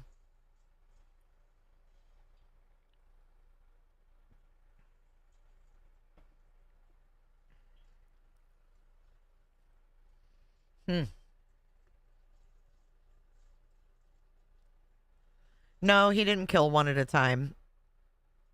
Are you crazy? You need to do some research, Zoe. All right, Brett Payne. This is number 173. WSU subpoena installment. So we're like halfway. Jesus criminy, that scared me. Sorry about that. On Thursday, March 23rd, I received a secure download link from AS advising another installment of information was available from WSU. I followed the link and downloaded the files. The files contain records of Koberger's teaching assistantship termination, parking records, and housing records. And this was when? March 23rd, 2023. So much later. I'm sorry. I know she scared the crap out of me. Danny Vargas. This is number 174. Actually, we're more than halfway done. Hey, Crimes, welcome back.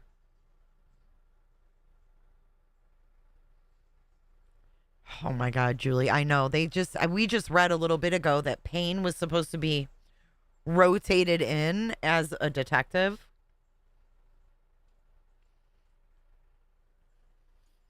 And so they just, I guess, threw him in there.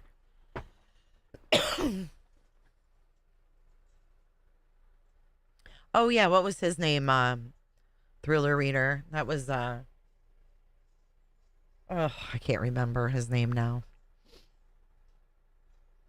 It's probably a good thing.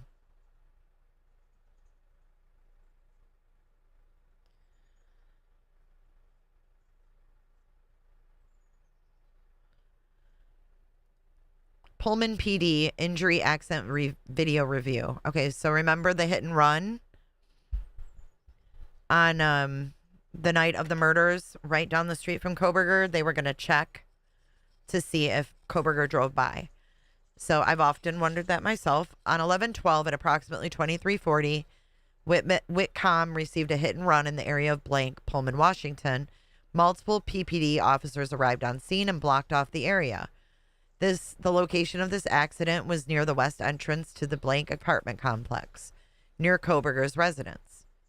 CF was later arrested, and then he screenshotted her damn booking, which is crazy. Poor CF.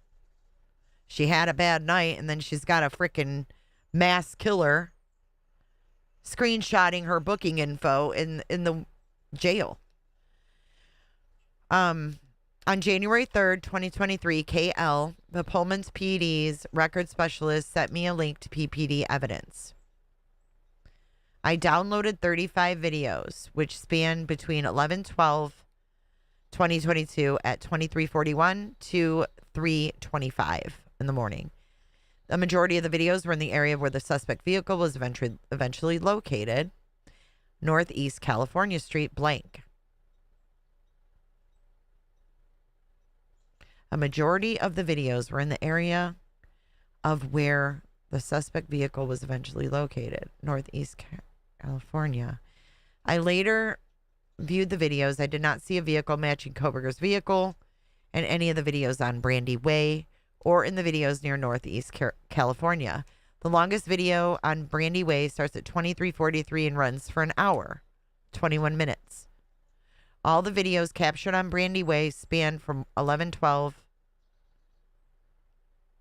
to around 11:13 at 1 o'clock. Brandy Way was closed off with cones and police tape around 23:41 until 12:30, so the scene could be processed. This includes the west entrance to blank apartments, which had police tape across the entrance. The east entrance to blank apartments was still available for access to the complex. While reviewing Koberger's cell phone data, I located a screenshot of the Whitman County Jail roster with CF's information. He took the last modified date time for the image. Was 11/13/2022 at 6:27 p.m.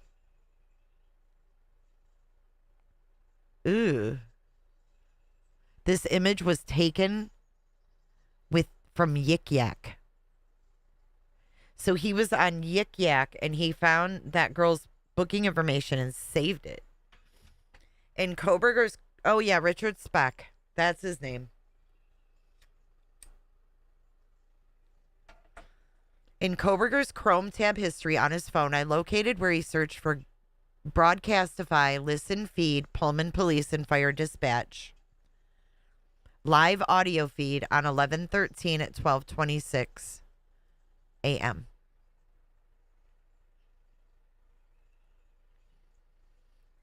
I didn't get to that part yet, Pickle. So he was listening to Scanner of that accident. Brett Payne, receipt of FBI vehicle charts.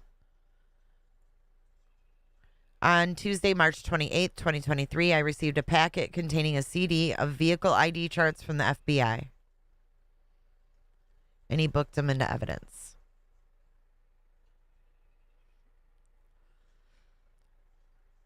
I don't think we can find the picture, but it's just like the jail roster, like she got, put in jail and someone screenshotted her info and put it on Yik Yak. It's like an app that the kids used, the college kids.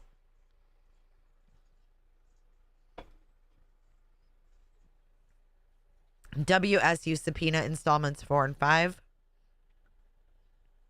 Brett Payne checked his email on March 26, 2023, and saw he received 2 additional emails from AS from WSU.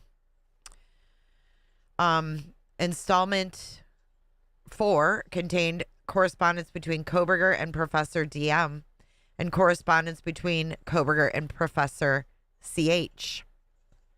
Installment 5 contained Koberger's Cougar health records. Love to see all that.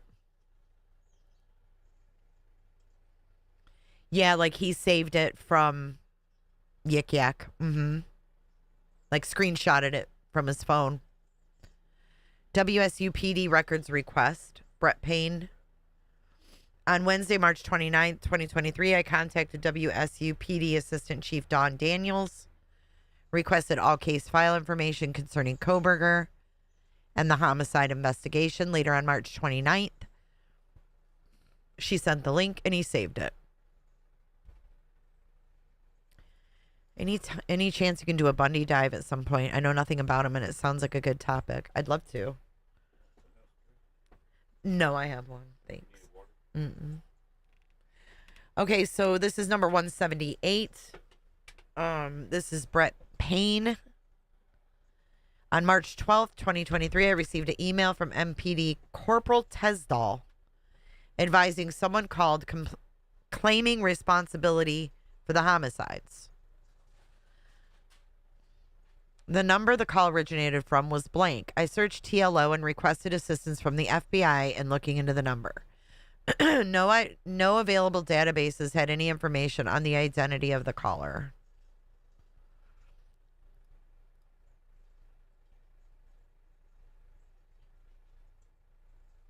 I bet he did, Allison, and I think he was probably shocked that nothing was going on, right?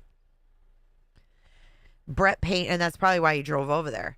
Brett Payne, attachment of WSU PD internship documents. He got 2 documents pertaining to Koberger's application for the internship. And these documents were provided to me by a member of the interview panel for the internship, which would be, I think, Jenkins. Do you guys know about Chief Jenkins? Put a 1 in chat if you know Chief Jenkins. Lawrence Mowry, Reddit definitions. So he got clarification from Reddit. On March 29th, 2023, I received an email response from Reddit legal support in reference to my inquiry of the contents of the 3 data files received. Comment votes, poll votes, and post votes. The email stated the following. Reddit is in receipt of your message and does not have a standard document outlining each data category. However, in response to your question regarding specific categories, comment votes. This file relates to the comments that the user upvoted or downvoted, if any. For more information on how voting works, click here. My God. Dum dum da dum. Poll votes. This file relates to polls that the user participated in, if any. For more information on polls, click here. Post votes. This file relates to the post that the user upvoted or downvoted, if any. For more information on how voting works, please click here. Please contact us if you have any additional questions. Kind regards, Reddit legal support. Jesus. Criminy. And this is, wait, is this Maori? Jesus, he's their damn forensic detective in Moscow. Hey, hire me, Moscow. Jesus. This guy doesn't even know what Reddit comments and polls and posts are.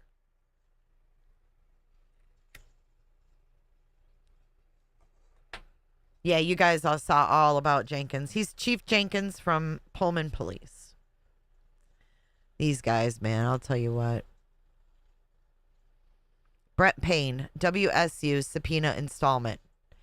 When I reported for duty on Tuesday, April 4th, 2023, I had an email from S containing another secure download link for installment 6 of the requested WSU subpoena documents. The files contained student schedules for Koberger and chat logs from Microsoft Teams.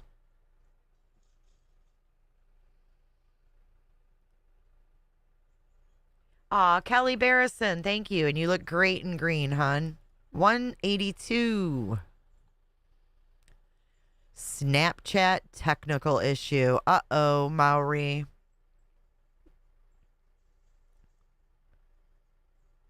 Oh, no. On April 7th, 2023, I received an email from Snapchat that was issued on November 21st, 2022 for the accounts of Xana, Ethan, blank, blank, blank, blank, blank, blank. The email stated, Snap Inc. discovered a technical issue appears to have impacted the records produced on or about November 28th.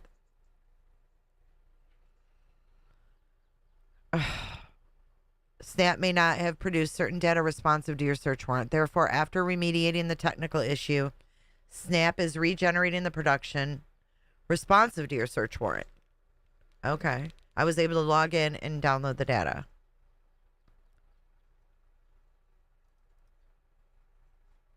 Oh, God. AWP? Blech. I wouldn't ask AWP to look for a flea in my carpet fibers. Just saying. I'm trying to be nice.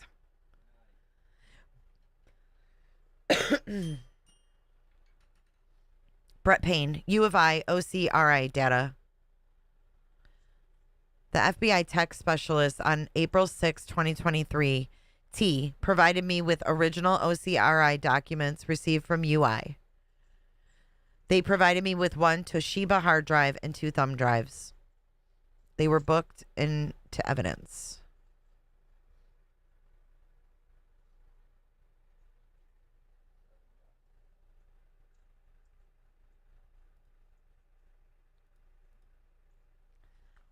Brett Payne, number 184.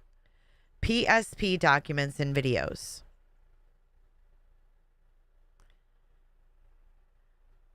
Item 710 hard drive. Throughout the course of this investigation, I received working copies of reports, videos of interviews. Okay, so look at, we should be able to get all of this from them. If they got the shit from Pennsylvania, look. Throughout the course of this investigation, I received working copies of reports, videos of interviews, and tactical briefs and reports from Pennsylvania State Police. I received these items from Detective Justin Leary and the PSP CERT team commander. He uploaded it to the hard drive. All right, release that shit. Pain.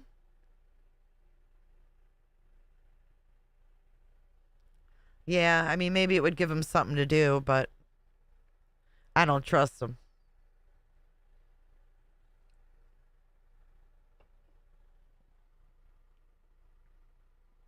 All right, we're on document 185.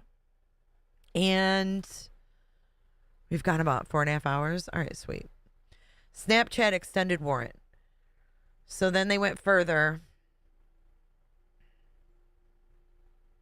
And it says Xana, Kaylee, Ethan, Dylan, Bethany, and Madison. A previous warrant was August 1st through November 20th. Based on information obtained from Washington State, Brian Koberger moved to the Pullman, Washington area on or about June 23rd, 2022. So it was June 23rd.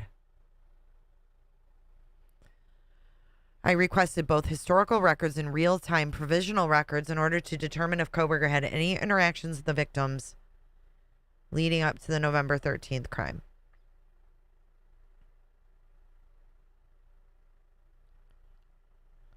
Okay, so he got it all back from Snapchat and downloaded it.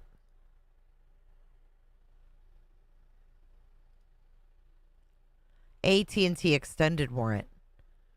On March 29, 2023, I applied for a warrant for Maddie blank and Xana blank between the time period of June 23rd to August 1st. A previous warrant was August 1st to present. Based on information obtained from Washington. Okay, same thing. He moved there June 23rd. Did we know that? Dang it.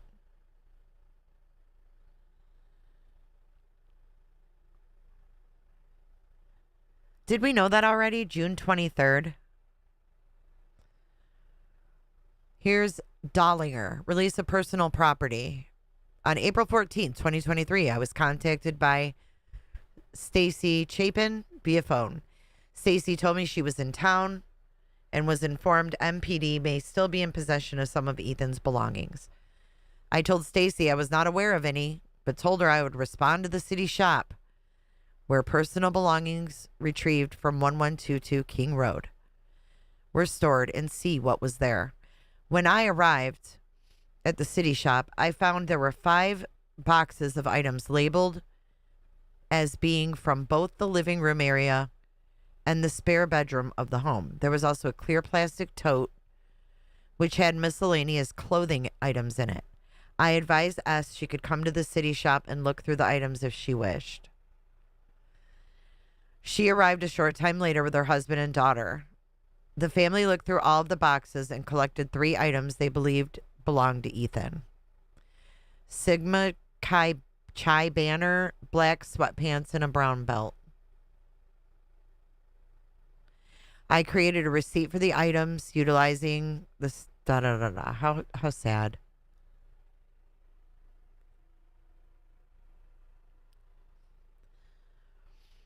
Brett Payne, this is installment number 7 from WSU. The zip file from WSU contained several grading rubrics and written assignments completed by Koberger at the during the time at WSU. That would be interesting to read. Brett Payne, WSU installment number 8. The files contained several screenshots of text conversations between professors referencing Koberger, as well as meeting minutes from a meeting between Koberger and W on August 19th. So on August 19th, he had a meeting, and one of the screenshots shows a conversation between someone titled M in the text window and an unknown person. The first message from M reads, "Do you want to take Koberger? He listed you and A as people he was interested working with." The other person replied, "If I must." Another screenshot of a message thread from M on September 14th reads, "A tells me we need to do an intervention with Koberger. She's going to try to gather information, but apparently he's offended several of our female students. Assuming we get some details, how do you want to handle this?" The reply reads, "Let's see when we have more info." There are 2 more text thread screenshots, the meeting notes, and a self-evaluation form completed by Koberger in the files. I would love to see the self-eval too. And those are attached. All right, 190.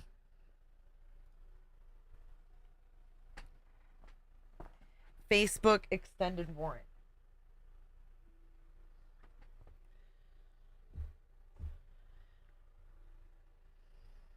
So they extended it out because they found out that he moved right there, right?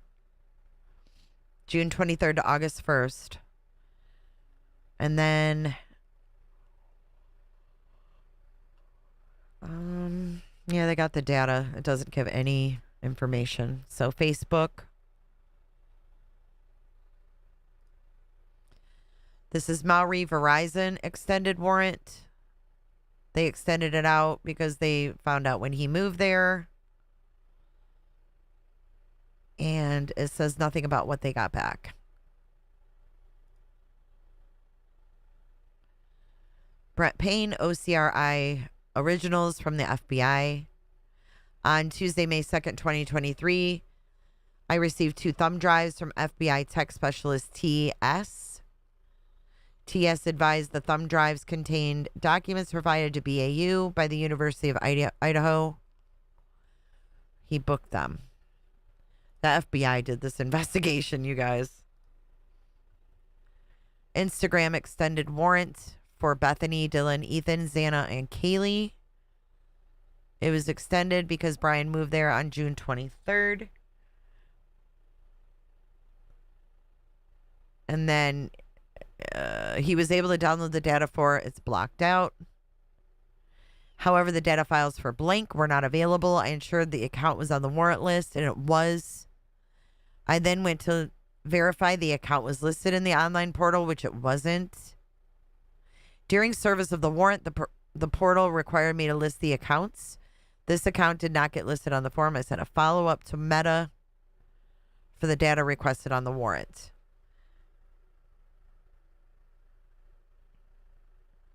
On this note, I want to take a little break here. Actually, I don't know if I can read anymore. My eyes are going crazy.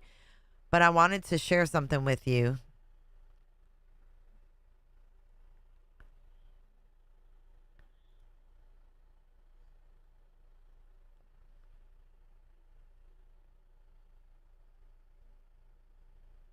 I think it was this video.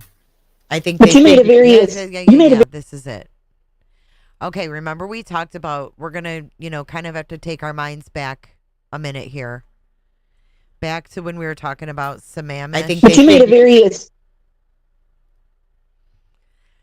when we talked about this Oregon stabbing.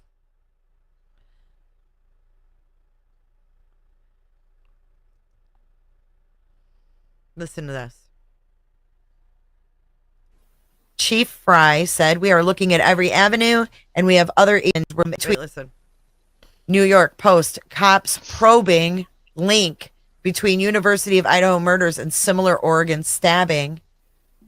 It says right here, Moscow Police Chief James Fry was asked Wednesday if his officers were looking into any possible connection to the unsolved double stabbing. And Chief Fry said, "We are looking at every avenue, and we have other agencies reaching out to us with other cases and stuff that we are going to follow up on those." Yeah. I think but you made a very astute Yeah. Okay. And so does the 13th. 13. Yes. So this crime also took place on the 13th of the month. It was August 13th. At 3:00 in the morning. So, if you want to look this up, let me see if I don't know how deep I go into this. Hold on. I'm not sure. Right here. June 13th. But there were 2 in that year. Okay, so these people here was August 13th of 2021.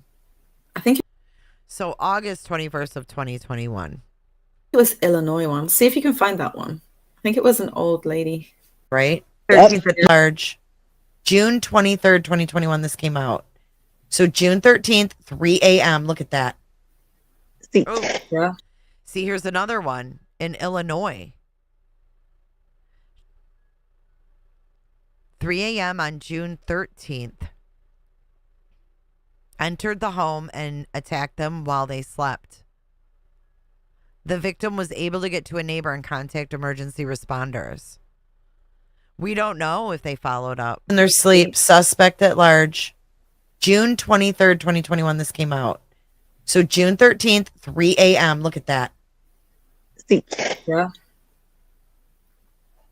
And there was another one as well. Let me see if I can find it. That's his time. I have a feeling that it is. No, this one didn't die.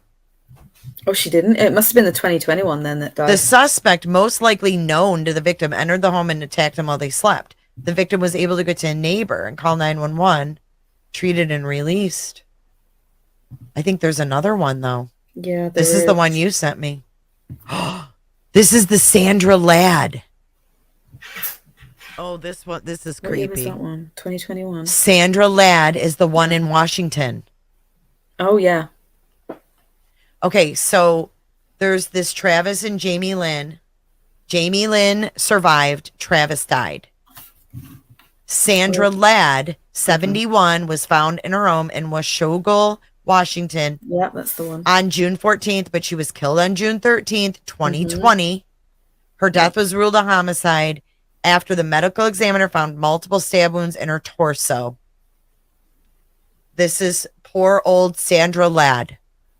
The two attacks happened 14 months apart, 70 miles apart from each other, and they're 5-hour drive west of Moscow. Like the attack on the Jutons, the incident happened between 3 and 4 a.m. on the 13th of the month. This was already noted back on November 24th. 24th, yeah. But they didn't talk about it anymore. Do you want to know why I think that is?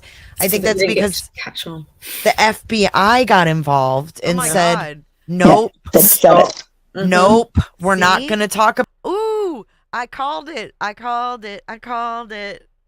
And I called it. Wow. I want this to be crystal clear. Hey, Kels. Thank you for the super chat, and I hope you are having a nice time packing and getting ready to get the hell out of Dodge and hit the beach. I think that is.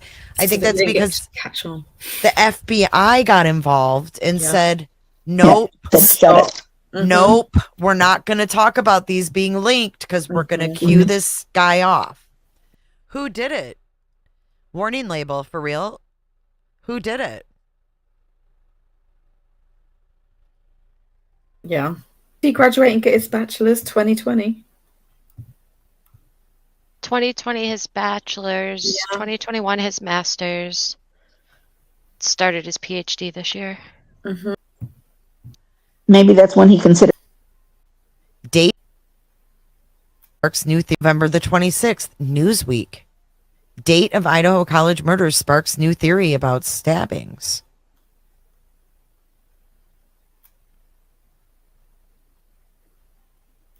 Look at this. Sleuth 58273 noted that both the Idaho attack and a number of other stabbings took place on or around the 13th day of the month and asked whether this is a coincidence or not. How could it be a coincidence? It's not. It can't be. I don't see it. It's got to have some. Look at this one. So Sandra Ladd was found, she was stabbed June 13th, 2020. A resident in Illinois, June 13th, 2021. And then the August of 2021 was the couple stabbed all at night,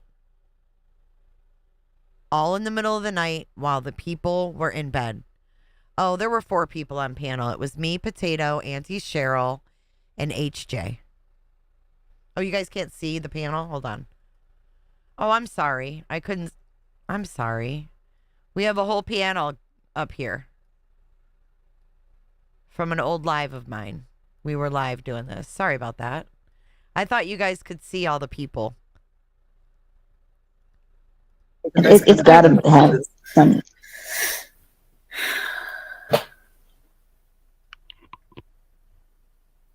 See, at a press conference that was in the end of November, Chief James Fry said he had received a tip in relation to the Oregon attack.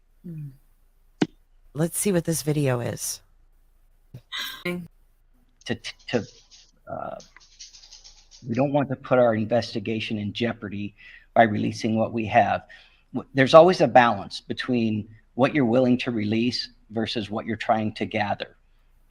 We told the public very clearly from the beginning that we're looking for a knife. We've told the public very clearly from the beginning that we believe it was a targeted attack. I mean, to be honest, you're going to have to trust us on that at this point, because we're not going to release why we think that. Are investigators looking at any possible connection? How cocky of him to say that, knowing what we know now. Like, you're just going to have to trust us on that. To an unsolved double stabbing in the Salem, Oregon area about 1.5 years ago. Specifically, 2 people stabbed in their home in the middle of the night. Long knife, no suspect at this point. One died, one survived. I think we're looking at every avenue, and we have other agencies reaching out to us with other cases and stuff that we are doing follow-up on, and we will continue to follow up on those. Are you aware of that case? Actually, I had a tip come in on that case, and I forwarded it to our tip line. But I find it so interesting that this was brushed upon in the end of November, over a month ago. Over a month ago, and they managed. So that's, yeah. And then I wanted to show you guys part of this and just kind of go over a few things in this video. I have fearful pictures that I show you. I went to school with the kid. I was friends with him. I wouldn't make something like this up. I'm going to make you say yes. McIntyre. Did we miss his name, though? Emery. Ryan Koberger. Jessica Krahansel. Jessica is the Look at his eyes. That was the first time that I saw this.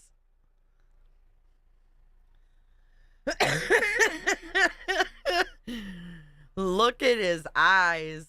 Mm-hmm. Guys, why does he look more dark complected for graduate now, like in this video, than he does in the photos? Like, you know, I noticed that with a lot of things, a lot of pictures of him. He does look tan. Like, he looked tanner when he was in jail than he did in the selfie, right? He was like 3 years old. Mm-hmm. But I think he was introduced to this case, this unsolved stabbing, and I think they've never named because, like you said, Potato, those apartments are in a valley, just like God. It looks just like the theirs. same. Like, yeah, they're up a hill. Like, definitely, K.A. Bert. His head is not nearly as long when he was a child. It continued growing longer as he got older. It grew upwards. It grew upwards instead of being proportional. As he grew up, there his he is head as a grew, kid. forehead grew up. There he is as a child. Yeah, we don't know, like, if he targeted them or if he targeted the house. Like, did he really give a damn who they were? Or was it more like that house was a perfect setup, perfect opportunity for him? Because if you think about it, the couple, it was always like twos that were attacked, right? But it was never both ended up dead. So like in the couple, the boyfriend died. The woman, she was stabbed 19 times and lived. He didn't think that that woman was going to live. No. Whoever stabbed her in 2021, he probably thought she was dead. However, what he didn't know, look at this. Lawyers for the Petito and Laundrie families are battling for possession of a letter written by Roberta. Oh my fucking God. Roberta. Dude, what if we find out that Marianne is another Roberta? By the way, the date on this video is December 31st of 2022. 1 day after Koberger's arrest. 1 day after Koberger's arrest, This is an hour and a half long stream. I'll give you guys the link if you want to watch it. But we'll scroll through this and see what else is in here. We talk about that, and then we go back here to Brian. And now we're talking about Zelensky. What is this? Oh, Well, crime scene photos. Oh. Where was good? Okay, remember, now we found out that there was a face print and a right and a left hand on this window. See how it's being lifted for prints? Vibes hanging. Was it in the living room? It was The living upstairs room. and downstairs. There were two. See, we were trying. Lizzie Bones is on here. Bones? Roberta Berger. Let's just look at the pictures because we didn't know what was going on at this time. I don't know who that is, but here's like, oh, hold the phone.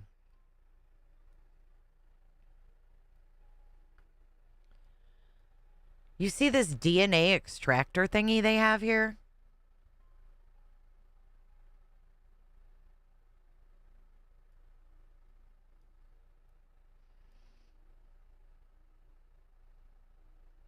Or whatever this thing is. What is this thing?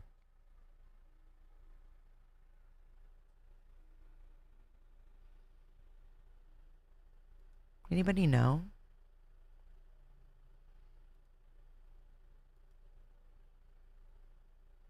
And this is the view, and I think I'm talking about it here actually, the view from Walenta. Let's see what I'm saying. Think about it. Remember the original way that they found out the girls were dropped off by a ride share, quote, whatever, was that the sister acquired doorbell ring footage, right? Or the doorbell cam or some sort of footage. That's opened Lizzie it Bones. in Moscow.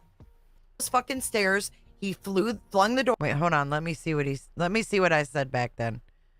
I'm just curious. This is a day after his arrest. Specific Right. prints. Right, but he had to get to the door somehow. So Yeah, what did he do? Yeah, but if you look at the layout of the house, where the front door is, it's all just stairs. So he wouldn't need to Yeah. walk across the floor. He would go down the Nope, stairs just right and out. and right out. Yeah. Open the door. Yeah. He could even hold on to the freaking banister and float And down the jump. stairs. I had him going out the front door. See, that's why I don't want to play all the audio because it's probably a lot of it's wrong. But this is where we noticed this. About that white to their attention. Randomly bring. I mean, weren't there more than one car that went by that night? Or no? Nothing to do, so she thought Because it was somewhere else. I had a high rate of speed and that there were probably not that many going by But she at a high already rate of knew speed. what she was looking for, though, when she went into the... Mhm. Yeah. One, the goal wasn't attained because one lived. Yeah. The goal. Okay, so here is showing that they didn't have any internet or whatever. We were looking at that. This is when they were searching Koberger's apartment. This is actually the stairwell to his apartment. Here is Chief Fry and the Fox Digital photographer. I think that's Chief Fry. I'm not sure. Maybe I shouldn't say that. It's just a bald cop.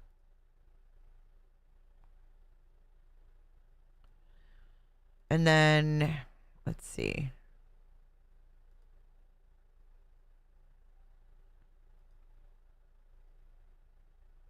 Oh, this is them on the slider.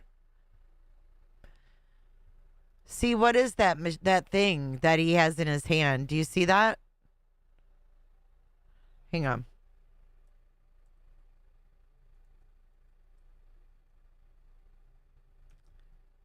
Right there. What is that in his hand?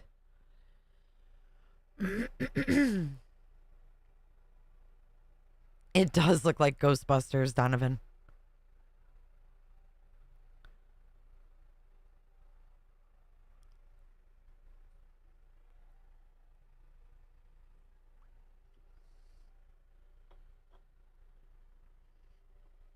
And then here they're in the living room. Remember when we heard there was blood on the wall in the living room?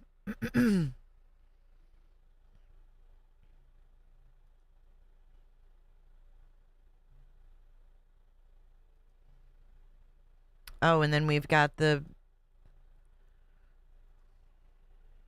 Oh, that's right. Actually, before the survey was deleted, we were able to do Automatically strangle her?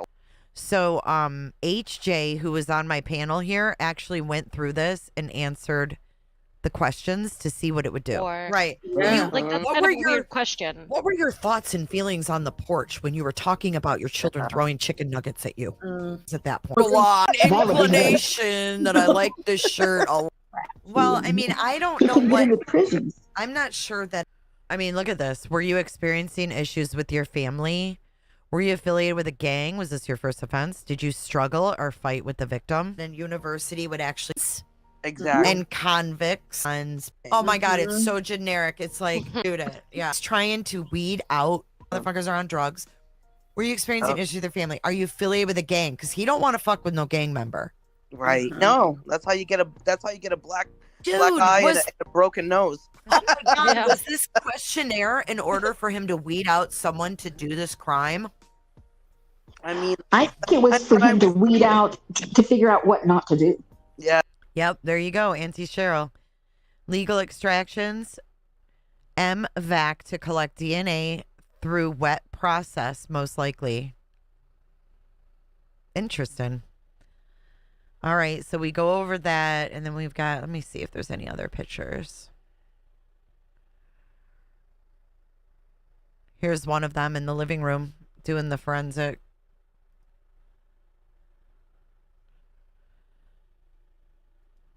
Fox Digital got the best pictures. Here's another view of, excuse me, what would be Kaylee's room from Walenta Drive.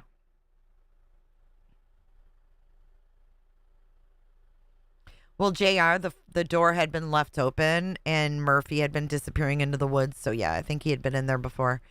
Here is the kitchen through the slider. And remember, they had a big party on the Friday night, so the house was still messy from the party.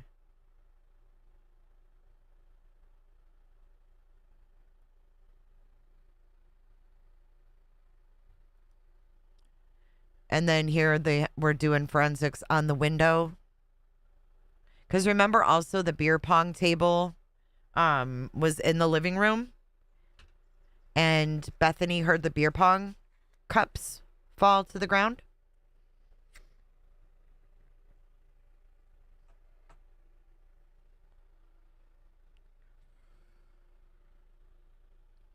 Yeah, I don't know. Was he carrying one of those? That's what I was wondering. And then this made me sad. If you look in here, there's the scissoring stools to keep the door shut. For whoever said the door latch wasn't busted or whatever. But look at the orange juice. Is the empty orange juices are still there from the mimosas the morning of. Now that we know they had mimosas. It's fucking sad, man.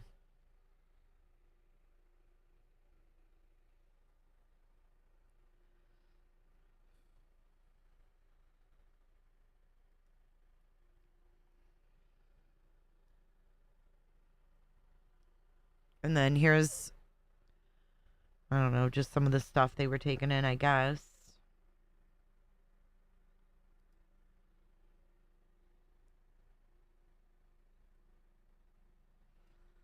And then this info. So I'll give you guys the link.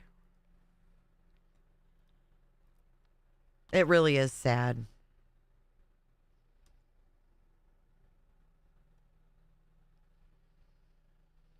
And what did we leave off on? 193. Okay, so 194. Let's read another one. Brett Payne. Oh, I'm glad I didn't stop. Interview with Koberger in PA. Been waiting for this one. This is number 194.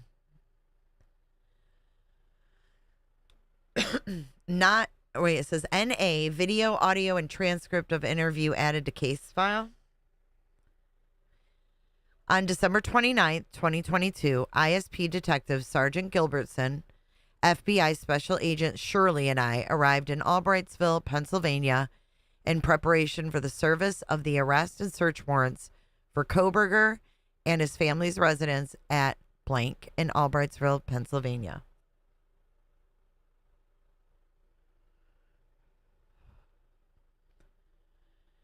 After several coordination meetings, Detective Gilbertson, Special Agent Shirley, and I drove to the Pennsylvania State Police Barracks at Stroudsburg, PA, to await the arrival of Kohberger after his arrest and to interview him upon his arrival. At approximately 2 in the morning on December 30th, Kohberger was brought to the PSP Stroudsburg Barracks and placed in an interview room. The interview was recorded on the built-in video system at the barracks, as well as Detective Gilbertson's pocket recorder.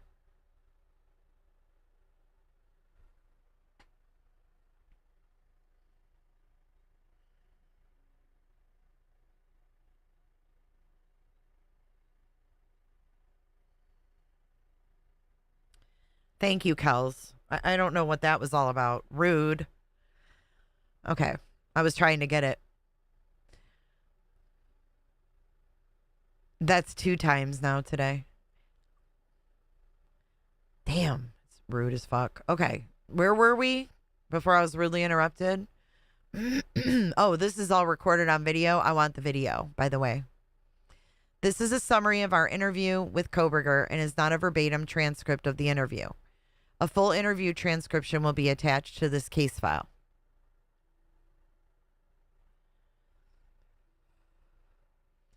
Detective Gilbertson and I began by introducing ourselves and stating which agencies we represented.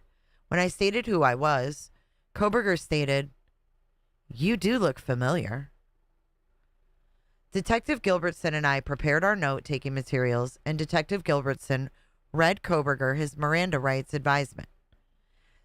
Gilbertson asked Kohberger if he understood his rights, to which he replied he did. After collecting Kohberger's personal information and inquiring about any medications, Gilbertson and I began to speak to Kohberger.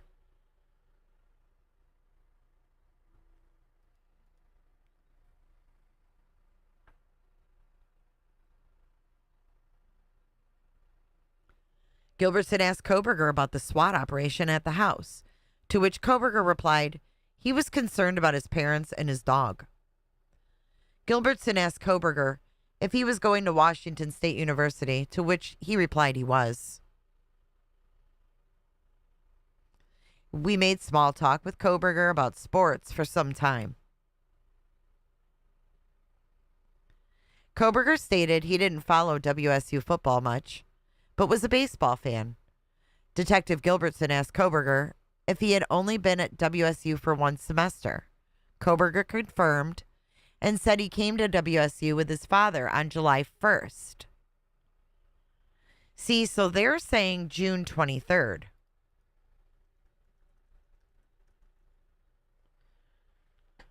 They're saying June 23rd, but he's saying July 1st. And July 1st was when he was at where? Sammamish. Right? Or was that the 31st? Now I'm getting my dates screwed up. I think that was the 31st. Kohberger went on to say he was a first-year PhD student in criminal justice and criminology. Gilbertson asked Kohberger what the process was to apply for a PhD. Kohberger stated he applied to 2 places, UC Irvine and WSU. Kohberger said he was going to graduate with his master's in criminal justice from DeSales and was inspired. Kohberger then asked if it was okay to engage in small talk. Like we were to switch, we replied, wait. Kohberger then asked if it was okay to engage in small talk like we were, to which we replied it was. After briefly mentioning he was strengthened by the fact his mother and father were okay, Koberger said he applied to the two aforementioned schools because they did not require the GRE exam. Koberger then spoke about the GRE for a brief time and then said he was accepted by WSU. So the GRE is like some kind of additional testing you have to take to get in.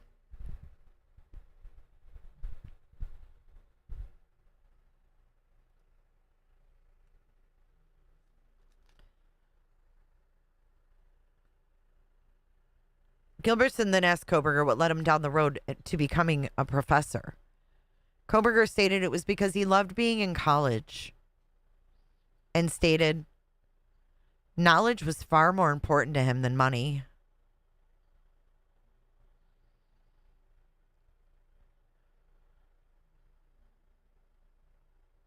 Koberger added WSU had a good program to study under and then said, "You guys know all about this, more than likely." Koberger then asked questions about University of Idaho and other Idaho universities before stating he didn't know much about Idaho or Washington and had not left the tri-state area much. Koberger then returned to speaking about his focus on learning and how he thought he could obtain his doctorate degree. Koberger then said he recently returned home to see his family. Gilbertson then asked Koberger about his time at DeSales. Koberger spoke for some time about his time at Northampton Community College and DeSales. Koberger then spoke about how he became interested in criminal justice and stated he thought about being a police officer but did not want to make that commitment unless he was absolutely sure.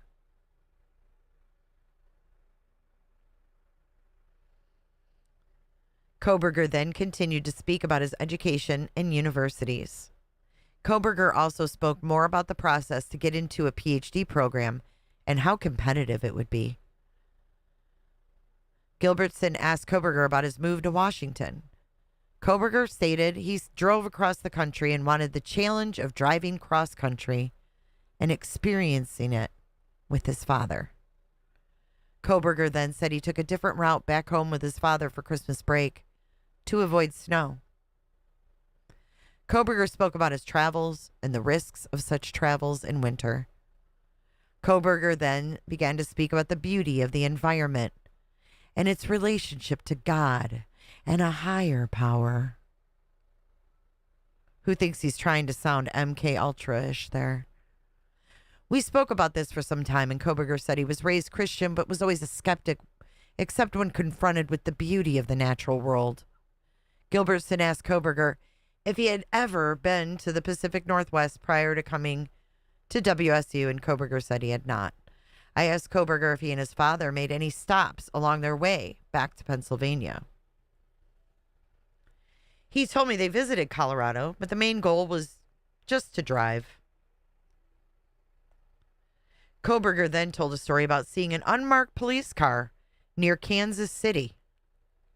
Speed up behind him, catch up to another vehicle, turn on its emergency lights, and then drive away.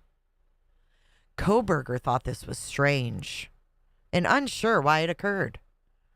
Gilbertson then asked Koberger about the job he mentioned. Koberger stated he was a teaching assistant. Koberger then talked about how busy he was and how the funding package that comes along with being a TA is what makes the extra work worth it. He then discussed ongoing projects with WSU PD and Pullman PD. Koberger spoke more about how being a TA is essentially assisting the professors and the department. Koberger stated he did not get to assist with teaching, with the exception of assisting the office hours. Gilbertson asked Koberger if he would be a TA next semester, and Koberger said he would. He lied. He was fired. Hey, Diana. Norway. Damn, enjoy yourself, girl. Koberger then stated he understood why we're engaging in small talk, but would appreciate it if we explained to him what we were doing there. what he was doing there. Gilbertson asked Koberger why he thought we were there. He said he wanted Gilbertson to tell him. Gilbertson said we were there because of what occurred in Moscow, but did not provide any further detail. Gilbertson asked Koberger if he watched the news. Koberger said, I watched the news. Gilbertson then asked Koberger why he thought I looked familiar. Koberger said he wasn't sure. Stated I had a familiar face and looked like someone he used to know. Gilbertson then said, we were there because of what happened in November, just off the University of Idaho campus. Gilbertson asked Koberger if he knew what that was, to which Koberger replied, of course.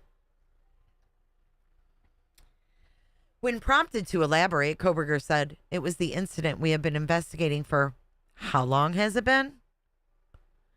Koberger said there were probably several incidents, and then said he was aware of a homicide because of a WSU alert he received. Gilbertson asked when Koberger received the alert. He said he wasn't sure, but thought it was sometime the previous month. Gilbertson confirmed that was why they were there, and asked if Koberger wanted to talk about that. Koberger replied, well, I think I would need a lawyer. Koberger then asked if we would explain to him what we were there for specifically, and added he was tired. Gilbertson again stated we were investigating the homicides of 4 students, and that we had questions and things we hoped Koberger could help us understand. I agree, Duckman. Word for word.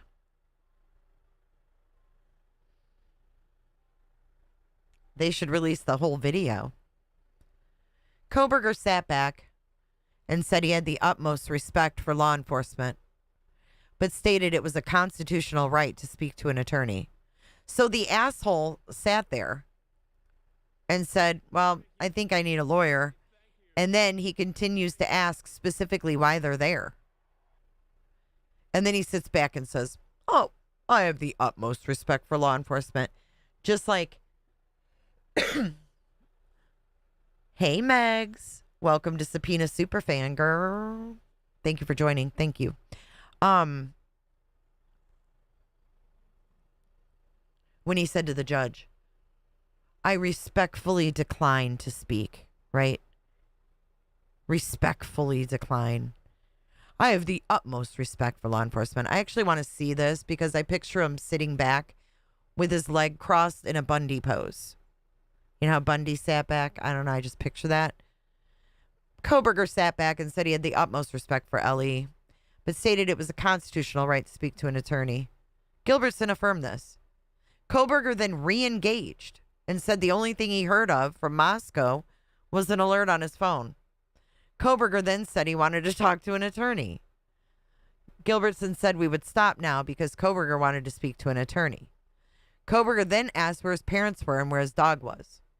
Koberger re-engaged again and asked what questions we would have for him. Thank you, Brandywine.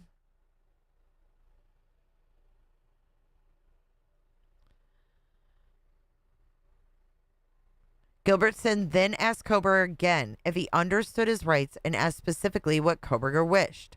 Koberger asked what specifically we wanted to talk to him about and the reason. I told Koberger he invoked his Fifth Amendment rights and we were not going to ask him any further questions. Koberger again asked for the reason he was there, but added he would like to talk to an attorney. At this point, we concluded our interview with Koberger and left the room. So, games from the beginning. Right, he stayed up all night, never slept, took naps during the day in jail.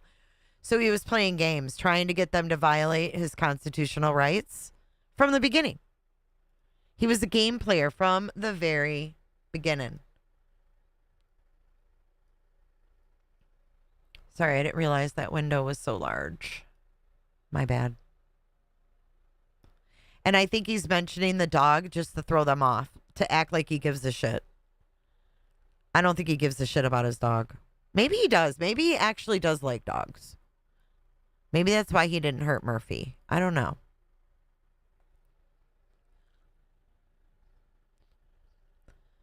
But we're on 195 out of 200. Let's get through the rest of these and get up to 200, and then we will call it a day. Brett Payne, WSU installment number 9. On May 11th, 2023, he got 2 PDF files containing 262 and 184 pages, respectively.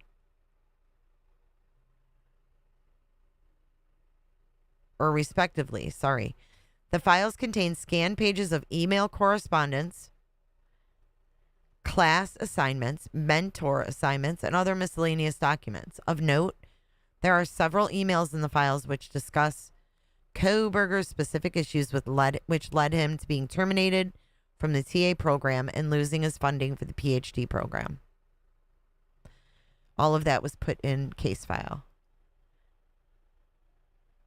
And I don't think I'm going to be live tomorrow with this. I think we'll pick it up again Wednesday because I'm getting my hair done tomorrow. Dog burger. My dread maintenance. All right, Kohberger AT&T, data, Lawrence Mowry. This is showing where he connected to cell towers.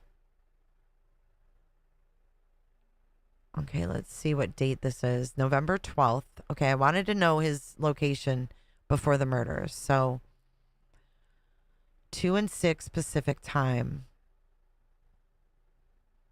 No, I want to know earlier than that.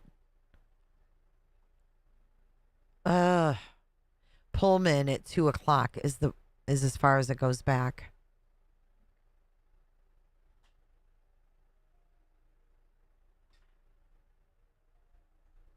And we know all of this. Dang it. I thought that they would go back to the beginning. I know. I'm so excited to go. I need it so bad. Nothing yet, Diana. Brett Payne. This is installment number 9 from WSU. And this is a file that contains...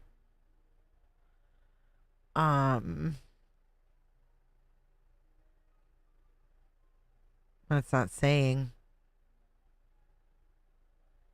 Doesn't say what it is, but it's from WSU.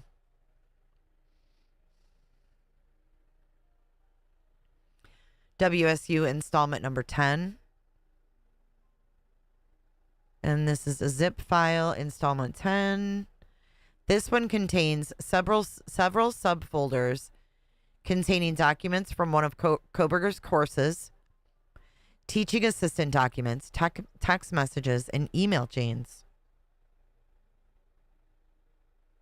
Okay, I'll make another video tomorrow. I do have one on my other channel.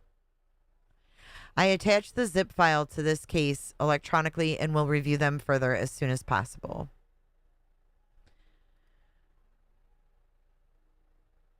Yeah, I want to know about that HVAC too. Mowry Google linked warrants account. Google linked accounts warrant. On February 23rd, 2023, I applied for a warrant. I am effed up after this because I'm looking at white with black text. And I swear to God, when I get off here, I am like literally, I have vertigo when I get off here after reading this long and looking at this screen. Recovery email, cookie, Android ID, following identifiers. They got an email from Google. He doesn't say what it is, but they stored everything from Google on February 27th, 2023. Google linked accounts warrant. And this is 200.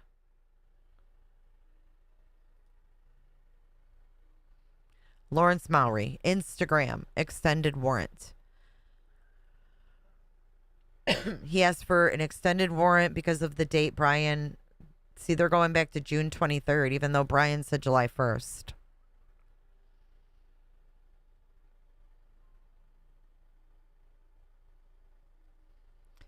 A previous warrant to Facebook. Okay, in attempting to serve the previous warrant, I found the identifier for Kernodle should have been blank without the period separator. I requested assistance for a new warrant. The account for Mogen had not been previously requested. What? In April, they never... Why didn't they request Maddie's stuff? It's April of 2023. On May 12th, 2023, I received an email from Instagram stating the data requested pursuant to the warrant was not available. It appears the user designation U/ was being considered part of the username. This occurred with the Kaylee Goncalves request previously as well. My God. A warrant returned for no data and affidavit were completed, and these documents were sent. A new warrant with only the usernames will be requested. Jeez. Wah, wah, wah, wah.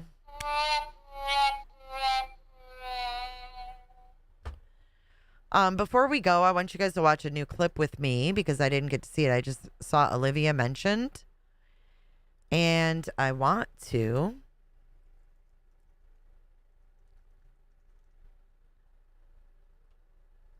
show it to you guys. It's only 2 minutes long. This is Olivia's latest, 12 hours ago. I was fueled by seeing the rage on his face. This morning, Kaylee Goncalves' sister, Olivia, reflecting on her fiery and relentless victim impact statement. I was prepared to be arrested that day. Really? Really. No, I'm not joking. I think that every single one of us were. Speaking directly to the convicted murderer, Olivia says she went off memory because she didn't want to break eye contact. Man, was he mad. That was obviously a big point of why I did what I did, to make him feel small, because Penny, he is. don't go anywhere. The truth is, you're as dumb as they come. Stupid, clumsy, slow, sloppy, weak, dirty. It actually makes me really emotional. I got up there knowing that my speech wasn't to Kaylee and Maddie, it was for them. You want the truth? Here's the one you'll hate the most. If you hadn't attacked them in their sleep, in the middle of the night, like a pedophile, Kaylee would have kicked your ass. It frames the statement that what's really important in my statement are the victims, not the defendant. And I think that also makes a big statement. Diminishing him is really super important to victims. She says she sought out specific details to include in her speech. I mean, I stalked the stalker. I found everything that I could from him online from the beginning of time to now. It fueled me to know that I got you pegged. I had one shot at it and I was going to make the most of it. She certainly did. Olivia says, though, that she and many others in her family have been receiving hateful messages on their phones and social media from people who support the killer. But Olivia tells me they are undeterred and they will continue to make Kaylee and Maddie proud. Guys. Pretty awesome. She did. Oh, I bet she did nearly knock him off his chair when she said, "So sit up straight while I talk to you." I was like, dang. Penny, I want to say thank you so much. Penny, I got 3 Amazon packages today from Penny. You made my day, Penny. So don't go anywhere. I hope you saw my post. I made a community post thanking you. She got me kitty food. She got the doggies a treat. She got me Uber Eats card. She got me my hairspray stuff. So I'm really grateful. Thank you so much.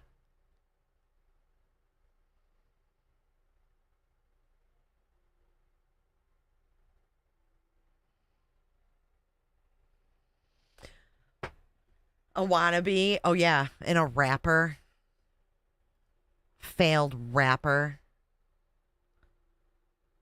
You know what else I liked? Oh, let me show you my favorite part of Christie's. I don't know if anybody else really noticed this part, but this part, I loved it. Hold on. Safety, trust, myself. Joy is harder to find. spend it in a place of sorrow and rage. The grief sits with me every miserable. I live with a constant, with empty chairs that scream louder than words ever could. As a person working on a PhD in criminal justice, you really didn't think this one through, your direction. All because you are pathetic. Now you're a joke in this courtroom. Right here. I wish I could crown you with a jester hat to complete your orange jumpsuit clown look. I loved that. I don't know why. And he looks so mad when she says it. She says clown look. Let's look at his face. Let's study his face. She says, I wish I could complete your orange jumpsuit with a jester hat. Clown look. I love the Goncalves. I love their spice. I love their drive. I love their emotion. I love it all. Did he really look away, Duckman? Oh, she was nervous as hell. She was so nervous. But she said clown look. Watch. That good. In fact, you're not that good at anything. You couldn't secure a job. You couldn't get along with others. You couldn't even get a female to look in your direction. All because you are pathetic. Now you're a joke in this courtroom. I wish I could crown you with a jester hat to complete your orange jumpsuit clown look. A dead killer doesn't kill again. So while I'm disappointed, she said clown look. It's amazing, man. It's amazing. They did so amazing. Look at, I actually paused it where he blinked. Oof. Hey, Dr. Ivana. Good to see you. I do too. I get cotton mouth when I'm nervous too. You know what would be really wild is to watch him not play the audio, but play the video on 2x speed. This is on 2x speed. Look at his movements. They're ever so slight. But when he does make them so meaningful, right? You can see the slight movements. He blinked quite a bit, yeah. And this is just the mom. This is just Christy. Clown look. I think that's where she said clown look. Watch. To find laughter feels foreign. The world moves forward, but I'm suspended in a place of sorrow and rage. You've taken from me something that can never be restored. You the grief did sits with me this, every day, Jammers? some days quietly, and other days so loud it drowns out everything else. The emotional toll you've inflicted on me is immeasurable. I live with a constant ache, with birthdays that are now memorials, with holidays that feel hollow, with empty chairs that scream louder than words ever could. He actually shifted when she talked about holidays. Watch that. Days quietly, and other days so loud it drowns out everything else. The emotional toll you've inflicted on me is immeasurable. I live with a constant ache, with birthdays that are now memorials, with holidays that feel hollow, with empty chairs that scream louder than words ever could. I am forever changed. But for you, as a person working on a PhD in criminal justice, you really didn't think this one through. You're not that good. In fact, you're not that good at anything. You couldn't secure a job. You couldn't get along with others. You couldn't even get a female to look in your direction. All because you are pathetic. Now you're a joke in this courtroom. I wish I could crown you with a jester hat to complete your orange jumpsuit clown look. A dead killer doesn't kill again. So while I'm disappointed the firing squad won't get to take their shots at you, I'm confident that the men in prison will have their way with you in more ways than one. You will finally get what you wanted, physical touch. Just probably not how you were expecting it. See, you haven't beat the system. You've simply entered a new one, where the rules are cruel and the consequences will never end.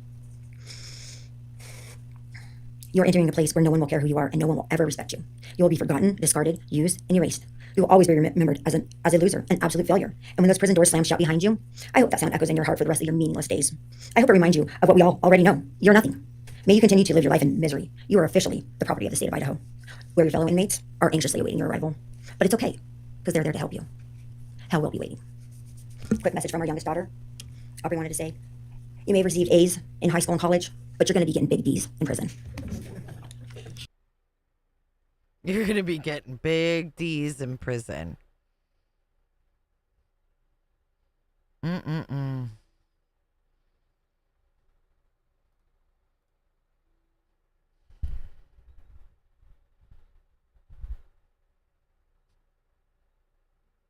He was taking some deep breaths, but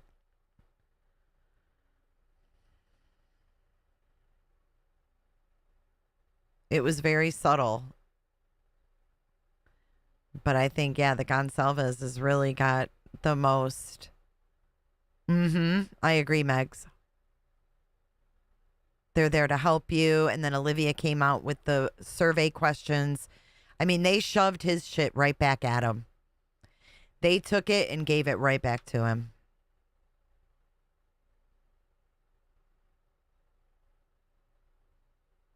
All right, guys, I'm going to wrap this up. Thanks for watching. We will do part 4 on Wednesday. And until then, you guys stay safe, have fun, enjoy your summer. Leave a comment if you're replaying. I will chapter this later. Ooh, it's getting late. 9:30. I'm going to run our credits. And thank you so much. Hit the like button on your way out. Thank you, moderators, for always being here for me. And I'll see you guys in the next one. Thank you again, Penny, for all the gifts. Bye, guys.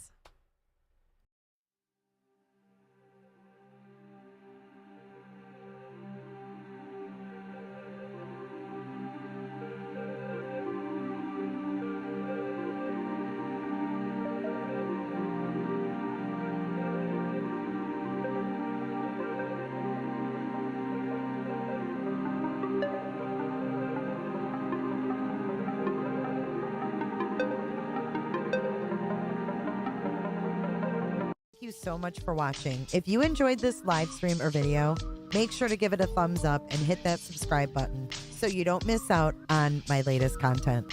Want to take it a step further? Bring it all in. And join our community clickers by becoming a Patreon or a YouTube member. You'll get exclusive access to our Discord server, special channel perks, and much more. Until then, I'll see you in the next one. Click. It's real easy, man.